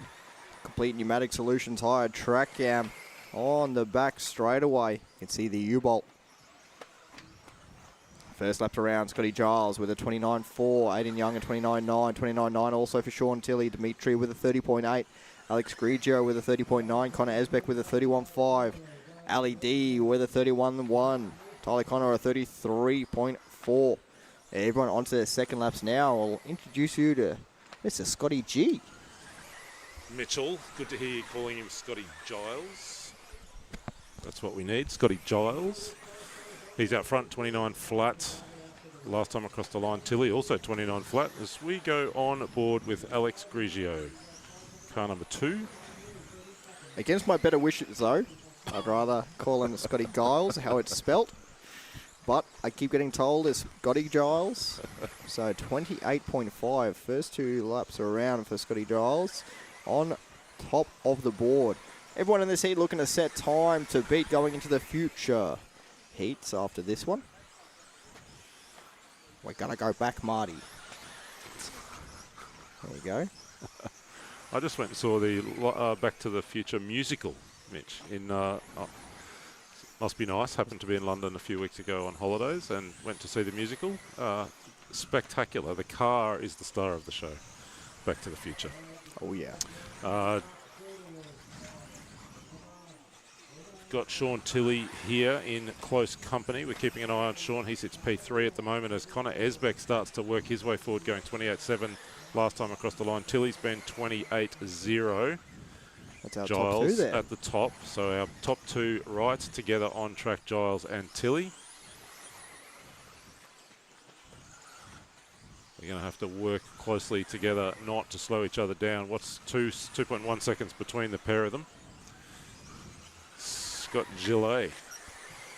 I thought we were banned from singing and French. That's what I heard earlier. So it's car number 4 down the front straight. That is Sean Tilley. Oh, issues in the triple here. He's now got around Giles with Scott having a tough one. Scotty coming through heavy traffic in the triple jump section.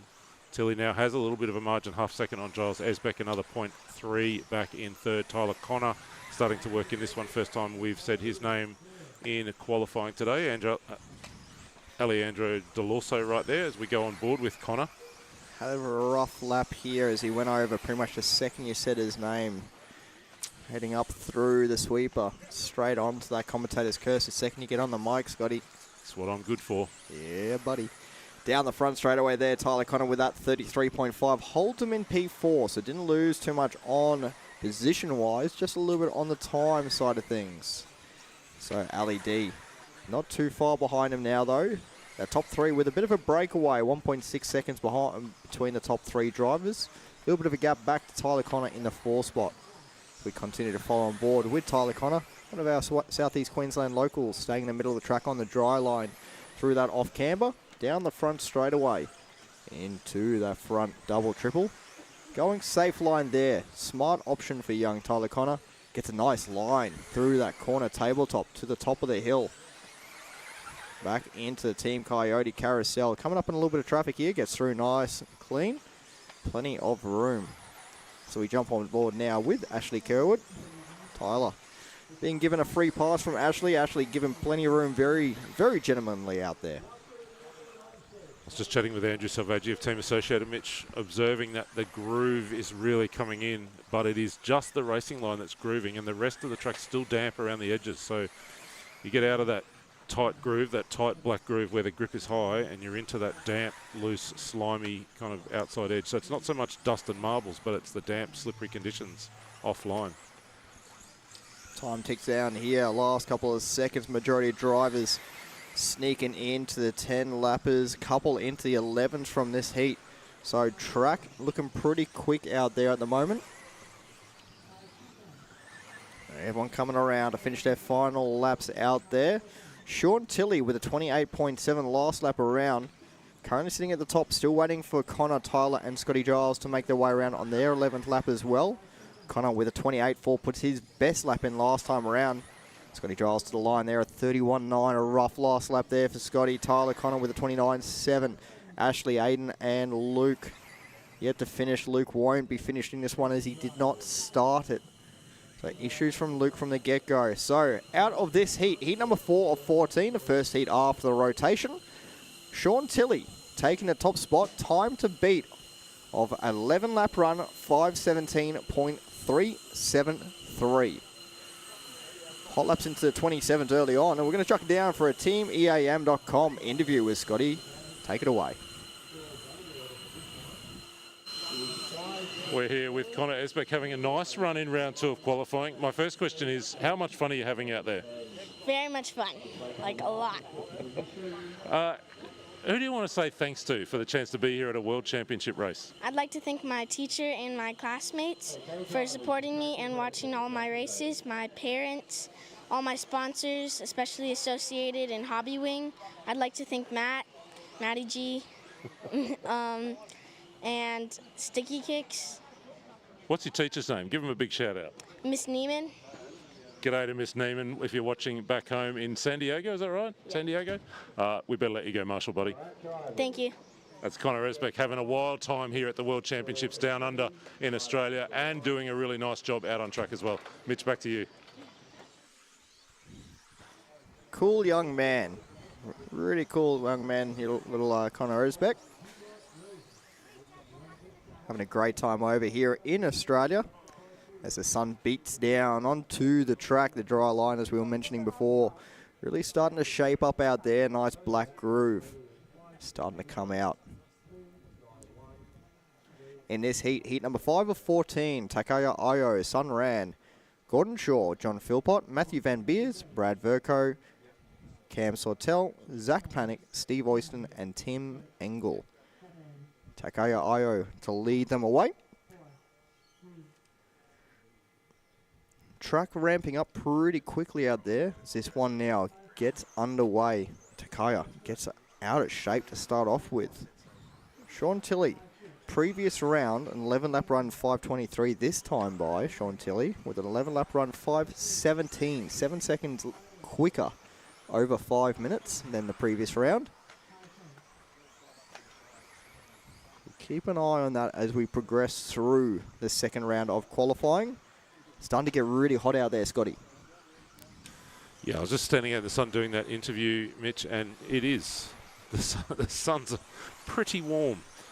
So local temperature here, it's meant to get up to about 30 degrees today, maybe even hotter. We'll see how we go with that. Hopefully everyone's drinking plenty of water around the track because, man, a 30-degree day over here is quite different to, I think, a lot of 30-degree days around the world. It'll feel like 35 plus, and that's all in Celsius. That's not Fahrenheit. 35 plus elsewhere, you know, that's pretty cold in the US, and we understand that people using the Freedom units, they might struggle to work that sort of side of things out, just like we struggle to convert to the Freedom units. Just convert it to reasonably warm, and it's a bit humid. Yeah, plenty of water, plenty of sunscreen. We're paying attention to race number 5, round 2 of qualifying. Matthew Van Beers now to the top, going 28.0 fastest lap and going quicker than Sean Tilley managed in the last one, heading for an 11.5.14. Van Beers, Sun Ran right on his tail. Brad Verco a little further back, half second back of Sun Ran. So Van Beers, Sun Ran, Philpott is the running order at the moment. A little bit of chatter in the chat here around TLR, where we're up to with the program.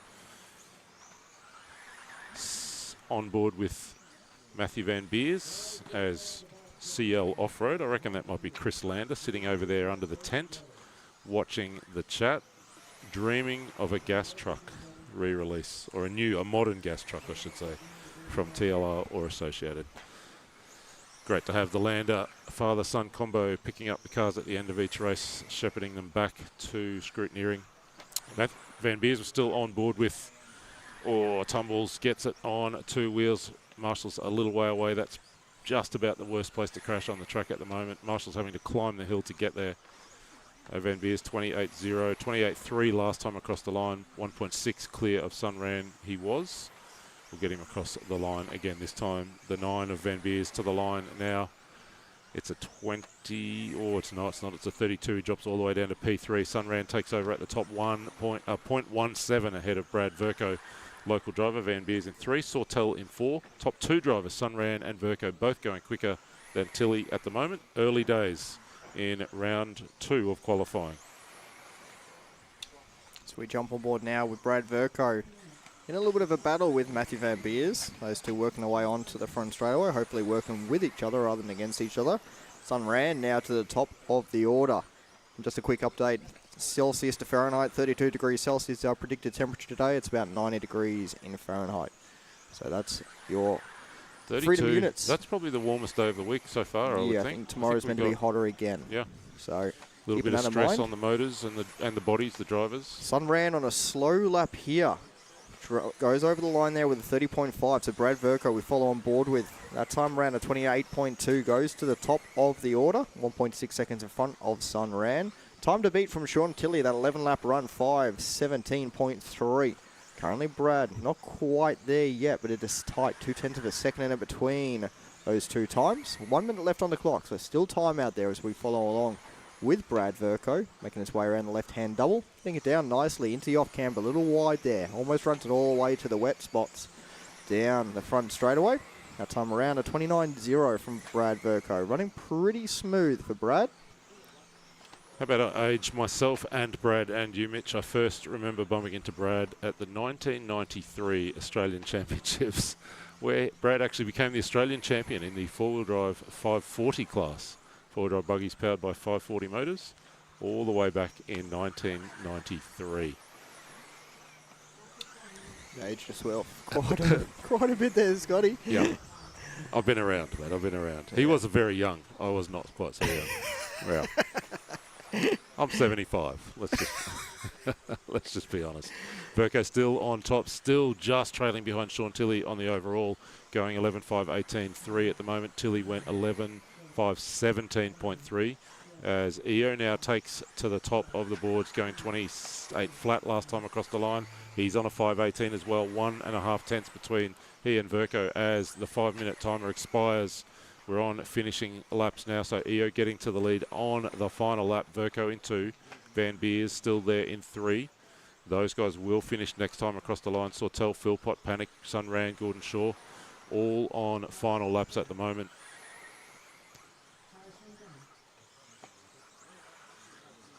Get them all across the line and see where we land. Takaya Io putting together a nice final lap, 28.0 to go to the top of the times overall. Verco will be there in 2 for this one. 3rd overall, Van Beers behind him, Sawtell, Philpott. All going inside the top 6 overall. Connor Esbeck holding on at number 7 as we wrap up heat number 5. Qualifying round number 2 with thanks to J Concepts bringing us the four-wheel drive class here at the 2025 World Championships. We're coming to you live from Hills Off-Road RC in the north of Sydney.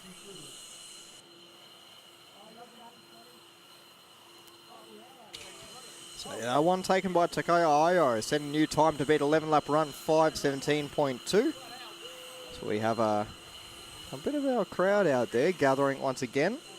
We will quickly be into our top heats for this round with the cycle starting at heat number 4. We're going to throw it on down for another TeamEAM.com interview. Take it away, Scotty.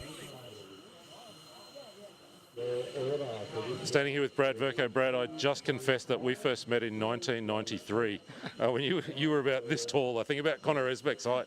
How cool to be running here at the World Champs at home. Yeah, it's a really good opportunity for us to have a showcase what we can do in Australia. I think the crew have done an amazing job. I mean, we went to the last Worlds in America, which was a huge effort for the club over there, but I think we've done at least as much with far less assets available. And seeing everyone run on the outdoor tracks is just amazing. Seeing the top speed of the cars in the A final, the way they're going over the quad, like it's just amazing to watch on our own track. I'm sure it'll be much like the people of St Ives. I'm sure if we're still still doing it in another 30 years, that we'll be reliving the same memories. So hopefully everyone enjoys themselves. I'm doing the maths. I will not be doing this in another 30 years. Well done, mate. See ya. Thanks a lot. Bye. That's Brad Verco doing a nice job on track as well as being a part of the Hills Off-Road RC crew hosts for this 2025 World Championships. Mitch, back to you in the shed. Thank you, Scotty. I'd have been -3 years old when you two first met. Just hopefully make you feel a little bit older. A couple of questions about the TLR drivers that are racing here. There isn't a huge amount of support by any means. I think there's about 6 drivers running the TLR vehicles this week. Obviously led by Hunter King. He's doing a great job running that TLR vehicle around the track. So this heat up. Heat number 6 of 14. Nate Sutherland, Randolph Alt, Simon Healy, Loic Didier, Lockie Williams, Scotty Ernst, Daniel Gross, Chris Davies, Ben Howard and Rob Maycock. This will be an interesting heat again. We're watching with Nate Sutherland, who is well and truly out of place when it comes to overall speed. Had a really rough seating round, so if you are just tuning in and wondering why Nate's in this heat, in heat number 6 of 14, lower than halfway down the order, didn't really get his 3 laps in. I think he broke in both of the 2 seating practices. So he's doing the hard yards out there, making his way through traffic. He was really patient through the first qualifier. And, he's going to be straight up into the traffic as Scotty Guide here seems to be in multiple places at one time. Just everywhere, Scotty. Clones, mate. That's what everyone needs. More Scott Guides. Absolutely not. So Nate had a couple little mistakes of his own in that first qualifier as well. Just fell off the 12-lap pace that he held onto for quite a while. Ended up going 11.5 flat, I think, if I remember correctly. So we're starting off this one with Loic Didier, the car number 10, working his way left side of the track to the front straight. That long final corner, just drivers having to be patient and wait and wait and wait until the car turns. The temptation to rip the throttle, the cars can then slide sideways on the off-camber corner. It looks like it's so hard to be patient as Didier gets himself a little trouble off that corner table. A couple of shout outs in the chat here, Mitch, from Mark Stevens back up home. I thought Mark was going to try and get down, but he's a bit busy at the moment. Good to see Mark following along. See BJ there saying he's ready for bed. BJ, you don't sleep. Every single day. I've never seen you not online when there's an RC event. So I don't think you sleep. I don't believe it. 2 minutes down, 3 minutes left on the clock. So Sutherland looking quick out there in this one. He's into the 26s. Everyone else into the 27s and 28. We jump on board here with Chris Davies, currently sitting in P6.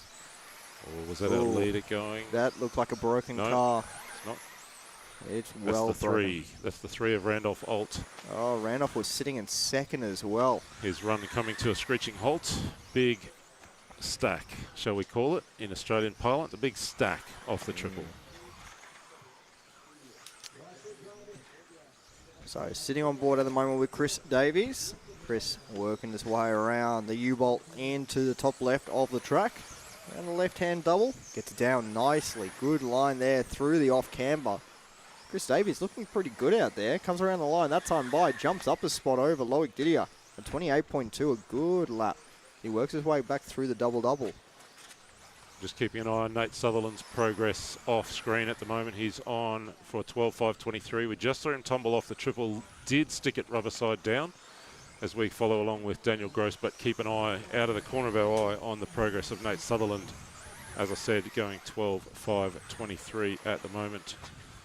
Daniel Gross up to P2, going 28.5 last time across the line. He's 11 seconds back of Sutherland. Works the step up now, just goes a little deep. So, I mean, I want to drive this track, but I have no idea how I'd get the car stopped at the top of the step up there. I think I'd be in the Sanois sign. Big wheel stand Tough there. part of the track.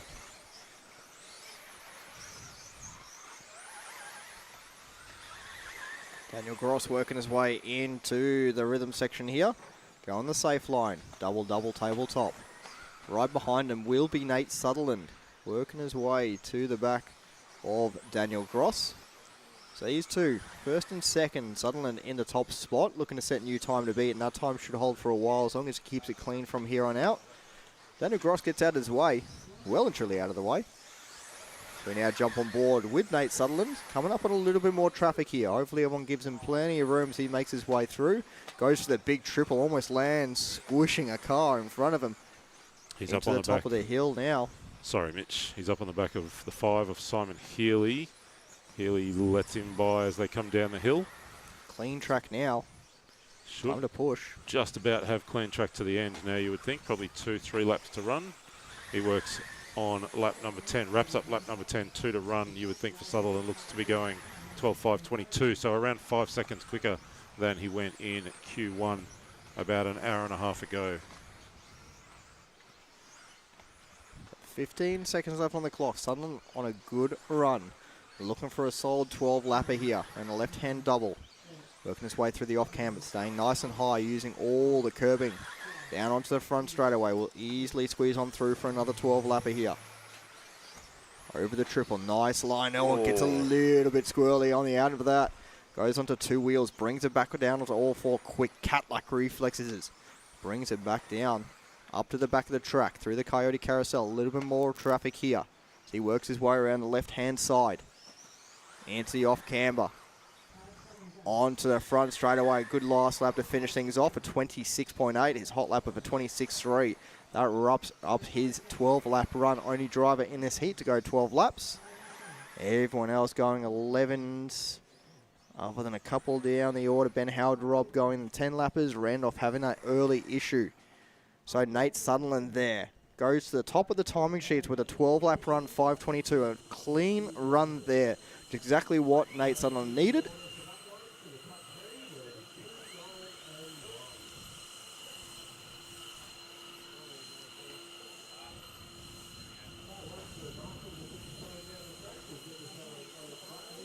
Simon Johnson checking into the chat. Both him and William sitting down watching the races. Thank you very much for joining us, Simon, back home in Brisbane of Australia, Queensland here.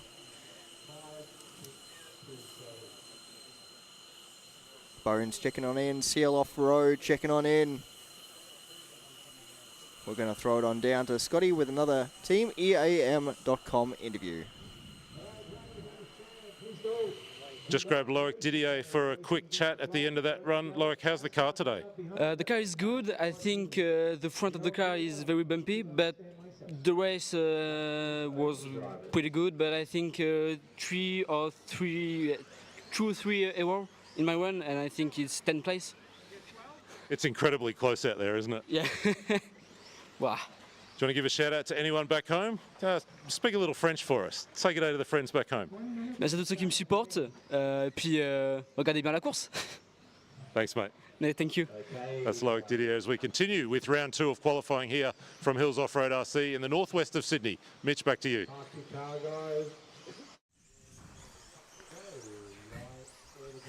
Thank you, Scott. So everyone lining up here, heat number 7 of 14, halfway through the program for round number 2 after this heat. Joe Cathy, Lucas Didier, Ben Cribben, Sarah Dew, Hugo Sang, Josh Mason, Ben Panic, David Warner, Caden Hill, and Stephen Brown. Time to beat from Nate Sutherland, that 12-lap run, 5:22.150. And we are ready to go here for heat number 7.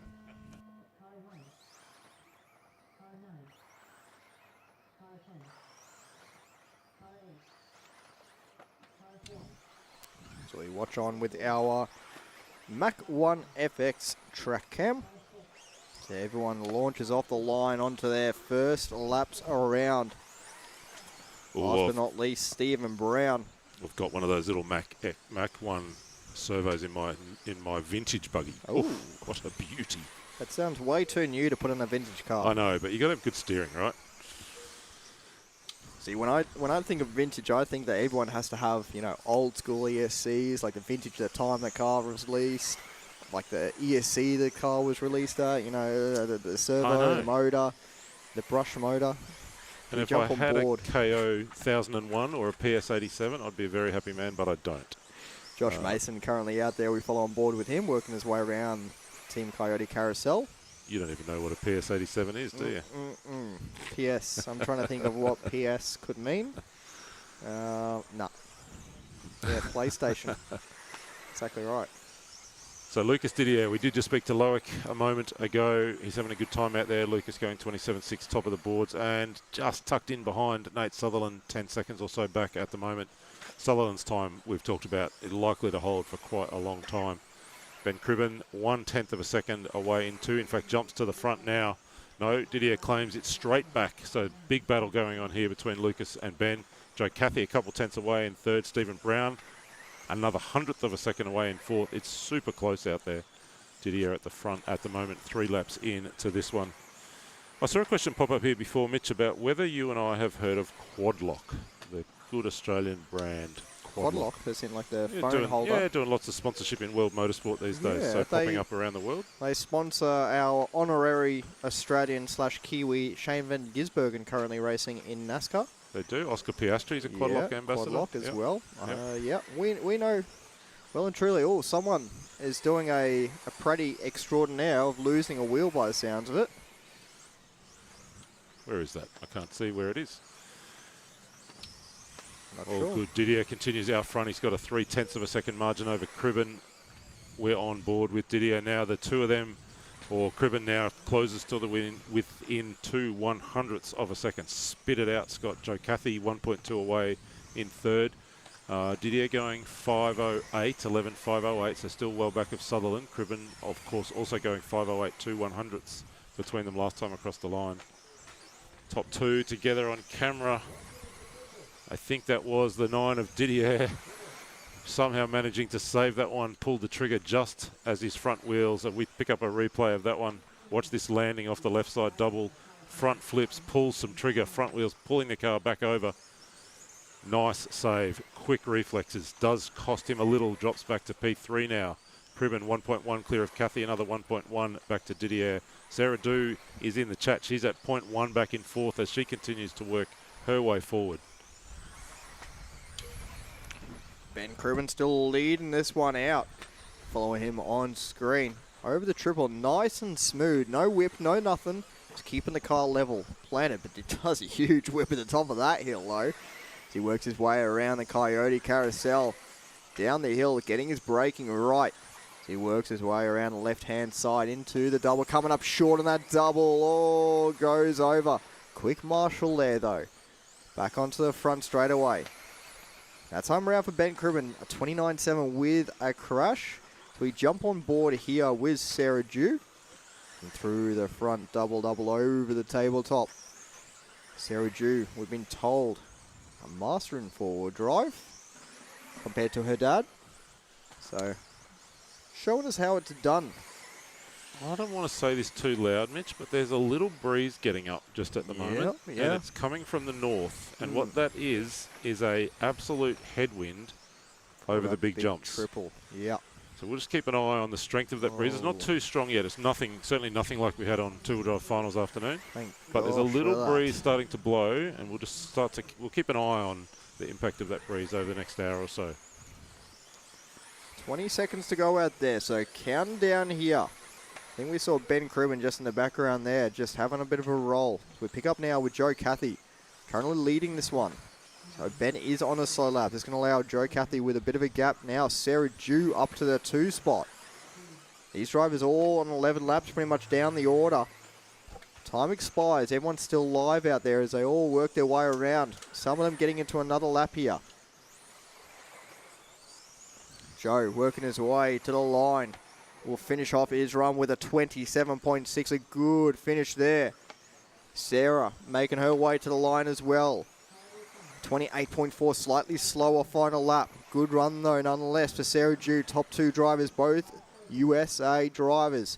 Ben Cribben coming home in P3 so far. Still waiting for the rest of our drivers to come around. Stephen Brown put his hot lap in a hot lap of the heat last time by. A 27.535. Doesn't back it up though, drops down the order on this last lap, 30.4. So Joe Cathy will take that one with an 11 lap run, 5:10.3. followed by Sarah Dew not too far behind. But Nate Sutherland's time will still hold, as we somewhat expected.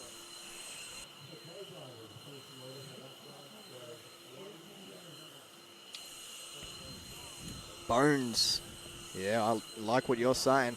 All right, Scotty, take it away with another TeamEAM.com interview. Just shield that shiny purple radio from my eyes. We had this trouble yesterday. No. How's the day going, Sarah? It's getting better. Everyone's getting better, making lots of adjustments after each run and try and get better and faster and more consistent, and it's working.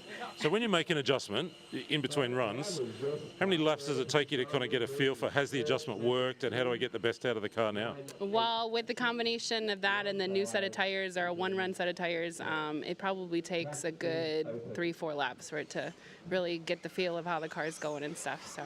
Maybe that's why we saw you come home so strong in that one, super fast over the back half of that race. Feeling good? Yes, very much so.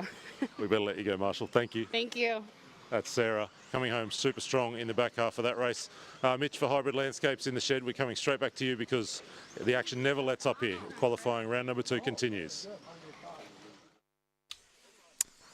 Yes, up now, heat number 8 of 14 in our full drive segment here.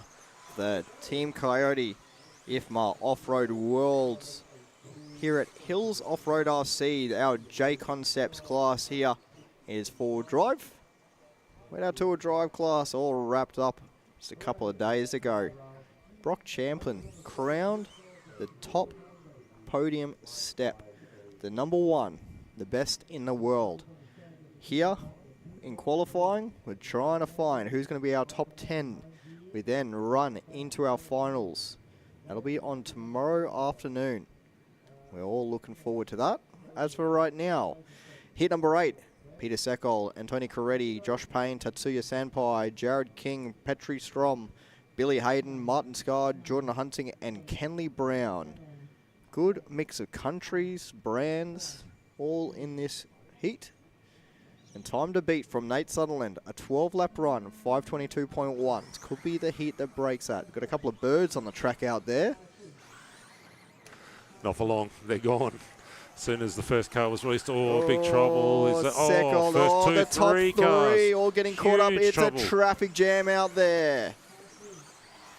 Sekol, Coretti, Payne. Oh, man, this is going to be a messy one. Everyone bunched up out there now. The top 5 drivers freight training around. It's like a race from the get-go. We're going to have to let some of these guys get across the line and work out where we're at here because there's been huge trouble on lap 1. Payne gets to the line first and has at least got some clear track. Jared King to the top of the boards. Wow, look at this. Tell you what, they made it through pretty well, that double-double section there, but it can't stay like that forever. We're just going to stick with this tight group of cars for the time being, just until we see how this all plays out. Peter Sekol, I can see right in the middle of that group. Josh Payne at the front. They just keep having to get on the binders. It's the 9 of Sanpai in the middle of that as well. Jordan Hunting going 28.2. Petri Strom 27.8. Martin Scar 27.4. He goes to the top. No, Hunting claims it back with a 27.9. So Hunting to the top on this one. Probably just has a little clear track at the moment, while those first 4 or 5 cars just starting to find a little bit of space now. Still Payne at the head of the group, but sitting right back down in P8. And Jordan Hunting's so lucky to be starting down the order in this one, not getting caught up after the first few laps. He's getting a clean run out there so far. Lance Gar goes to the top. Jordan Hunting once again back to the top. Those two drivers started about 8th and 9th from this heat. Didn't get caught up in that absolute melee from the first lap there. Right up the top now on the time. I'm sure we'll see that start to spread and change up a little bit over the next minute or so as the top group that head down the straight we follow on stream start to sort themselves out here. Petri Strom back up to P2. He was involved in that melee. Along with Josh Payne, Peter Sekol, they were all in that as well. They were all trying to sort themselves out here. A lot of them lost probably 4, 5, 6 seconds going through that front triple section. So we enter the halfway mark. We'll start to see that start to work itself out now. We pick up Hunting now, who continues to lead 0.3 of a second clear of Petri Strom working the left side of the racetrack. Hunting the car, number 3 down the front straight. He goes Anthony Coretti, it might be right on his tail, I think, working with him. Martin Scar, could be. So Hunting out front, goes 27.6 last time across the line. Coretti's gone 26.8, hot lap of the race. Kenley Brown doing his best. They're the only 3 going PBs on the last time across the line. 2 minutes left to run. Very quickly, 3 minutes down, 2 to run. Took a whole first minute and a half probably to sort out that mess from the first lap. More trouble over the triple, looks okay. So Hunting continues up top, 27.6 last time. 11.506 he's going. Still well back of Nate Sutherland, but ahead of Joe Cathy's time from heat number 7. Hunting and Strom, 1.7 between them, 1.1 back to Payne, who's recovering. We saw him right in the middle of that lap 1 mess. Payne now has clear track in front of him as we continue on board with Hunting, working his way down the front straight. The car number 3, the Australian driver. Oh, issues again at the end of the triple here. See That whether was that Seckold. catches Hunting. It does not. Hunting, I think, now has Billy Hayden in front of him on the racetrack as he works down the hill and climbs again to the Coyote Carousel, and we switch over to pick up Petri Strom. Currently sits P2, 2.3 back of Hunting. Hayden another 0.8 away. Josh Payne, 2/100ths back of Hayden. So Payne continuing that recovery. Petri Strom, nickname of Goldie. Goldie. Goldie. Oh, Jared King going from one lane to the other. Not the way you'd expect, though. He went all the way to the corner tabletop. So we follow on board with Goldie at the moment, making his way around to the back left double. Nice and clean. I feel Really like you're unique. making these nicknames No, that's what they wrote down. I'm just saying what they wrote. As long as I got it for the right driver, that'd be the only concern. But I'm pretty sure I've got it all right. Petri going for the nice safe line. Double tabletop. Not risking it out there. Staying with the car in front of him. Into the hill, dropping down, back up and around the Coyote Carousel. Petri currently sitting in P2. Looking to set 11-lap run. Nice, quick 11-lap run as well. Gets clean air out in front of him now. Car behind him will be Tatsuya Sanpai, the other Kyosho driver out there. Petri Strom looking for a good run here along with Jordan Hunting as they work their way around the left-hand side. Sorry, around the right-hand side up to the top of the hill. Around the Coyote Carousel. Down the hill.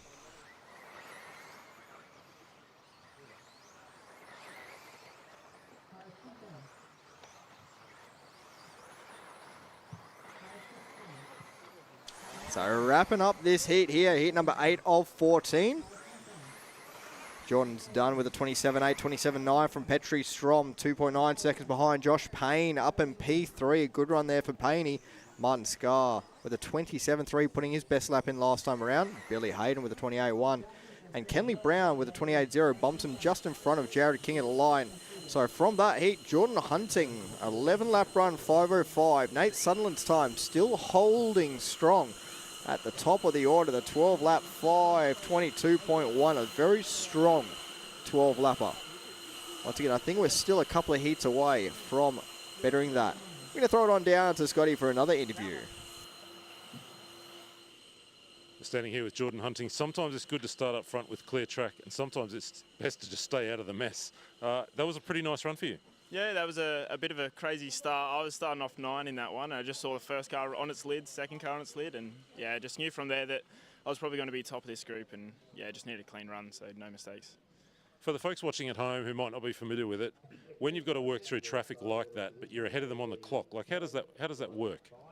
You just kind of get a gauge of, I guess, how far in front and how much faster you are than them, and then you just need to be patient some of the time. Like, they're going to try and think they're still faster because they were ahead of you, and yeah, you just got to be patient. Nice patient driving out there for you. Nicely done. We'll keep in touch with you through the day. Yep, cheers. That's Jordan Hunting going, I think, P2 behind Nate Sutherland as we continue in round 2 of qualifying here at Hills Off-Road RC. I think Scotty's back in the booth. Back to you, mate. So yes, heat number 9 of 14. In this heat, Chad Dew, Damon Davis-Perry, Florian Schmid, Nathan Healy, Alan Horn, Phoenix Eggleton, Samuel Muffett, Casey Dawson, William Venables, and Andrew Gillett. So Nate Sutherland's time still holding on out there. 12-lap run, 5:22.150. Still that time to beat from Nate Sutherland. Chad Dew will kick it off for us here.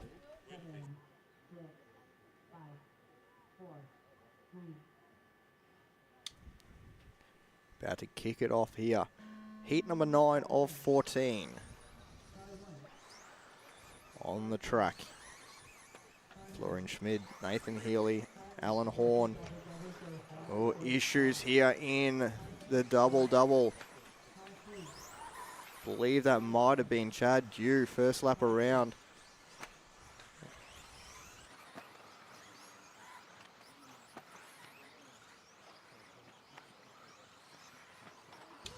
So yeah, Chad Dew having a rough first lap around. Damon Davis-Perry with a 28.8, 28.7 from Florian Schmid. Chad Dew with that 33.7 hanging over his head from the first lap. Phoenix Eggleton a 26.8 first lap around. That's a great first lap from young Phoenix Eggleton.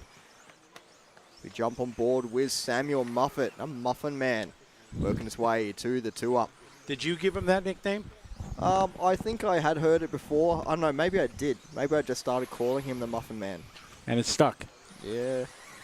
I'm sure I heard it before I started saying it, to be honest. And if not, I apologize to the Muffin Man. It is what it is. It's his now. Such a good name. He owns it. Yeah. Phoenix, Casey, Sam, Damon. William Venables having a good lap there, 27.6. Nobody on an 11-lap or 12-lap pace yet. Nate was able to get one out of Group 6. A quick 12-lap run as well, like a solid 12-lapper. Yeah.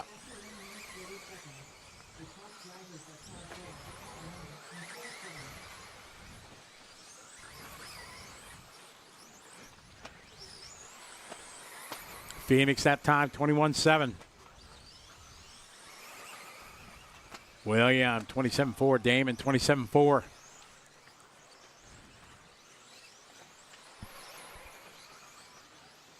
Track completely dry on the racing line now.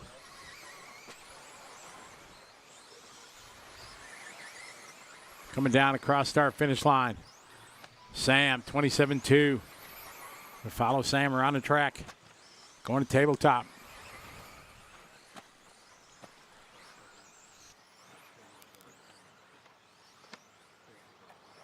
Pick up Will Venables, car 7.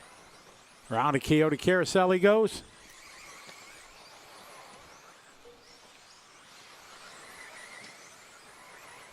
Good line there in the off camber coming across the start finish line. William that time 27.2. That's his best lap. Will doing a whole lot of work on social media this weekend. Big part of the RC Racing TV daily recap coverage.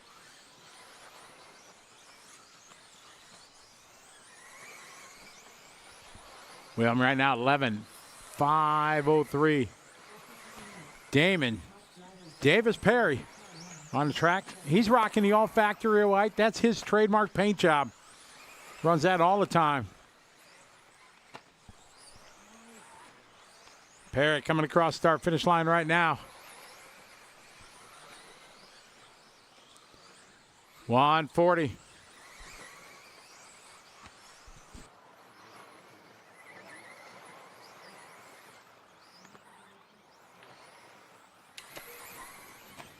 Venables to the point now, 11.503. Damon Davis-Perry, 11.503. They're tied on the clock. See what Perry's got this time by. Perry rocking the all-white across the line, 27.5 to the point. Into the rhythm section he goes. He goes big. Lands on that tabletop.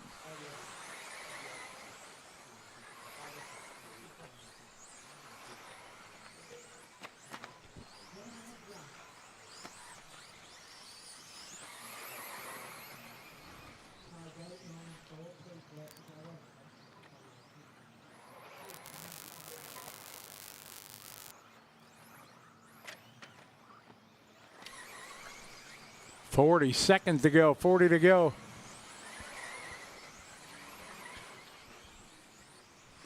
And Damon Davis-Perry out front, leading the way.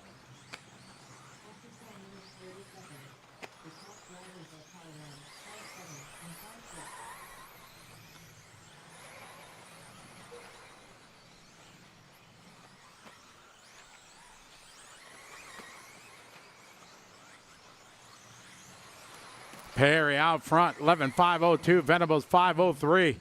Muffin Man there 504. Angleton 504. Dua 505. Horner 506.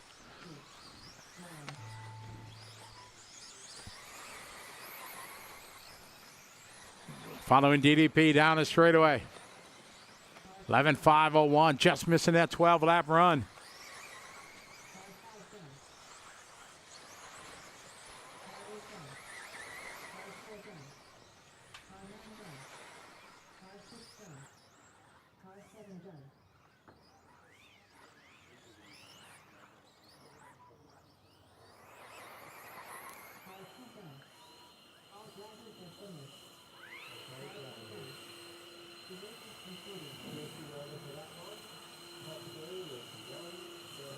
All right, Damon Davis Perry, 11.501. Venable, 11.503. Muffin Man, 11.504.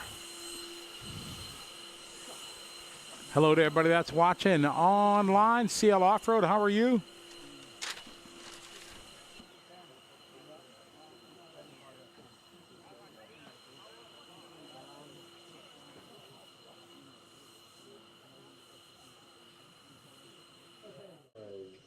I just overheard the news from the pit crew that you went 1/10 quicker, Damon Davis Perry, in this round. Yeah, 1/10. It's hard to crack that 12 laps, but I think if I can find the setup a little bit better, then I can crack the 12. What do you need from the car at this point? A little bit of steering, a little bit of rear stability. A little bit of everything? Yeah, a little bit of everything, that's right. Are you having a good time out there? Having a great time. The track's awesome. The grip's coming up really good. So yeah, can't fault it really. Well done. See you for Q3. Yep, see you then. That's Damon Davis Perry going 1/10 of a second quicker than he went in Q2 to go P2. I think still Nate Sutherland holding on at the top with that 12-lap run. Scotty, back to you. Thank you very much.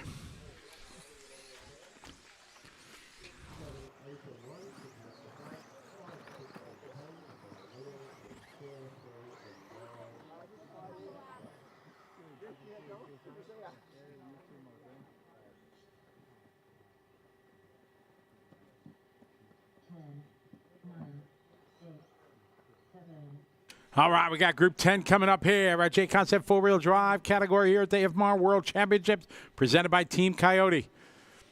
These guys are going to roll out. Dylan Toya going to be the first one, the 11-year-old young gun. Good to have people following along from around the world. Beautiful day here in Castle Hill. Part of the Hill Shire, about 30 minutes outside of Sydney. We're in the land down under. IFMAR World Championship 4-wheel drive side.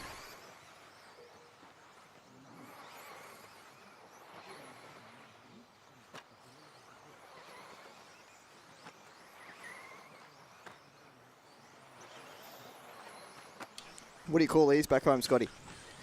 Freeze Pops. Freeze Pop. That is the worst name for an icy pole I've ever heard. What do they call them? An icy pole.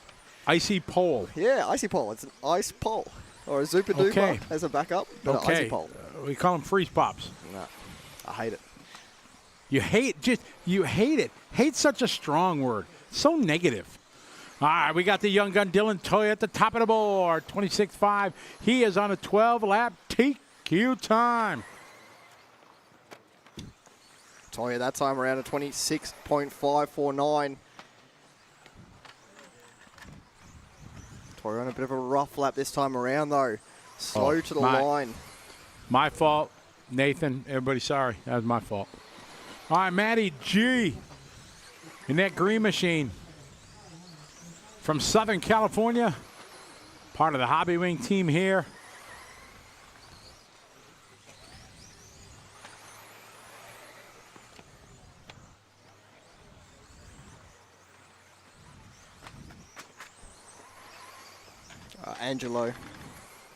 Angelo, yeah, he's our Hobby Wing guy over here. Yep. So him, Angelo, Sultan, they're all here supporting Hobby Wing drivers. Gonzalez, Toya, Nico Schmidt, followed by Glenn Benetti, Harley Eldridge. Then Mason Uber, followed by Carter, Camden, Doug, Brady, and Carter. Matty G on a good run. That time around for Matty G at 27.9 as Dylan Toya has worked his way back up to P1. Looking at a decent 11-lap run, hoping to scratch on it into the 12 lappers here as Dylan Toya. 2.5 down, 2.5 to go. So Toya, Gonzalez, Smid, Glenn Benetti, and Harley Eldridge. Falling off that 12-lap run, though. 2:15 on the clock. Toya leading the way. Great shot there from the pop-up Wi-Fi cam in the pop-up little step-up section there. So hard to hit that just right. We jump on board here with Matty G. Looks like Matty G. Yeah. The one and only. Often imitated, never duplicated. He had a little bit of a hospital visit. Yeah. The other day, not feeling well. Great things to say about the healthcare process here. Didn't like it at all. Got surprised about that time around though for Matty G at 26.659. Nice. Working his way through the corner tabletop, drops down, gets onto the piping, a little 50-50 grind. Gasses his way off of it. So he worked his way up the hill. Team Coyote Carousel down the hill, finds his breaking point nicely. Epic marshalling there. I don't know if we call that Kenley. Just killing it out there on the marshalling points. Down the front straight away here with Matty G at 27.8. So the gap between Dylan Toya and Matty G, 1.7 seconds. Both these drivers trying to squeeze one into the 12 lappers. 1 minute left on the clock. Toya, Gonzalez, Schmidt. Toya now stepping it back up. Matty G, if he can push it here, get a couple more 26, he's got a chance.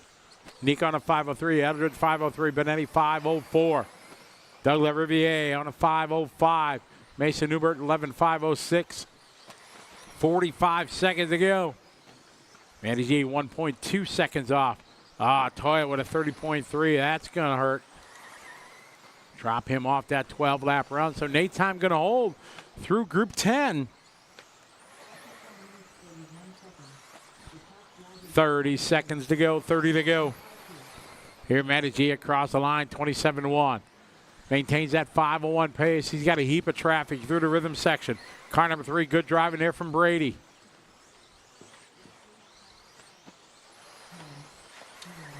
So Dylan and Matty working their way down the hill there through the U-bolt. Over to the left-hand side with 3 seconds left on the clock. Dylan trying to get back in front of Matty G right at the line here. Dylan should be finished as they hit the loop. They're not quite making the 12-lap runs. A 26.6 from Toya, 27 flat from Matty G. 7/10 splitting the two. Nico Schmidt across the line there with a 26.9 putting his hot lap in. Harley Eldridge and Glenn Benetti making their way to the line here.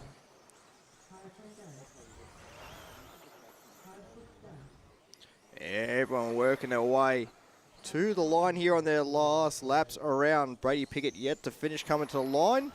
And it'll be Matty G from this heat going top of this heat overall. 11 lap run, 5:00 at 0.7. Just not quite as quick as Nate Sutherland still. That Sutherland time still holding tight. And we got a special interview queued up here. This is going to be one for the memories. We have a special interviewee. Connor Esbeck is in control of this one. We're going to throw it down to Connor in the Team EAM.com interview area. Take it away, Connor. Go. How do you think the track is? It felt a little loose right now. My car was pretty good, though. I was able to just putt around the track and not crash. Who would you like to thank? All my sponsors, especially Hobbywing North America, for allowing me to be here. Sorry I got a little sick, but we're doing it. Australian Healthcare, still a thumbs down. I'm just feeling a little better. So. Good luck. Good luck. Thank you. Back to you. Back to you, Scotty. Back to you, Scotty. Oh, back to you, Scotty. Good job, buddy. Yeah. Good job. Mitch, we're in trouble. We got a young gun going to be kicking us out of the booth here in a little bit. And he's gunning for us. Yeah, good job, buddy. Good job, Connor. Oh, that was awesome. Oh, we're having too much fun here at the IFMAR World Championship presented by Team Coyote.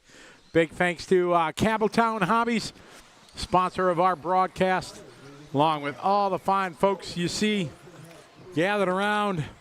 Hybrid Landscape Team EAM, Mob Boss Graphics, Screw Compressor Sales, Speedy RC, Jetco, Pop-Up Wi-Fi, Mach 1 FX, CPS Hire, Complete Pneumatic Solutions, along with more of our event sponsors, Hobby Wing, XC, ESC, and Team Associated. And really, we get ready to rock here, group number 11. Oh, Ben doing a dance in the pits there, showing off some sexy legs there. Big Ben.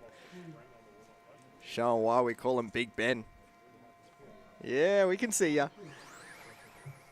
Starting off here, heat number 11 of 14. Ari, Hunter King, Yolan, Fumisato, Jared Men, Nana, Moritz, Logan, Lockie, and Daniel Pohl.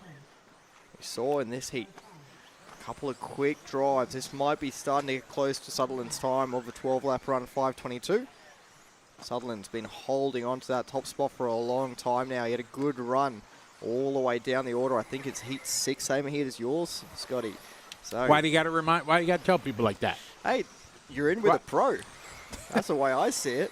Okay. Same heat as a pro. There you go. Good save. I appreciate that. Thanks. There we go. Dig my way out of that trench. You did. Jared Ment, first lap around a 26.986.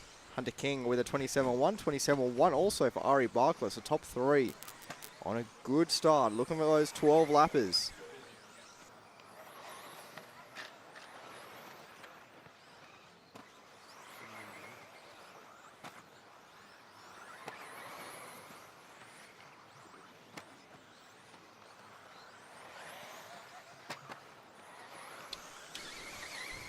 Bakla, again, a good start. He's been looking strong. In a practice run this morning, he did well. Q1, he did well. After getting his head bit by a shark or something like that when he was at the beach or something like that. He got like 12 stitches in his melon. Showed us this morning in an interview. I think it was a shark bite. Got attacked by a great white or something like that. We're going to roll with that. Yeah, and then Ari fought him off. Oh, yeah. Yeah, poked him in the eye. Yes. That's the story we're going with. So Jared Ment on stream now as he works his way around the Team Coyote carousel. Got a bit of traffic there at the same time. Working with each other out there. That's it. Nice work. What happened to Moritz? Sorry to jump there. Yeah, Moritz Landbach not taking a start. Not even a single lap out Rut there. row, and I saw him go by to go to the pre-tech. I gave him a fist bump. Maybe it was the Scotty Jinx. Aye. Ari out front. Broke his hand on the way through that fist bump. Just way There you too go. hard. We can go with that. Hunter King into 2. 26.5 that time. Yolan DeWeer at 26.8. Yolan from Belgium. Let's see, we got Australia, America, Belgium, Japan. We got Kiwi. We got New Zealand. And Moritz from Germany not making a call in this one. Got a Scotsman. Oh, yeah, Daniel Pohl, yes. 2:15 to go in this one. Our year later. Following Hunter King from America in the TLR. There's maybe a half a dozen guys. Lee Cheeseman, Steve. There's a bunch of guys. Yeah, Dimitri. Yeah, Dimitri's running, yeah. About a half a dozen guys rocking the TLR down here at the Worlds. Been a lot of comments about it as well. Asking Oh, what they got fans. Oh, yeah. What the support and stuff been like over here for it. And why the program has changed up so much in the last sort of 12 months. Especially after such a great year. I mean, they went to Hobby Action, winning the two-wheel drive. Yeah. And then next thing you know, and boom. And Beat it. Everyone's gone. Everybody gone. They said beat it. Yeah, disappointing for sure. See a guy like Dakota that's been there for over 20 years or so and having to move on. Hunter King, Ari Bakla back and forth. Fumisato, Nana Kayo. Nana started racing. I went and talked to her. Started racing when she was 9. Whoa. 23 years old right now. That's awesome. And she is definitely holding her own at the World Championship. Only has raced off-road, never raced on-road. Fumisato sitting in that 3 spot in a 26.8. Last lap, 26.4 hot lap. See what he's got this time. He's in that red rocket. Rocking the Kyosho across start-finish line. That time, 28.3.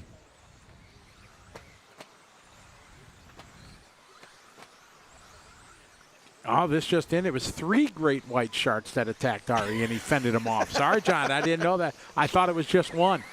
But yeah, that sounds better. A feeding frenzy Exactly. on Barkla's head. He just punched them all in the eye. Yep. We're following the Shark Killer.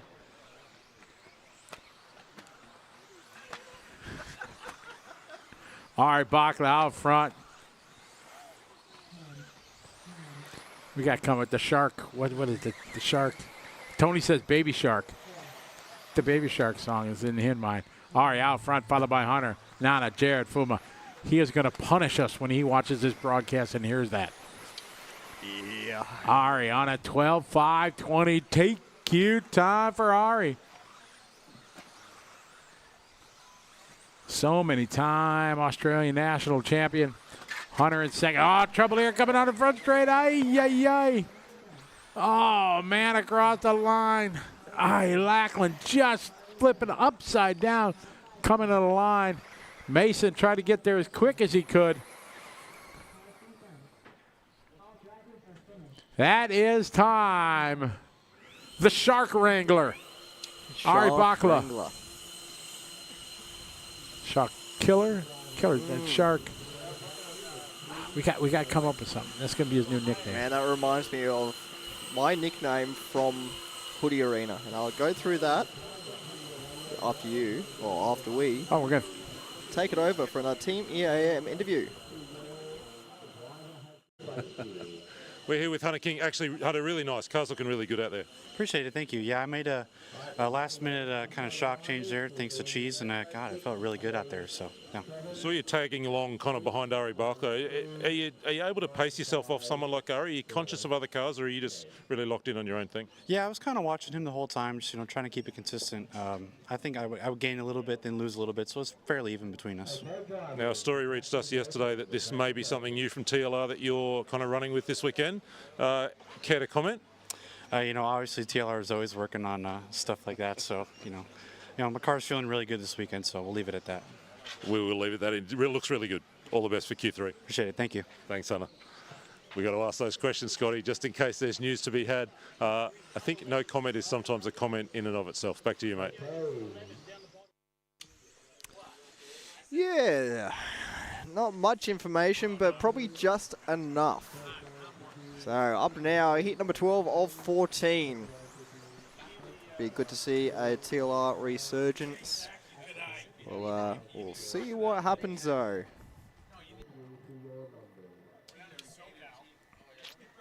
Bit of disappointment coming out just outside of our booth here. We see that Alan Horn back to wearing blue shirts. A devastating turn of events here. All right, Group 12 ready to go. Our C sort. Big names in this one. Horn, Hall, Caino, Isergen, Kato.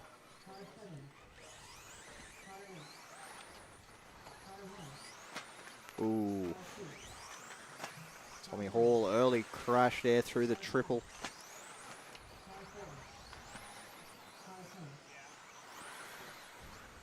So Aiden Horn looking for a good first lap here. Who will lead everyone around. He's got clear track in front of him. Coming to the line here. First lap around. Good first lap at 26.893.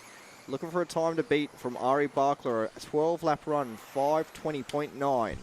First lap for Yui Kaino, a 26.320. Jordan Isergen with a great first lap as well, a 26.687. We jump on board here with Jack McMillan. Been having a good run today. Car's looking really nice. He said he was really confident going into the forward drive segment. He's looking pretty good out there. Jack driving the Associated car on lap number 1, sitting in the 4th spot. 27.6 opening lap. Aiden at the top of the board. We stay with Jack here. Jack driving the 4 car. Jed Edmond, 26.4. Jamie Hall, 26.5. Aiden Horn, top of the board. We're on a 12.516 TQ time.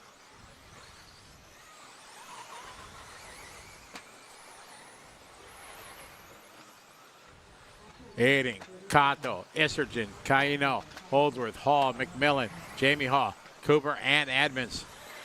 Jade Edmonds that time, 26.4. Backs it up at 26.1. Aiden Horn on point, leading away. Aiden Horn gripping and ripping down the straightaway with 26.2 on a 12-lap 5.14. Jump on board here with Luke Holdsworth, making the trip over from the UK, the white, red and blue. Into the off-camber, staying within the boundaries of the dry line there. Down the front straight away, 26.3 that time around for Luke Holdsworth. Here in heat number 12, Luke having a good run. Working his way in through the corner tabletop to the double up. Working his way into the Coyote Carousel. We jump on board here with Kato. Kato, one of our Japanese drivers, currently leading this one away. Got 0.2 of a second over Aiden Horn. Both drivers looking to set new TQ pace. Gets a little bit out of shape there over the back roller. Squares himself back up for the left-hand double O. Coming onto the straight, may have lost just a couple of tenths and has done so as well. So Aiden Horn now back to the top spot by 0.3 of a second. Koki Kato has got a name within the team associate, the Silent Wolf he's been giving as a nickname. I like that. Yeah, I like that a lot. That sounds fierce, doesn't it? Yes, so Aiden Horn out front, Koki Kato and Yui Kaino. Kaino running the Mugen. Aiden Horn, a year later. 8 on a 12 lap, 5:14. Solid run here for Horn. He needs it. Round number 2 of 5 here qualifying. It's the four-wheel drive side of the World Championships. This division brought to you by J Concepts. Hayden, 26.0 that time. The Silent Wolf, Koki Kato, 26.3. Yui Kaino, 26.7. Luke Holdsworth, 26.7. Jamie Hall, 26.3. Isergen, 27.0. Tommy Hall, 26.6. Edmund, 26.3. Cooper, 28.0. And McMillan, 28.7. We got 1:10 to go. Aiden Horn on a good run here. Looks like he's got that rocket ship hooked up now. Coming down the front straight away. That time around at 26.1. Another good lap there for Horn. He's got 0.6 of a second over Koki Kato. Yui Kaino in the 3 spot. Goes for a roll there. So Aiden Horn, slight mistake. Had a second build up over Koki Kato, but has got a little bit of traffic now in front of him as well. Kato, now we pick up. Currently sitting in the 2nd spot. May bump up to the top spot. He's got a bit of traffic here though. Yui Kaino just in front of him. Fellow Japanese driver. Lets him on through now. See what that's done. So Aiden Horn with a 28.3, 26.1 for Kato. So Yui Kaino not holding them up much at all, if any. Kato and Yui working their way to the double up. 15 seconds left on the clock. Kato, Horn, Holdsworth, top 3. Horn across the line that time, 26.5. Kato, he's got clean track. He's going to go 12. Across the line he goes on a 5.15.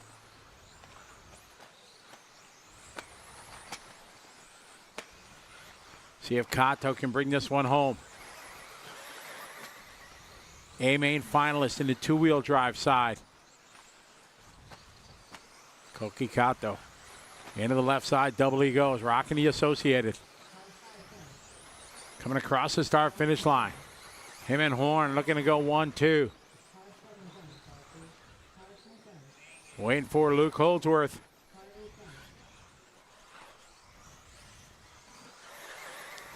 They come across the line here. Here's Luke. And this one's in the books. The Silent Wolf, Koki Kato. Goes P1, 12.5.15. Horn going second. 5.7.12 for Luke, 12 for Yui, 12 for Tommy, Jaden, and Jordan. Matthew Cooper, all with 12 laps. Race number 13. You guys are up. All right, we're going to throw it down to Scott Guide in the Team EAM.com interview area. I'm standing here with Koki Kato. How's that run? Yes, every time change, big change, big change, big change. Now a little bit get better, but yeah, need more find a good setup. Are you looking for steering, rear grip? What are you looking for? What do you need? Yes, steering. Yeah, need a steering. What do you think you'll change for next round? Thinking now. All right, thank you very much. Yes, thank you very much. That's Koki Kato, the run he really needed to get his campaign on track. And you can see it in his eyes. He's still thinking, working, where do I get more performance from this car? Scotty, Mitch, back to you guys. Awesome. Thank you very much. I appreciate it. We got some shout-outs. I want to thank Frankie Contreras checking us out. Good to have you follow on. Dino DeMarco, welcome to the party. Good to have you following along. Casey Lots Dawson of faces from around the world. with the best view in the house up there. Yeah, good shot. Zenki checking in. I'm thinking from Korea maybe.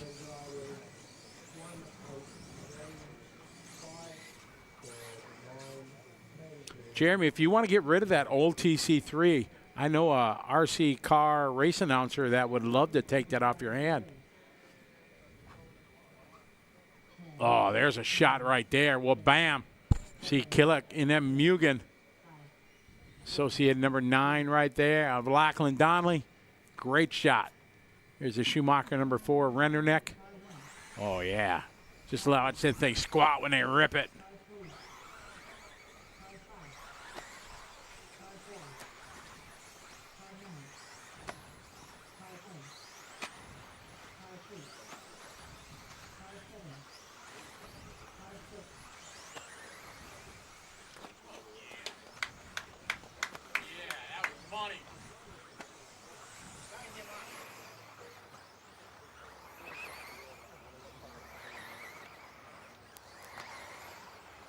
All right, we are off and rolling here. B-Sort.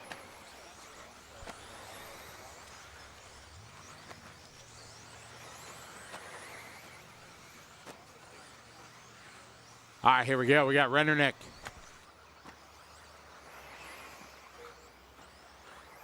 Killich coming out, absolutely swinging here, on fire, 25.9. We're on a 12 lap, 5:15. Kato had a 5:15. Kato had a really good run. Renderneck now. Renderneck showing some strength here. Rocking his Schumacher from Iowa in the USA. Lachlan Donnelly looking to have some good pace here. We're hoping for some good things here from Donnelly. Oh, Killich goes 25.6 that time. Cole Tollard, 25.5. Hotman, 26.2. Boda, 26.0. Lemieux, 25.9.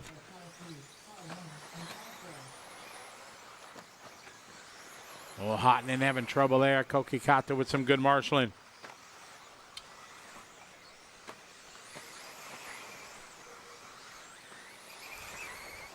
Killich back to the top of the times there. 25.7 last time around. Backs up his 25.6 previous lap. So Killich on the fast move, on the gas, moving fast. Donnelly in P2. Cole Tollard in 3. Chase Lemieux in 4.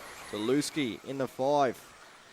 So we follow on board with Killich making his way around onto the front straight away. The last time by 25.7. This time by 26.1. Still right there on the money. Zaluski in 2. Donnelly in the 3.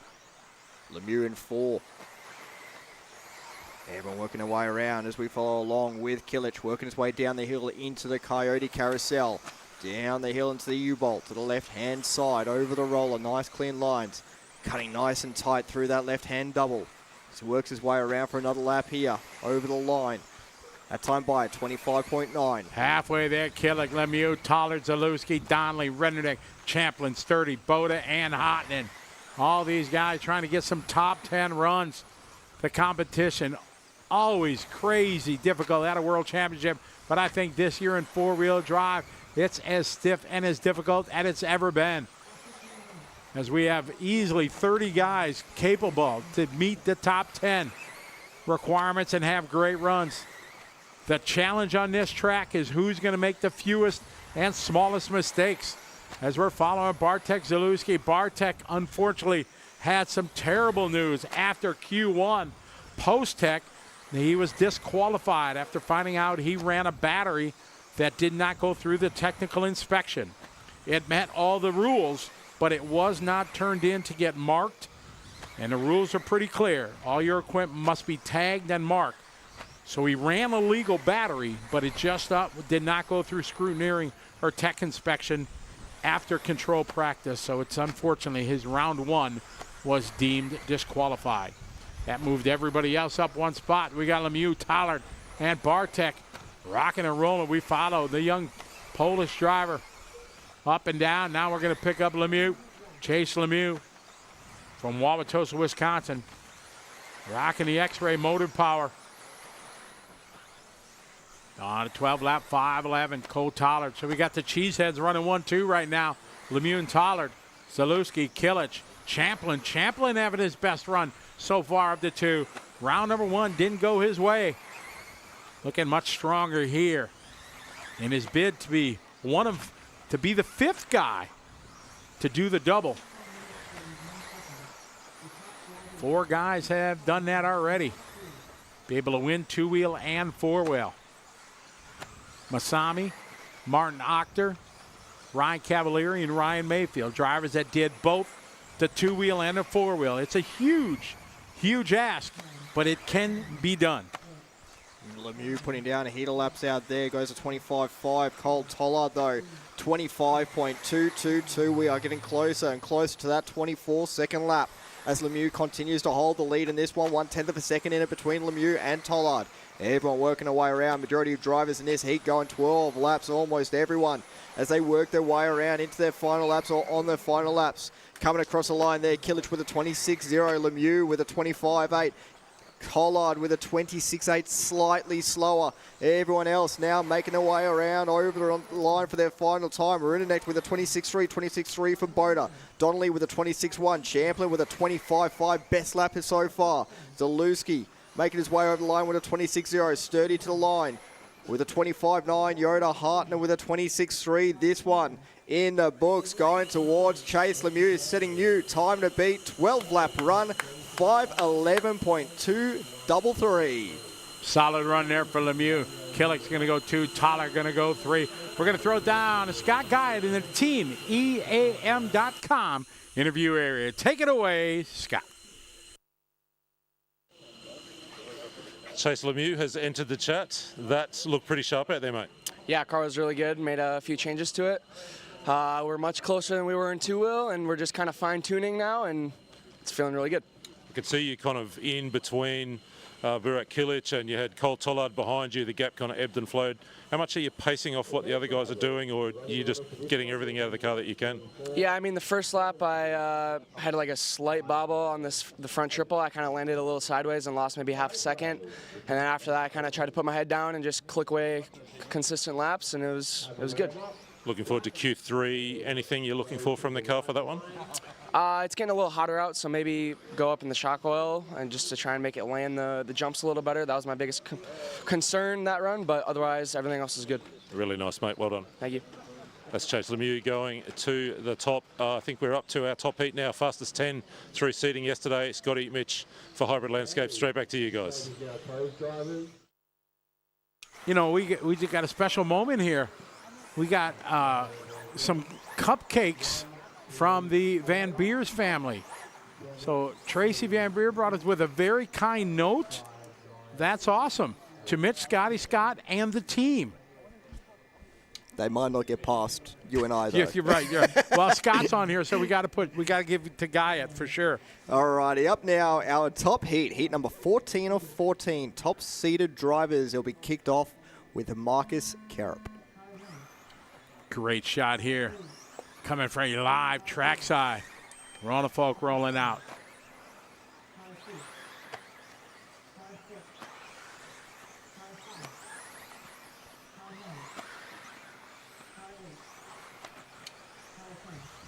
And all off and running here. Four-wheel drive brought to you by J Concepts. Marcus Carup leading them away around the first lap, this time by 26.3 from Carup. 26.3 also from Fenn. Ronafok with a 25.978 on Garo, even quicker, 25.9. Kobovic though, a 25.770. Olowski with a 26.9. Schimmel with a 26.4. Oh, they got to get that. Ben Smith with a 26.3. The blower at the end of the straightaway.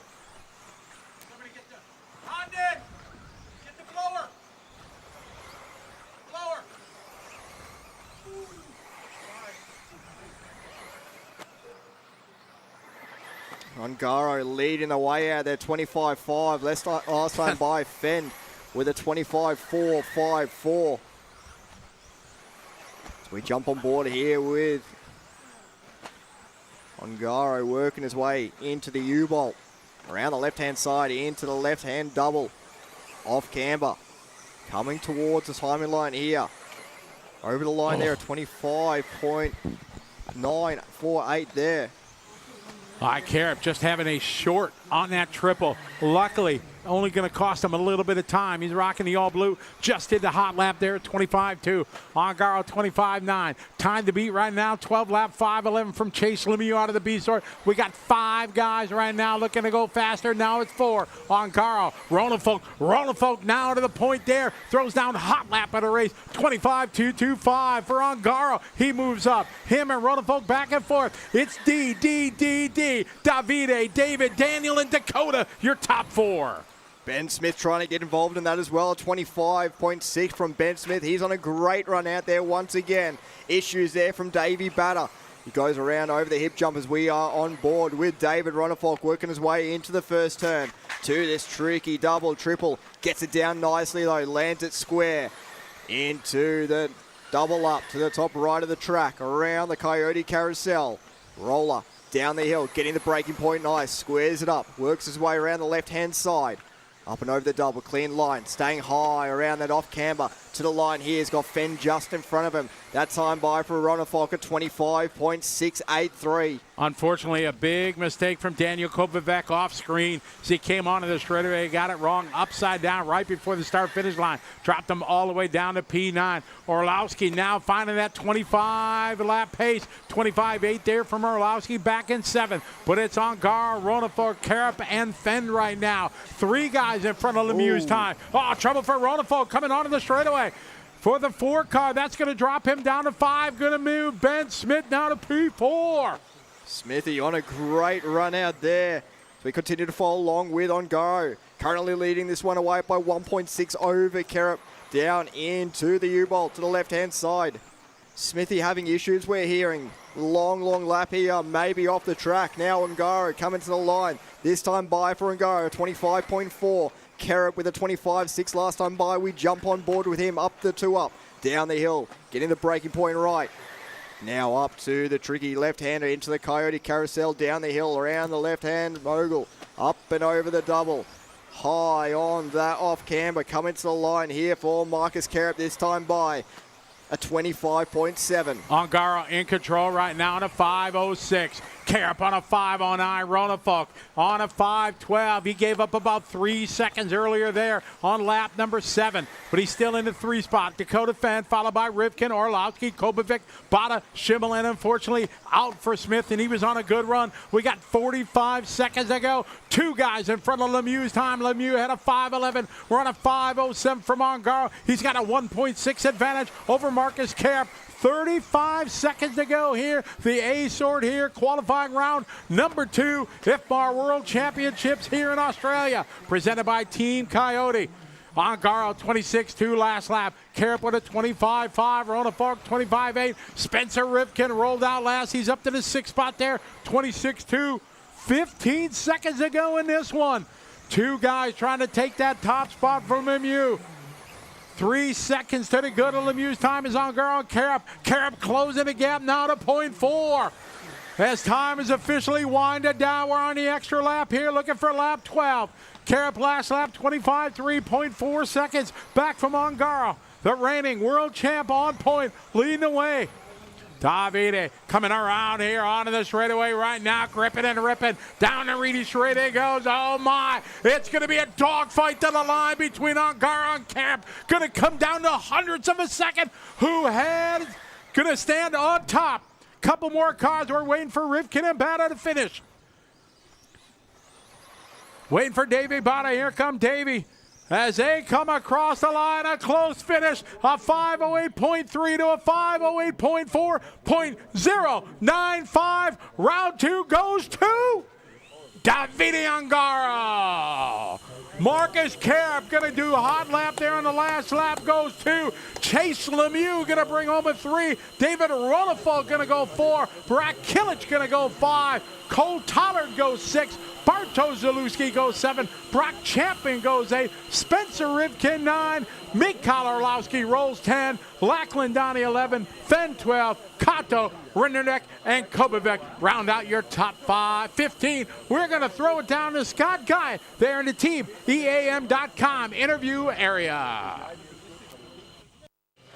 Not for no reason, this man is a defending world champion. Nice run there. Pretty clean. How are you feeling? I mean, it was good. I was a bit nervous at the beginning of the laps. My car was actually way better than the first qualifying. So, I mean, the track is keep changing every time we are out on track. So we need to just go with the track on the setup. And, yeah, let's see what the Q3 will be. You just got there by 1/10 of a second at the line. Were you conscious of what Marcus was doing out in front of you? No, I mean, I was just focused on my car. I had a small bubble on the end of the small double, which cost me the Q1 top 2 position. So, well, I was scared on that position. But, yeah, I mean, it was good. You feel like you've got what you need to fight for this championship? I hope yes. Thanks, mate. Thank you. That's Davide Ongaro, defending world champion and now taking unofficially qualifying round number 2. Of course, we've still got 3 heats to go, but highly likely that Ongaro will take round number 2. Scotty, Mitch, back to you guys. And that was a good one. That was exciting from our top heat there. The 2 Associateds, followed by the 2 X-Rays. Followed by, in 5th place, once again, Barak Kilic in that Mugen.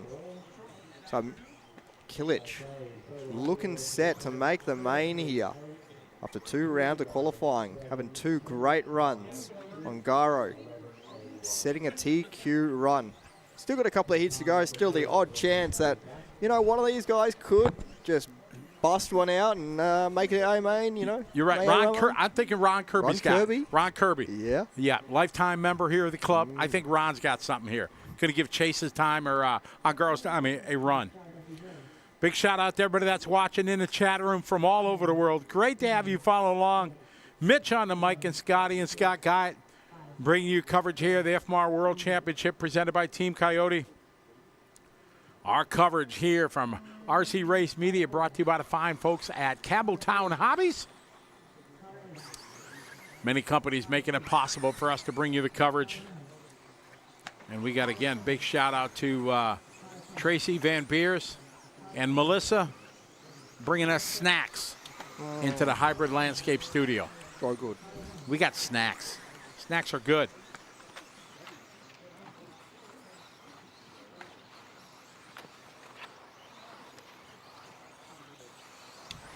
So up now, heat number 1 of 14 through our cycle here. Making our way back to heat number 3 before we cycle on through into the next round. And this one, Brendan Tucker, Spencer Clements, Ryo, Andrew Kerrick, Ron Kirby, Drew Hamilton, Nick Poole, Scott McGee, Stephen Harkinson, Dan Kearney, and Peter D.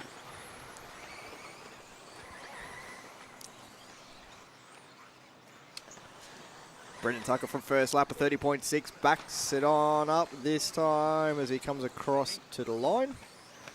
Slow to the line here for Brendan Tucker, drops down to P4 of 34.1, so Ryo, he goes up to the top spot, 30.075. Spencer Clements up to the 2 spot, the Joker. So we jump on board here with Ryo. Working on to the front straight away here, Ryo with the Associated. 31 flat the time by. Nice even number. Oh, there's chaos going on in the triple here. He's got a whole bunch of traffic in front of him to work through. Gets through 1. Got 2 more to go. Ryo currently leading this one away. Got 2 down, 3 to go, 2 down, 3 to go. Kushima out front on a 10-lap 5:06. Just to tick off that TQ time from Davide Ongaro. But you're saying there's a chance. There's still a chance. Yeah, Ryo's run a little bit spoiled there. Landing straight on top of a driver. Trying to get on through. Everyone trying to work together out there. Oh, we seek more chaos in the triples.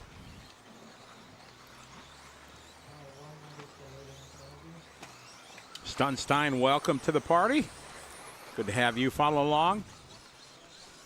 Gordkov checking in from Canada. Hey, how are you? Our Cheeseheads are doing well here. Yes, they are. Cole Tollard, a good run. Chase Lemieux that time. We got Spencer Clemens leading this one. Car number 3. Down the front straightaway he goes. Here across the line, we follow that white and orange there. Scott McGee and Dan Kearney. Dan bring us donuts this morning as well. He did. Like some homemade from some small mom and pop bakery or something like that. Yeah. They were still warm and they were Yeah, they were cinnamon donuts. They were yummy. They were, yeah, it was awesome.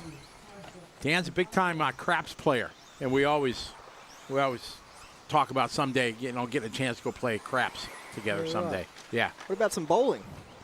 Bowling? I used to bowl. Yeah. That's my story. Before I found RC, bowling was my hobby. Maybe It didn't matter. Friday night, I was going bowling. I wasn't good at it, but I always did it. As a kid, my brother Boomer and I, we always went bowling till I found RC. I haven't touched a bowling ball since 1988. Wow.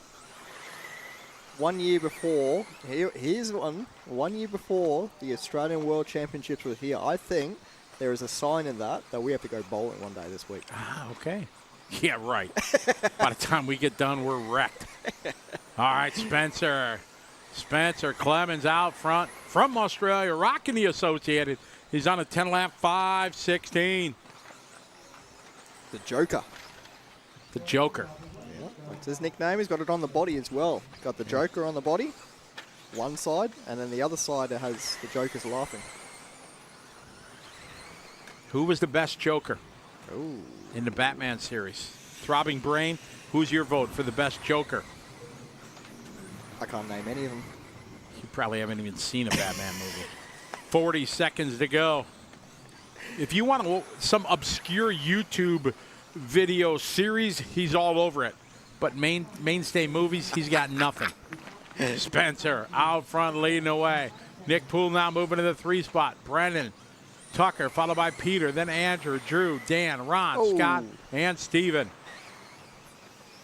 15 seconds to go. Matt, our cameraman, he votes for Heath Ledger. Our lead 2 drivers getting into it out there. Oh, Spencer getting it wrong through that triple. Ryo trying to get through here as well. Could come to grief. Oh, Spencer goes upside down. He's going to need a marshal. Gets back underway here, but Ryo is going to get on through on track at least. At about a 2.5 second gap over Ryo did Spencer Clemens. Brendan Tucker not too far behind either. Oh, there's chaos out there coming to the line. This one winded down. All right, who's your votes? Who's your vote for best Joker? We'll talk about it here during the break between these races. This one wind down, waiting for Peter. Track still hot. Pete says, I'm good. I don't want to take another lap. So Pete's like, I'm good. I'm going happy with 9 laps in a 450. I'm good. All right, so we got lots of votes in here. You got to go old school back to Cesar Romero, to the original, TV show kind of Joker. Was that the Batman TV series? Did that play here in Australia? I don't know. It's probably before I was born. Oh, yeah, it was. Because, yeah, exactly. It was in this, yeah.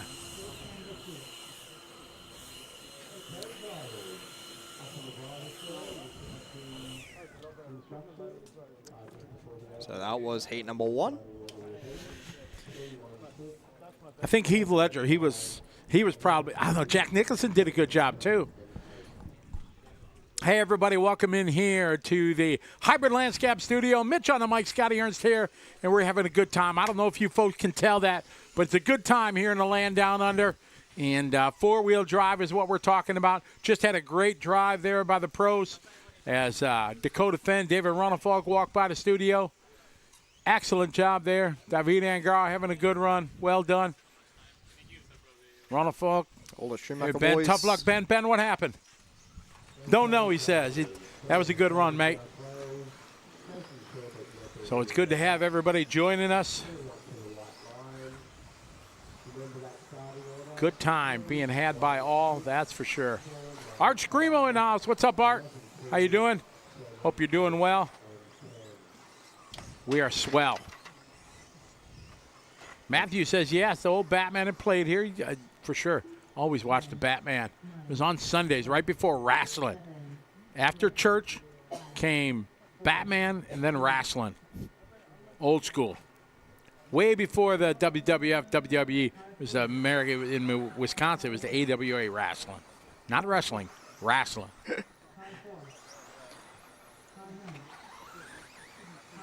Mitch is just shaking his head. Like, what is he talking about? I wasn't even around. What year were you born? 96. Wow. 96. 96, baby. Ay. The year the greats were born. That's when it was? Yeah, that's what I've been told. Okay. There you go. You roll with that. Yeah, in the mirror. Art Screamer says Val Kilmer. All right, who's going to have fast lap here on lap 1, Mitch? What do you think? Dominic Blackman from Hybrid Landscapes. There He's you got go. it. He's coming around to the line here. Pump He's up the punch boss. it. Boom. Survey says 32.6. So close. It's closer than I expected, to be fair. I was trying to pump him up. Oh, man, going up the step up. We got trouble. Marshall's there's trying a to lot get of there. trouble. Nothing he could do. Rick is a steamboat. There you go. There you go, Art. Jeremy, NWA. See, I'm AWA, though. That was way kind of before all that started. All right, Paul French, 30.6. Slow lap here for Paul and Stewart.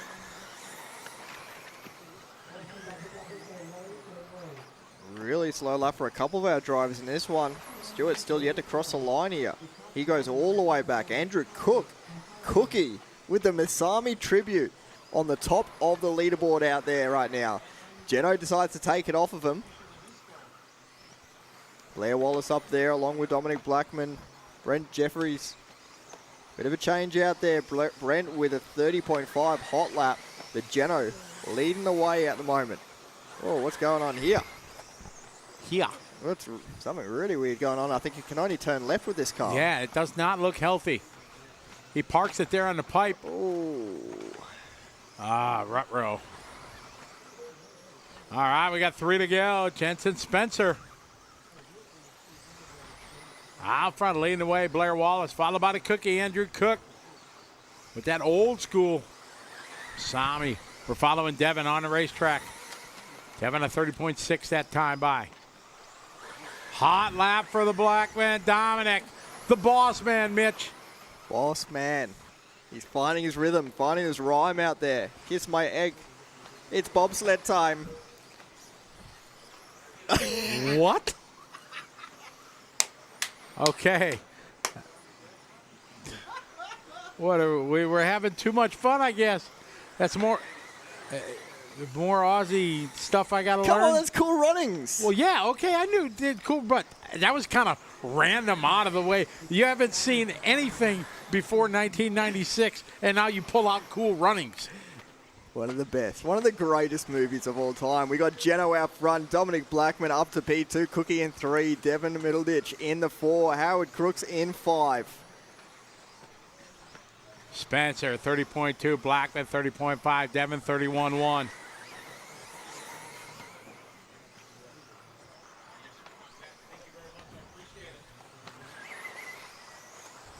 Man, we got a great team manager coming over here, giving us reminders. I like it. So we're following on board with Dominic Blackman coming down the hill here. Currently sitting in P2, 1.8 behind Jensen Spencer. On the safe line, the single. Good option for Dom. Coming on to the front straight away. Down the line he goes. That time by 30.4. Closing in a bit here on Jeno. He makes his way through the double-double. Nice, clean lines. Into the corner table. Oh, putting it on 2 wheels. He manages to save it. Cat-like reflexes there from Dominic Blackman. Jeno on a slow lap here. This could be Dom's time to shine. As we pop in with now Stuart McMahon from Campbelltown Hobbies. Stuart always working hard. You got the shop set up over there, helping everybody out, getting you hooked up like a tow truck. Big thanks to Campbelltown Hobbies being one of our sponsors here on the broadcast. Jeno having a rough run. He's dropping down the order. Dom right at the top. Well, you might have to go interview him if Dominic, if he wins. You might have to do that. I'm getting ready. Putting pressure on you. Time winding down.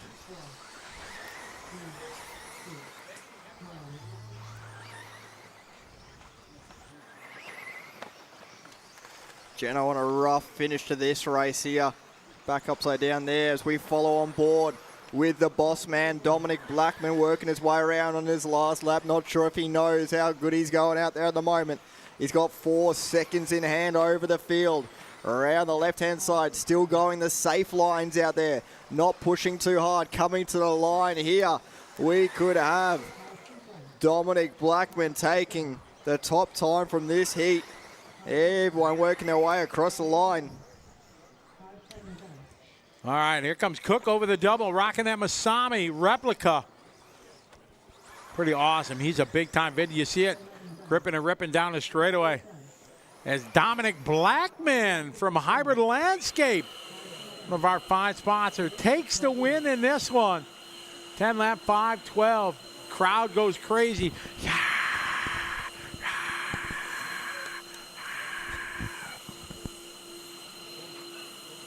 Dominic taking a win. Oh, this should be good. See what Mitch has in store. We're going to throw it down to the team, EAM.com. Interviewer, take it away, Mitch. We're here with Dominic Blackman. Quick chat after.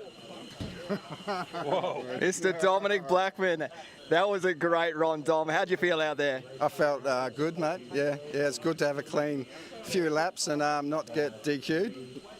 DQ'd, what's going on? What happened there? No stickers, first one. What was the second one?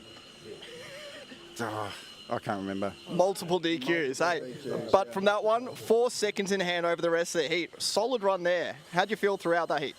Yeah, I felt pretty good. The track feels awesome. Yeah, I just got to keep doing that for a little bit to stay in the bottom section. That's all right. It's all good. And once again, another big thank you to supporting the studio. Once again, from Hybrid Landscapes, Dominic Blackman. We'll let you go out there and marshal, mate. Good on you. Guys.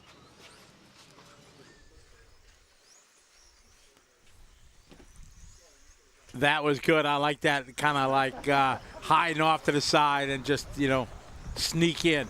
Surprise interview there. Okay, race number 3 on the track. Should be 7.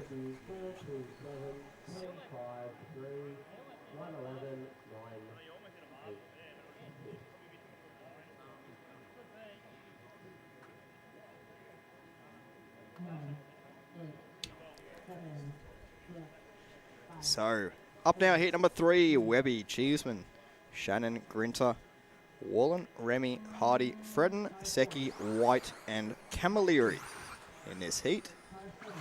Everyone chasing David Ungaro's time, a 12-lap run, 5:08.3. Webby might be close. What do you think, Scotty? I think so. Yeah. Webby's been quick.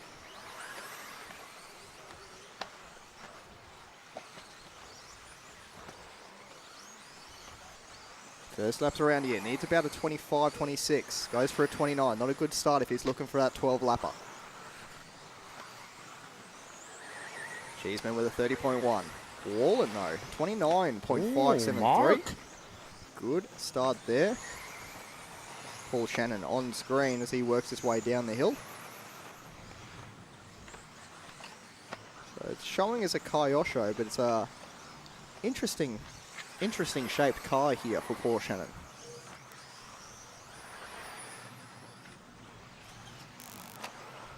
I couldn't make out the stickers when it went by. It was hard to see.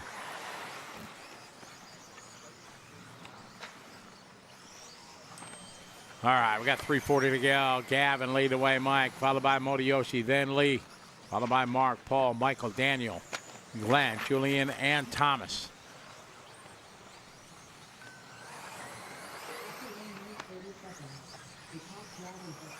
Gavin Webb, your leader in the 4.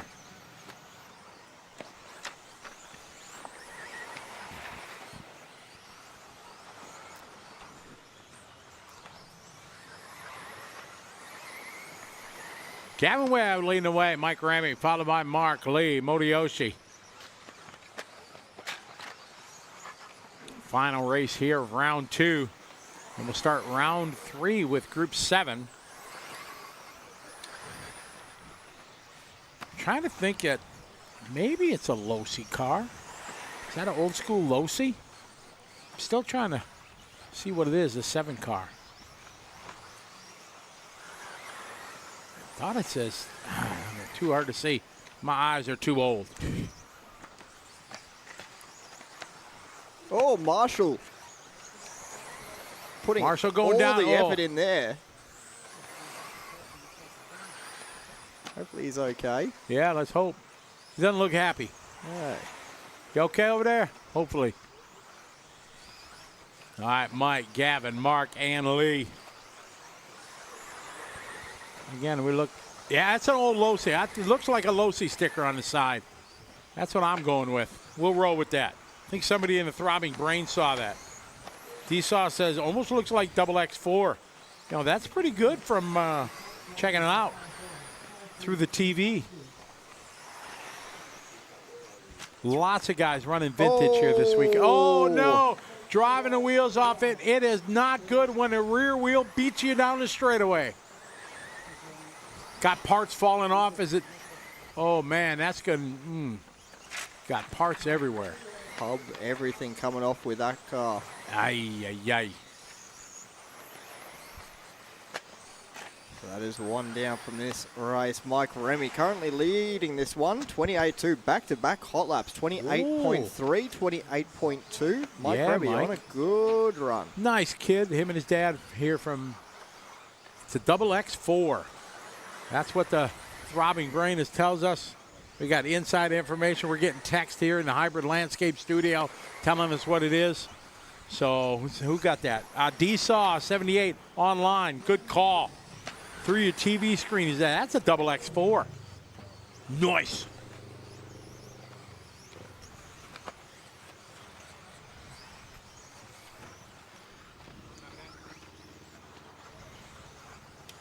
Remy out front, 28.1. Gavin, 28.6. Lee, 26.2. Modiyoshi, 29.5. Julian, 30.0. Renton, 30.6.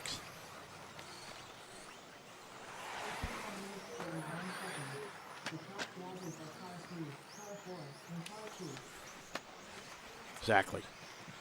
30 seconds to go. Mike, Gavin, Lee, your top 3. We got Mike on a 11-lap 5:16, still making a good run just to tick off that time for Mongaro. Webby going for a roll just before the line there. Slower lap that time by.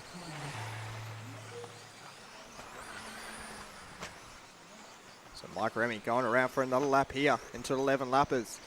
Same as Gavin Webb. Lee Cheeseman going to sneak on through as well with any luck. Already on that 11-lap run now. So everyone else on the 10 lappers, if they're still on track. Modiyoshi going in front of Julian Hardy as they hit the loop. Webb crosses the line there with a 28.3. Remy to the line, a little bit late to the line at 31.1. Cheeseman with a 30.4. Gavin Webb, the fastest of the top 3 to the line there, but Mike Rennie will hold on to the top spot from this heat. An 11-lap run, 5:19. Good run there for Mike Remy. Another good run for the Belgian driver.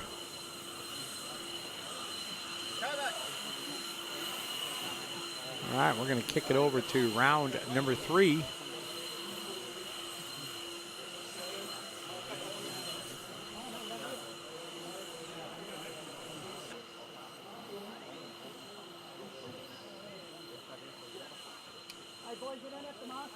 All right, we're going to throw it down to a TeamEAM.com interview. Mike Remy came down off the driver's stand with a big smile on his face. Tell me what that's about, Mike. Yeah, I have a big smile because the car is very fast. I'm very happy for I have a good setting. My dad take the good work of the car. I choose a decision with my dad to change the setup for this qualification. Yeah, it still works and very happy. I'm fasted. Yeah. You can see how happy he is. Tell us about the car that you're running. What is it? What is it that you're running? The running? The car, what car? Yeah, it's a 4-driver Coralie. It's a XBX 425. It's a new one.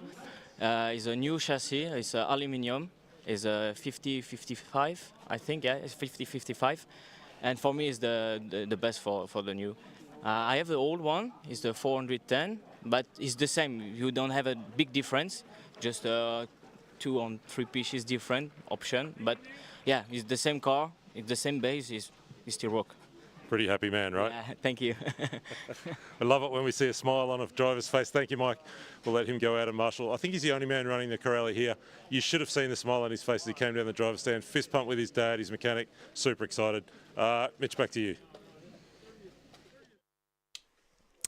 Yes, as we check out our pits area here, as we cycle on through our next round of qualifying, we'd like to say a massive, massive thank you to Team Coyote, the major supporter of this event, along with Hobbywing, XC ESC, Team Associated and Reedy, along with Schumacher, Power HD, ProTech RC, Sanwa, Plague Bearings, Berserk, Elsaram, Dunbray Group of Companies, RC Discharger, RC Hobbyland, AWP Air Water Power, Sunpadao, Gens Ace, A-Main, Dunbray Environmental, GFM, so Global Facilities Maintenance, IFMA, FEMCA, and RCRA, along with our major media sponsor, Campbelltown Hobbies, our trackside support here at the IFMA Off-Road World Championships, along with Hybrid Landscapes, Team EAM, Mob Boss Graphics, Screw Compressor Sales, Speedy RC,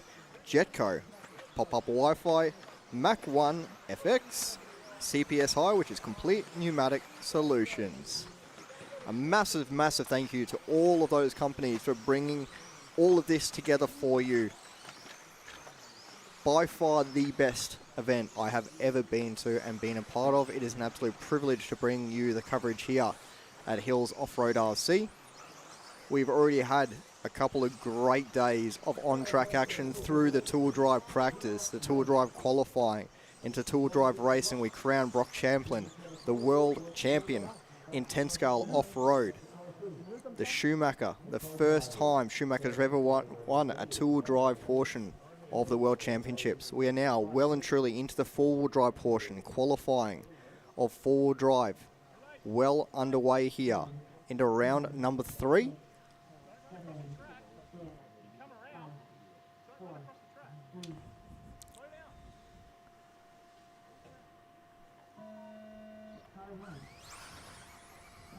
So we check out our Mac 1 FX track cam as our drivers make their way down the front straight for first time here in qualifying round number 3, heat number 7. In this heat, Joe Cathy, Lucas Didier, Sarah Dew, Ben Cribben, Hugo Sang, Josh Mason, Ben Panic, David Warner, Stephen Brown, and Caden Hill.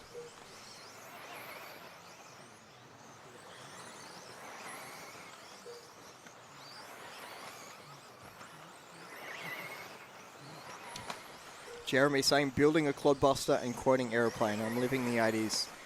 Jeremy, you are living my dream. I would love to own a clodbuster again. It was my very first RC car. I would love to get my hands on a clodbuster. Nonetheless, in this heat, we are following on board with Ben Cribben, making his way over the time loop. That time by Ben Cribben goes hot lap of the heat, 27.083.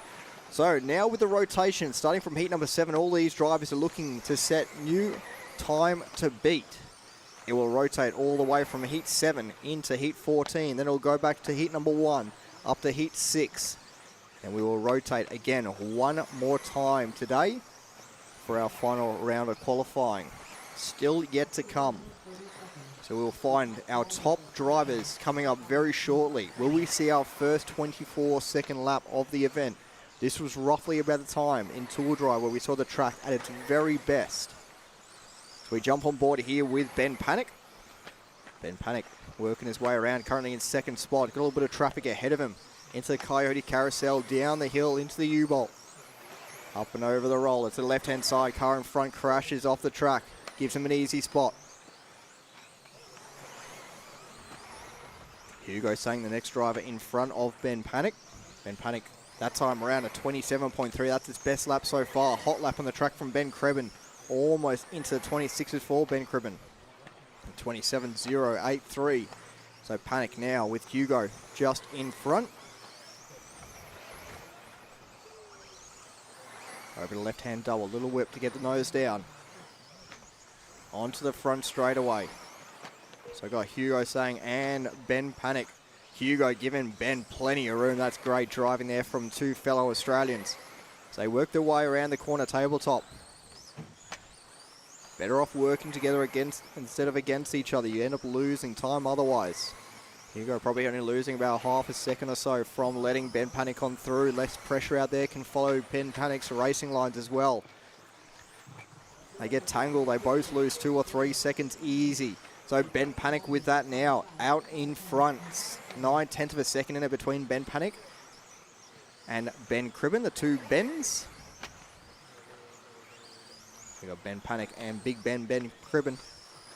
Stephen Brown in the 3 spot. Joe Cathy in 4. Lucas Didier rounding out the top 5. Oh, big stack there as we jump on board here. I think that might be David Warner in the 6 car. We'll check when he comes around. Minute 30 left on the clock. Stephen Brown putting his best lap in there. 27.332 going up in front of Ben Cribben now in the 2 spot. We follow on board with David Warner.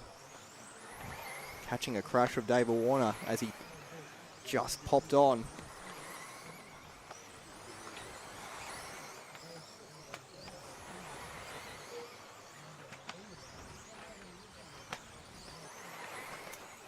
So Panic leading the way. Stephen Brown in 2. Lucas Didier in 3. Ben Cribben in 4. Hugo Sang in 5. Sarah Dew in 6. Got Joe Cathy in 7. David Warner in 8. Caden Hill in 9. Josh Mason in the 10 spot. Following on board with Stephen Brown from the UK. Working his way around the left-hand double. Comes up just slightly short. Little slap landing. Didn't cost him too much time though.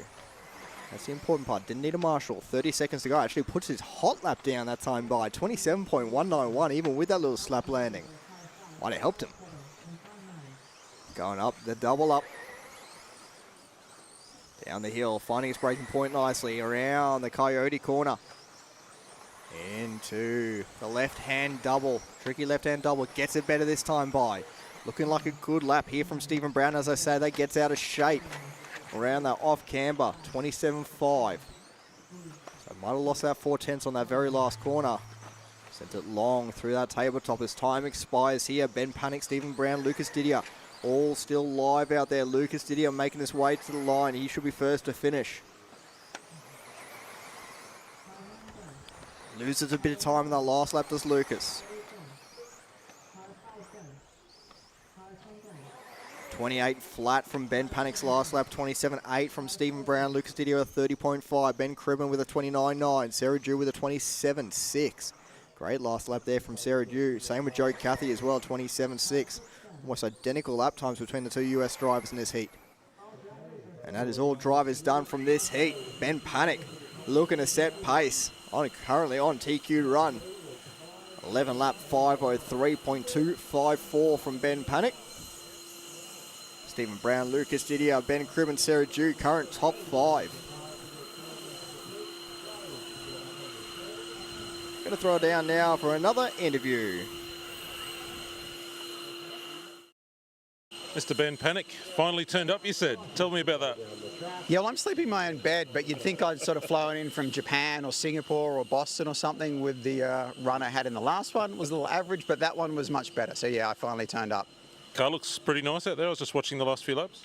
Yeah, about 45 changes I put on it, so I had to throw the kitchen sink at it. So I went back to the 8 Skull archives in the back of my mind and dug into my setup book, and yeah, it worked. And the driver showed up, so that was a big difference. But the car was much better to drive. You got to do the walk around the track last night with who? I've lost track already. Brock Champlin, Tommy Hall. Brock and Tommy, yep. That video's out for people on YouTube or over on the Facebook page. What did you pick up from them that's been helpful today? Well, I just channeled Brock, really, which is, you know, kind of set the car into the corner, be smooth, don't saw at the wheel, you know, constant throttle. So that's what I really try to do. The car let me do that run. It wouldn't let me do it the run before. Okay. Yeah, so it was good. Beautiful. Well done. Thank you, mate. That's Ben Panic. As we continue with, well, I think we're into qualifying round number 3, aren't we? So back to you, Mitch. Yes, sir. We are into qualifying round number 3. Heat number 8 of 14 in this heat.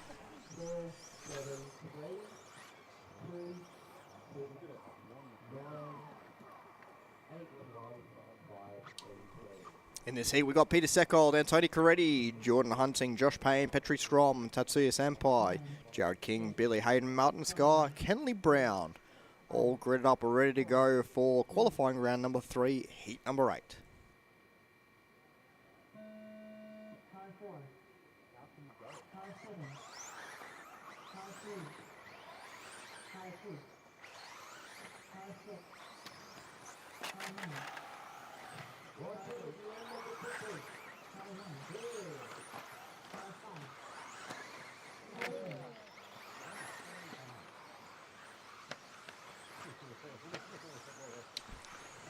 Couple of comments going in. Yes, aeroplane called Flying High in Australia. I think it does have a different name. I do distinctly remember that. Jordan Hunting, first lap around 27.3 first lap. Josh Payne with a 27.5. Petri Strom with a 27.7. Billy Hayden with a 27.7 as well. Martin Scar 27.259. We jump on board with Coretti.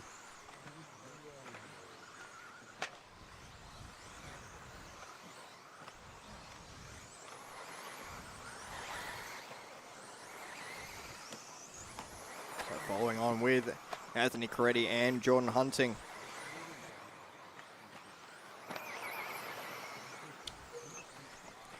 Martin Scar that time by 26.863. Hot lap of the heat. 2 in a row from Martin Scar, 27.2. Backed up with a 26.863. Continue to follow along with Coretti. And Jordan Hunting working away down the front straight away. Josh Payne that time by 27.2. Hunting, we follow on board with him. 27.0. Coretti with a slight mistake through the triple there. Costing him a bit of time. See Josh Payne starting to lurk in the background. Payne on a good run. Early days out there. 2 minutes down, 3 minutes left to go. Hunting to the line here. Hunting with a 27.3. Good lap there from Hunting. Coretti with a 29.3 after his crash. Payne with a bit of a slower lap, slightly slower, 27.8. Martin Scar just continuing to push out there, 27.0. 7 tenths behind will be Jordan Hunting. Josh Payne, we follow on board with in the 3 spot. Petri Strom in 4. Tatsuya Sampai in the 5. So Payne working his way to the front straight here. Across the line this time around for Payne. A little bit slower again, 27.8. Petri Strom now jumps in front of Payne with a 27.175. Oh, issues at the top of the hill here. Payne gets on the inside of it. Good move. Up the inside. So Hunting and Coretti with a mistake at the top of the hill there. Gives Payne plenty of room to breathe as long as he can stay in front of Coretti and Hunting. Both those two quite quick drivers. Now Payne up to the 2 spot in front of Hunting. Martin Scar going 26.509. Looking to set time to beat here with less than 2 minutes left on the clock now. Payne got traffic right on his rear as they work their way around the last corner. So the left-hand corner here has got Petri Strom trying to hunt him on down. Petri behind on the time. No, now Josh Payne drops down to the 4 spot. Petri Strom up to the 2.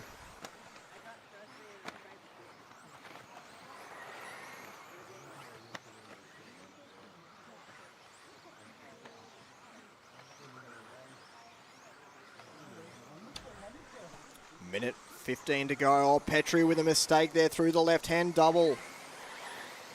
So we follow on board with Petri Strom. Oh, as well, Jared King now gets past him on track as well as on the time. Martin Scar continues to lead this one.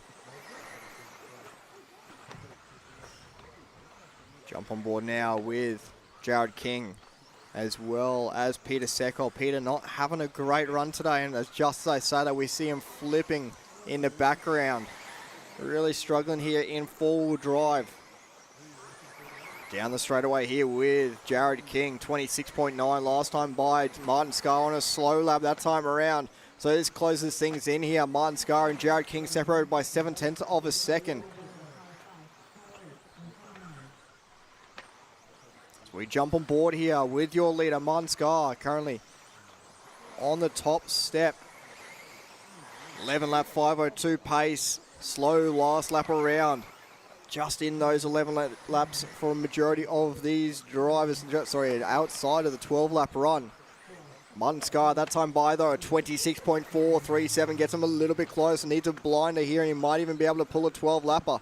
He's got Petri Strom just in front of him there. He works his way around the Coyote Carousel. It's a little bit long through the U-Bolt. Into the off-camber, majority of drivers will be finishing up their lap here. One just missing out on a 12-lap run there. 11-lap run, but a good time. 11.501.4 goes to the top of the timing sheets in front of Ben Panic from the last heat. Jared King in 2, Josh Payne 3, Tatsuyas in 4, and Anthony Coretti in the 5 spot from that heat. Jared King up to the P3 from that heat as well overall. All right, so Paney run 11:03, so that's what I got. I just got to go 12 laps and I can beat Paney. Easy. You'll be last on the track. Fastest track conditions we'll see probably so far. All in my favor.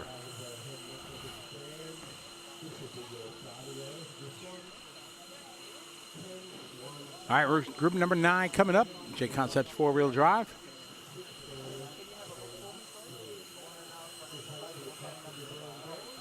All right, we're going to chuck it down to Scott Guyot there in the team EAM.com interview area. Take it away, Scott. We're here with Martin Scar after that one. Martin, that looked pretty nice out there. Yeah, it was pretty nice. The car was much better. We do some change. We changed the cars a little bit, and it was much better now. Can you tell me what you changed? I changed speed up the car a bit, and yeah, and then we changed the diffs, so it's much better, and yeah, it's a little bit easier to drive, and yeah, and I come over the jumps, so it's better. Do you think any more changes for the last one later on? No, it was very good now, so yeah. Good luck for Q4. Thank you so much. That's Martin Scar. Looks pretty happy with his car right now, and certainly looking good here in qualifying round number 3. Mitch, back to you, buddy. Thank you, Scotty G. So in this heat number 9 of 14, Chad Yu, Damon David Perry, Florian Schmidt, William Venables, Nathan Healy, Alan Horn, Samuel Muffet, Phoenix Eggleton, Casey Dawson, and Andrew Gillett.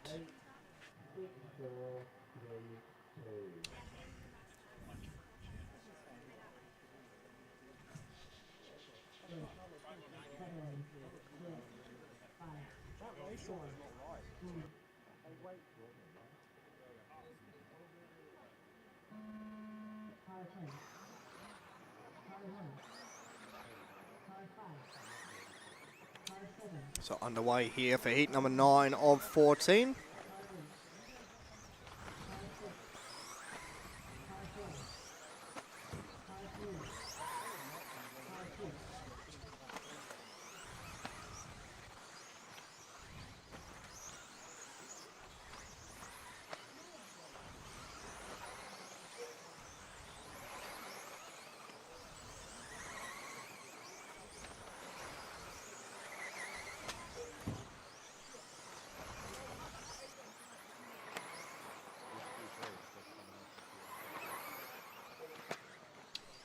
So first lap's coming around here, 26.9 from Dawson, Healy with a 27.1, Eggleston with a 27.3, Gillett with a 27.4, Horn with a 27.4, Dew with a 26.9. Oh, 26.9 there for Dew. Good second lap for Chad. Yeah.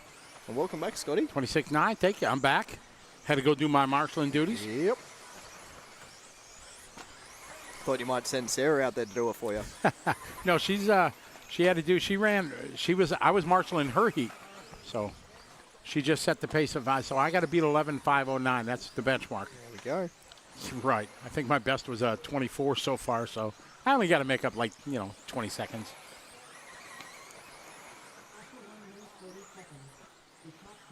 All right, we got Chad Dew at the top of the board, 26.5. Now he's on a 12-lap run. Attacking that back chicane much better. Kind of turning in from the back. Chad across start finish line. He goes 26.8. Consistent lap. 12 lap 5:23. That's quick time so far. Just got to keep the rubber to the road. He'll do just fine. He'll be fine. Yeah. Chad, Casey, Phoenix, William. Chad Dew, your leader. Through the off-camber section, onto the straightaway. Squares it up, across the line, 26.8. Backs it up a new hot lap at a rate, 26.4. Our leader through the rhythm section. Doing double, double, and tabletop. Accelerating, climbing up the hill to step up, getting that car to rotate.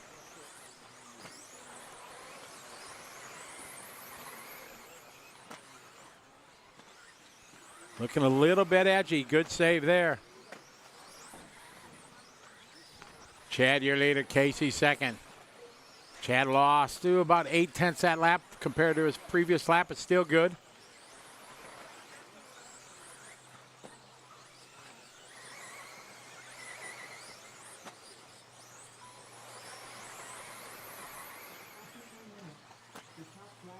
Car looking the best it's been, but it's still a little bit edgy.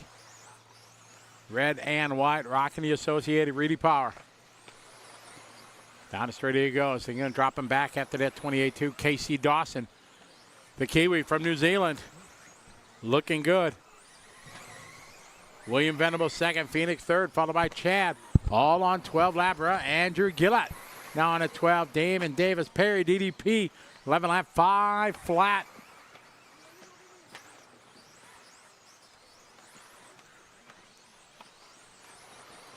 Correct, we got 4 rounds of qualifying today, 1 tomorrow. Tomorrow morning we'll start with a short control practice round. It's just kind of groove the tracking because it's going to be wet, damp, and muddy.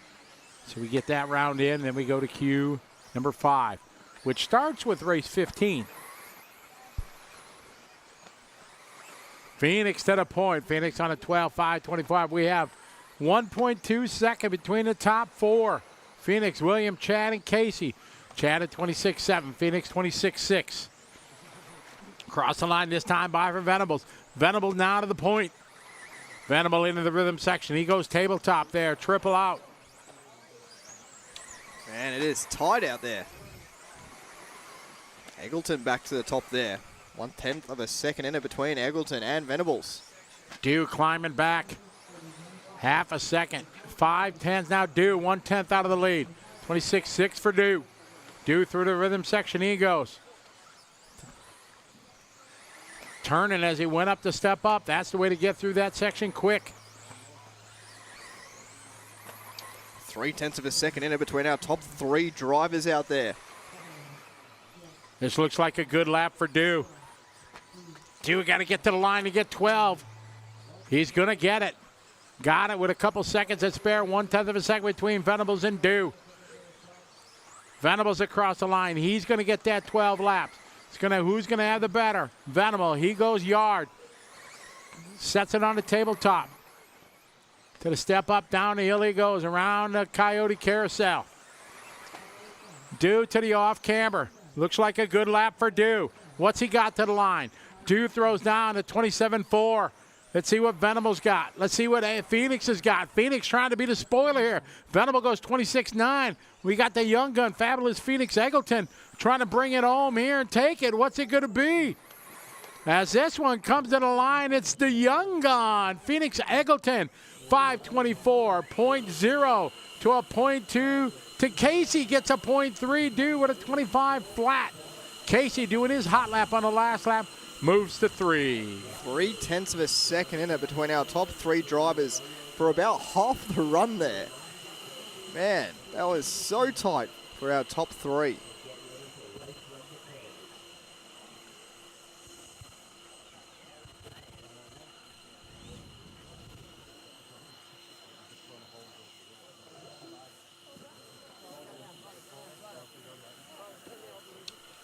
So up now, heat number 10 of 14.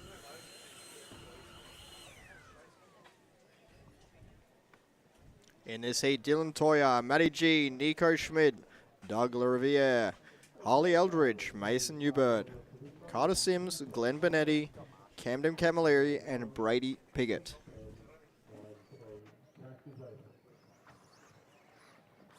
Everyone making their way out as we watch on our Jetco wide cam.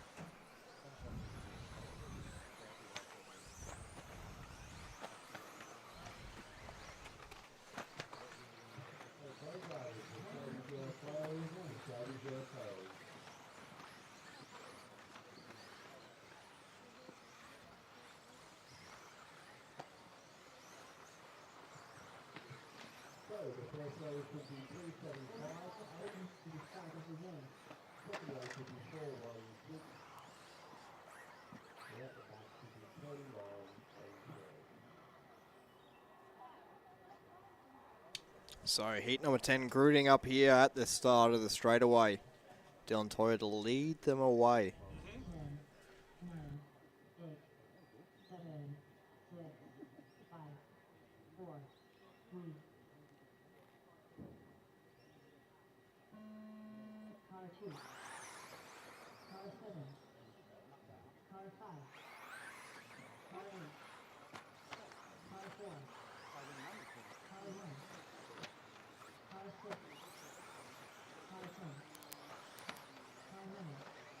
All right, to everybody watching online, a little heads up here. We got a technical power issue here that we have to reboot the stream right now. So you may see us go dark here for a brief moment, but we got to do this now. So we'll be back here. Look for the new streams and everything. We'll be back live here in just a few moments. Thanks for your